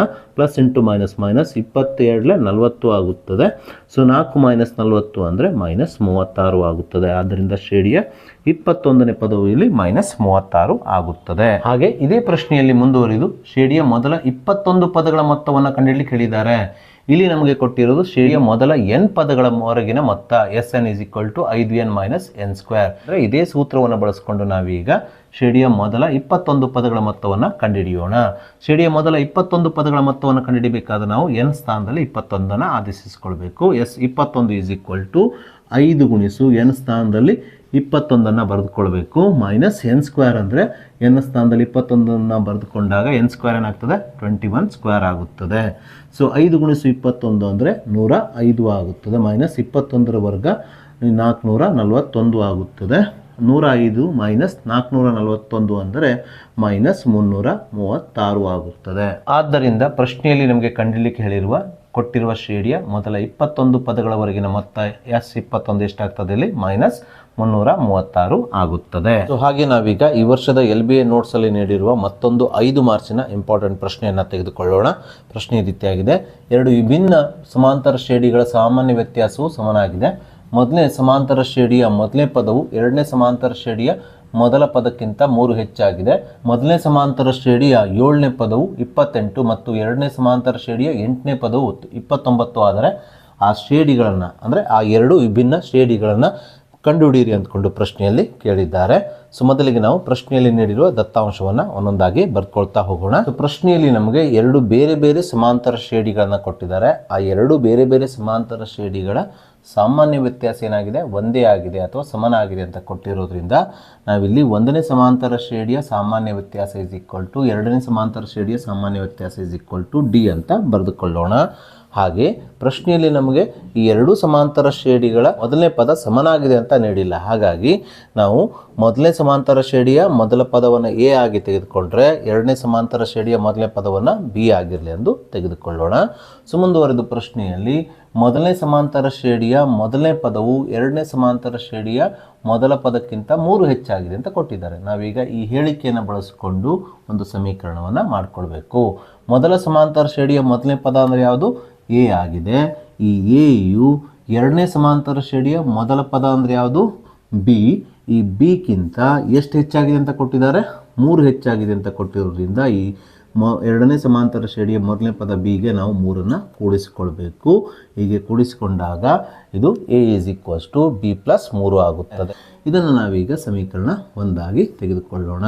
ಸೊ ಮುಂದುವರೆದ ಪ್ರಶ್ನೆಯಲ್ಲಿ ಮೊದಲನೇ ಸಮಾಂತರ ಶ್ರೇಣಿಯ 7ನೇ ಪದವು 28 ಆಗಿದೆ ಅಂತ ಕೊಟ್ಟಿದ್ದಾರೆ. ಇಲ್ಲಿ ಮೊದಲನೇ ಸಮಾಂತರ ಶ್ರೇಣಿಯ ಮೊದಲನೇ ಪದ ಯಾವುದು, ಎ. ಇದರ 7ನೇ ಪದ ಏನಾಗ್ತದೆ ಅಂದರೆ ಎ 7 ಆಗುತ್ತದೆ. ಇದೆಷ್ಟಾಗಿದೆ ಅಂತ ಕೊಟ್ಟಿದ್ದಾರೆ, 28 ಆಗಿದೆ ಅಂತ ಕೊಟ್ಟಿರೋದ್ರಿಂದ ನಾವಿಲ್ಲಿ A7 = 28 ಅಂತ ಬರೆದುಕೊಳ್ಳೋಣ. ನಾವೀಗ ಮೊದಲನೇ ಸಮಾಂತರ ಶ್ರೇಣಿಯ 7ನೇ ಪದ A7 A + 7 - 1 6D ಆಗಿ ಬರೆದುಕೊಳ್ಳೋಣ = 28. ಈ ಸಮೀಕರಣವನ್ನು ನಾವೀಗ ಸಮೀಕರಣ 2 ಆಗಿ ತೆಗೆದುಕೊಳ್ಳೋಣ. ಸೊ ಮುಂದಿನ ಹಂತದಲ್ಲಿ A = B + 3 ಸಮೀಕರಣ 2ರಲ್ಲಿರುವ A ನ ಸ್ಥಾನದಲ್ಲಿ ಆದೇಶಿಸಿ ಮತ್ತೊಂದು ಸಮೀಕರಣವನ್ನು ಮಾಡಿಕೊಳ್ಬೇಕು. ನಾವೀಗ ಸಮೀಕರಣ 2ರಲ್ಲಿರುವ A ನ ಸ್ಥಾನದಲ್ಲಿ ಏನು ಬರೆದುಕೊಳ್ಳೋಣ, A ಗೆ ಸಮನಾಗಿರುವ B + 3 ಬರೆದುಕೊಳ್ಳೋಣ ಪ್ಲಸ್ ಈ 6D ಇದ್ದ ಹಾಗೆ ಬರೆದುಕೊಳ್ಳೋಣ = 28 ಇದ್ದ ಹಾಗೆ ಬರೆದುಕೊಳ್ಳೋಣ. ಮುಂದಿನ ಹಂತದಲ್ಲಿ ಈ ಸಮೀಕರಣದ ಎಡಭಾಗದಲ್ಲಿರುವ +3 ಬಲಭಾಗಕ್ಕೆ ಸ್ಥಳಾಂತರಿಸಬೇಕು. ಹೀಗೆ ಸ್ಥಳಾಂತರಿಸಿದಾಗ +3 - 3 ಆಗುತ್ತದೆ. 28 - 3 ಅಂದರೆ 25 ಆಗುವುದರಿಂದ ಇದರ ಮುಂದಿನ ಹಂತವು B + 6D = 25 ಆಗುತ್ತದೆ. ನಾವೀಗ ಈ ಸಮೀಕರಣವನ್ನು ಸಮೀಕರಣ 3 ಆಗಿ ತೆಗೆದುಕೊಳ್ಳೋಣ. ಹಾಗೆ ಪ್ರಶ್ನೆಯಲ್ಲಿ ನಮಗೆ ಎರಡನೇ ಶ್ರೇಣಿಯ 8ನೇ ಪದವು 29 ಆಗಿದೆ ಅಂತ ಕೊಟ್ಟಿದ್ದಾರೆ. ಇಲ್ಲಿ ಎರಡನೇ ಶ್ರೇಣಿಯ ಮೊದಲನೇ ಪದ B ಆಗಿರೋದ್ರಿಂದ ಎರಡನೇ ಶ್ರೇಣಿಯ 8ನೇ ಪದ ಏನಾಗ್ತದೆ ಅಂದರೆ B8 ಆಗುತ್ತದೆ = ಶ್ರೇಣಿಯ 8ನೇ ಪದ B8 ಎಷ್ಟಾಗಿದೆ ಅಂತ ಕೊಟ್ಟಿದ್ದಾರೆ, 29 ಆಗಿದೆ ಅಂತ ಕೊಟ್ಟಿರೋದ್ರಿಂದ ನಾವಿಲ್ಲಿ B8 = 29 ಅಂತ ಬರೆದುಕೊಳ್ಳೋಣ. ಸೊ ನಾವೀಗ ಎರಡನೇ ಶ್ರೇಣಿಯ 8ನೇ ಪದ B8 ಎರಡನೇ ಶ್ರೇಣಿಯ ಮೊದಲನೇ ಪದ B + 8 - 1 7D ಆಗಿ ಬರೆದುಕೊಳ್ಳೋಣ = 29 ಇದ್ದ ಹಾಗೆ ಬರೆದುಕೊಳ್ಳೋಣ. ನಾವೀಗ ಈ ಸಮೀಕರಣವನ್ನು ಸಮೀಕರಣ 4 ಆಗಿ ತೆಗೆದುಕೊಳ್ಳೋಣ. ಸೊ ಮುಂದಿನ ಹಂತದಲ್ಲಿ ಸಮೀಕರಣ 4ರಿಂದ ಸಮೀಕರಣ 3 ಕಳೆದು ನಾವು ಈ ಎರಡೂ ಸಮಾಂತರ ಶ್ರೇಣಿಯ ಸಾಮಾನ್ಯ ವ್ಯತ್ಯಾಸ D ನ ಬೆಲೆಯನ್ನು ಕಂಡುಹಿಡಿದುಕೊಳ್ಳೋಣ. ಅದಕ್ಕೋಸ್ಕರ ನಾನಿಲ್ಲಿ 4ನೇ ಸಮೀಕರಣವನ್ನು ಮೇಲ್ಭಾಗದಲ್ಲಿ ಕಳೆಯಬೇಕಾದ 3ನೇ ಸಮೀಕರಣವನ್ನು ಕೆಳಭಾಗದಲ್ಲಿ ಬರೆದುಕೊಂಡಿದ್ದೇನೆ. ಹಾಗೆ 3ನೇ ಸಮೀಕರಣದ ಎಲ್ಲ ಪದಗಳ ಚಿಹ್ನೆಯನ್ನು ಬದಲು ಮಾಡಿಕೊಂಡಿದ್ದೇನೆ. ಯಾಕಂದರೆ ನಾವು ಸಮೀಕರಣ 4ರಿಂದ ಸಮೀಕರಣ 3 ಕಳೀತಾ ಇದ್ದಾವೆ. +B -B ಆಗಿ +6D -6D ಆಗಿ +25 -25 ಆಗಿ ಬರೆದುಕೊಂಡಿದ್ದೇನೆ.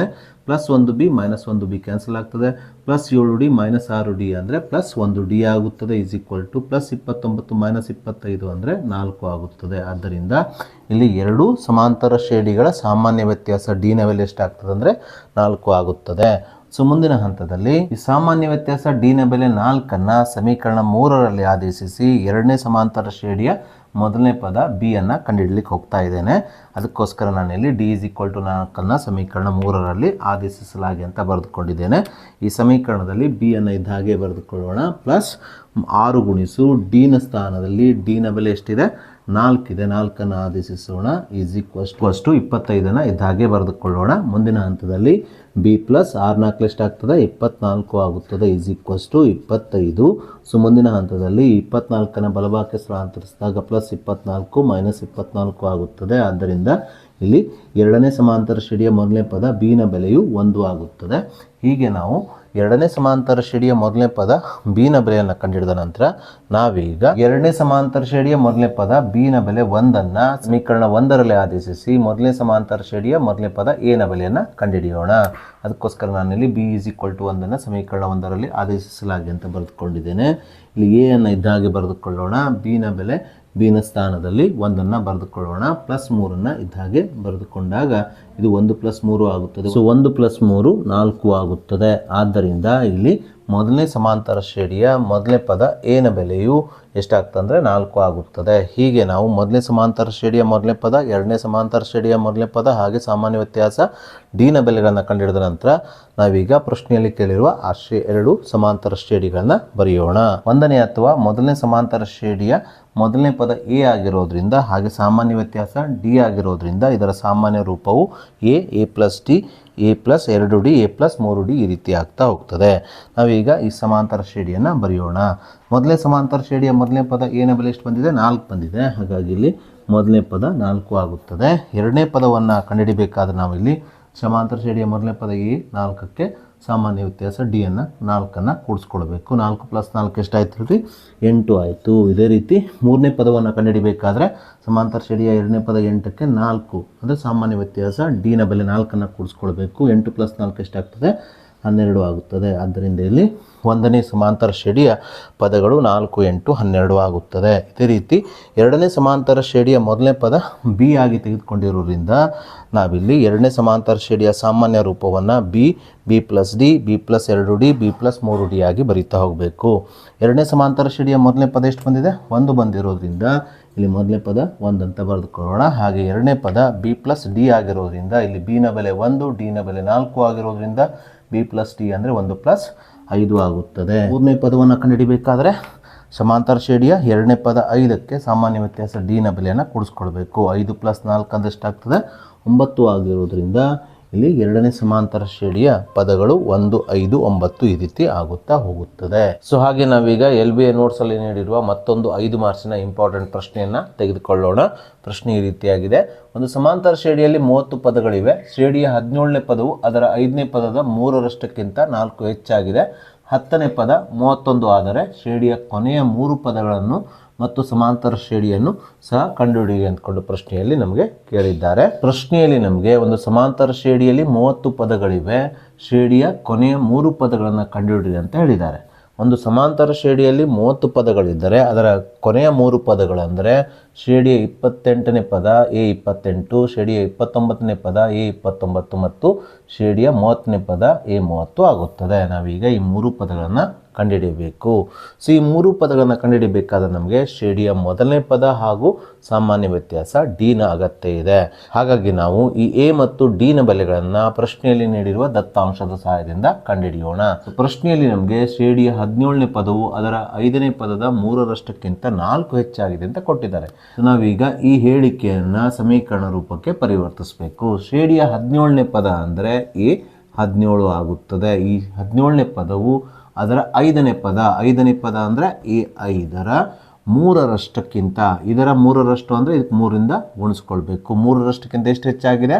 4 ಹೆಚ್ಚಾಗಿದೆ. ಅಂದರೆ ಇದಕ್ಕೆ ನಾವು 4ಅನ್ನು ಕೂಡಿಸಿಕೊಂಡಾಗ ಈ ಹೇಳಿಕೆಯ ಸಾಂಕೇತಿಕ ರೂಪವು ಶ್ರೇಣಿಯ 17ನೇ ಪದ A17 5ನೇ ಪದದ 3ರಷ್ಟು 3A5 4 ಹೆಚ್ಚಾಗಿದೆ ಅಂದರೆ +4 ಆಗುತ್ತದೆ. ನಾವೀಗ ಶ್ರೇಣಿಯ 17ನೇ ಪದವನ್ನು A ಪ್ಲಸ್ 17 - 1 16D ಆಗಿ ಬರೆದುಕೊಳ್ಳೋಣ. = 3 ಗುಣಿಸು 5ನೇ ಪದವನ್ನು A ಪ್ಲಸ್ 5 - 1 4D ಆಗಿ ಬರೆದುಕೊಳ್ಳೋಣ. +4ಅನ್ನು ಇದ್ದಾಗೆ ಬರೆದುಕೊಳ್ಳೋಣ.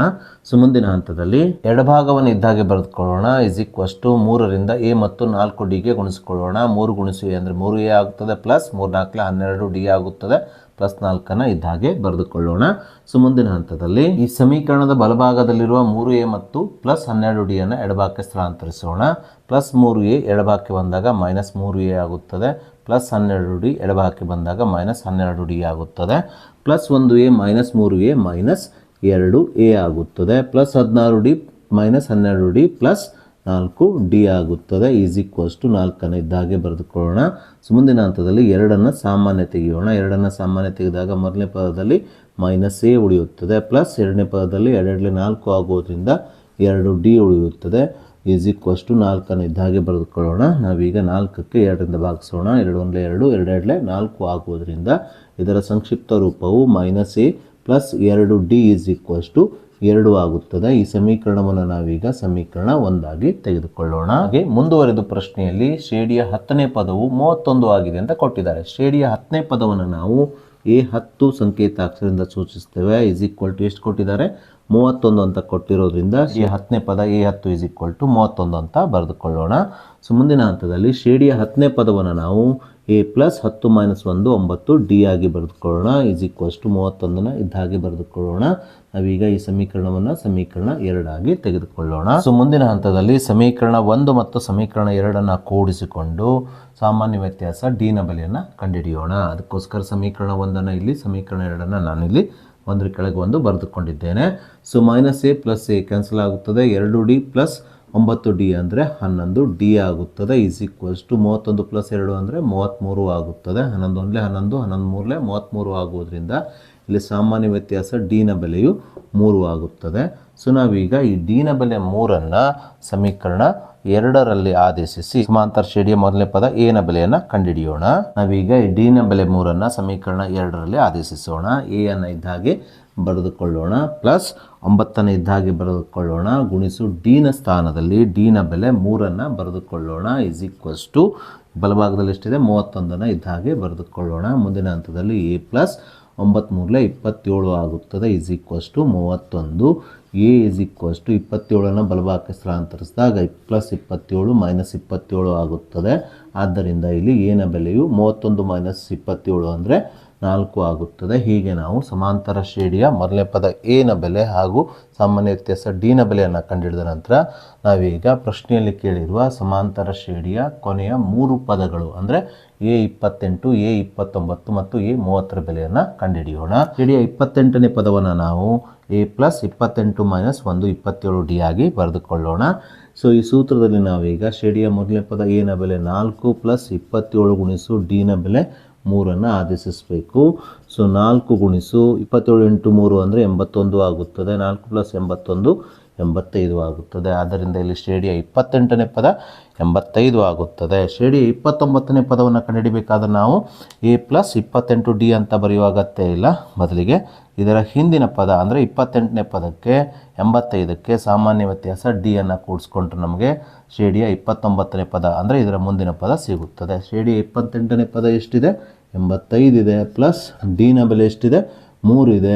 85 ಪ್ಲಸ್ 3 ಅಂದರೆ 88 ಆಗುತ್ತದೆ. ಅದೇ ರೀತಿ ಶ್ರೇಣಿಯ 30ನೇ ಪದವನ್ನು ಕಂಡುಹಿಡಿಬೇಕಾದ್ರೆ ನಾವು ಇದರ ಹಿಂದಿನ ಪದ 29ನೇ ಪದ 88ಕ್ಕೆ ಡಿನ ಬೆಲೆ ಎಷ್ಟು 3 ಕೂಡಿಸ್ಕೊಳ್ಬೇಕು. ಕೂಡಿಸ್ಕೊಂಡಾಗ 88 ಪ್ಲಸ್ 3 ಅಂದರೆ 91 ಆಗುತ್ತದೆ. ಆದ್ದರಿಂದ ಕೊಟ್ಟಂಥ ಶ್ರೇಣಿಯ ಕೊನೆಯ 3 ಪದಗಳು 28ನೇ ಪದ 85, 29ನೇ ಪದ 88, 30ನೇ ಪದ 91 ಆಗುತ್ತದೆ. ಪ್ರಶ್ನೆಯ ಕೊನೆಯಲ್ಲಿ ನಮಗೆ ಸಮಾಂತರ ಶ್ರೇಣಿಯನ್ನು ಸಹ ಕಂಡುಹಿಡಿಯಿರಿ ಅಂತ ಹೇಳಿದ್ದಾರೆ. ಮೊದಲನೇ ಪದ ಎನ ಬೆಲೆ 4 ಸಾಮಾನ್ಯ ವ್ಯತ್ಯಾಸ ಡಿನ ಬೆಲೆ 3 ಆಗಿರುವ ಸಮಾಂತರ ಶ್ರೇಣಿಯನ್ನು ನಾವು ಬರೀಬೇಕಾಗ್ತದೆ. ಅದಕ್ಕೋಸ್ಕರ ನಾನು ಸಮಾಂತರ ಶ್ರೇಣಿಯ ಸಾಮಾನ್ಯ ರೂಪವನ್ನು ಬರೆದುಕೊಂಡಿದ್ದೇನೆ. A plus D A plus 2 D ಈ ರೀತಿಯಾಗಿ ಬರೆದುಕೊಂಡಿದ್ದೇನೆ. ಶ್ರೇಣಿಯ ಮೊದಲನೇ ಪದ 4 ಆಗಿರೋದ್ರಿಂದ ಇಲ್ಲಿ 4 ಬರೆದುಕೊಳ್ತಾ ಇದ್ದೇನೆ. ಎರಡನೇ ಪದವನ್ನು ಕಂಡುಹಿಡಿಬೇಕಾದ್ರೆ ಮೊದಲನೇ ಪದ 4ಕ್ಕೆ ಸಾಮಾನ್ಯ ವ್ಯತ್ಯಾಸ ಡಿನ ಬೆಲೆಯನ್ನು ಕೂಡಿಸ್ಕೊಳ್ಬೇಕು. 4 ಪ್ಲಸ್ 3 7 ಆಗುತ್ತದೆ. ಅದೇ ರೀತಿ ಮೂರನೇ ಪದವನ್ನು ಕಂಡುಹಿಡಿಬೇಕಾದ್ರೆ ಎರಡನೇ ಪದ 7ಕ್ಕೆ ಸಾಮಾನ್ಯ ವ್ಯತ್ಯಾಸ ಡಿನ ಬೆಲೆಯನ್ನು ಕೂಡಿಸ್ಕೊಳ್ಬೇಕು. 7 ಪ್ಲಸ್ 3 10 ಆಗುತ್ತದೆ. ಹೀಗೆ ನಮಗೆ ಕಂಡುಹಿಡಿಯಲಿಕ್ಕೆ ಹೇಳಿರುವ ಸಮಾಂತರ ಶ್ರೇಣಿಯ ಪದಗಳು ಇಲ್ಲಿ 4 7 10 ಈ ರೀತಿ ಆಗಿವೆ.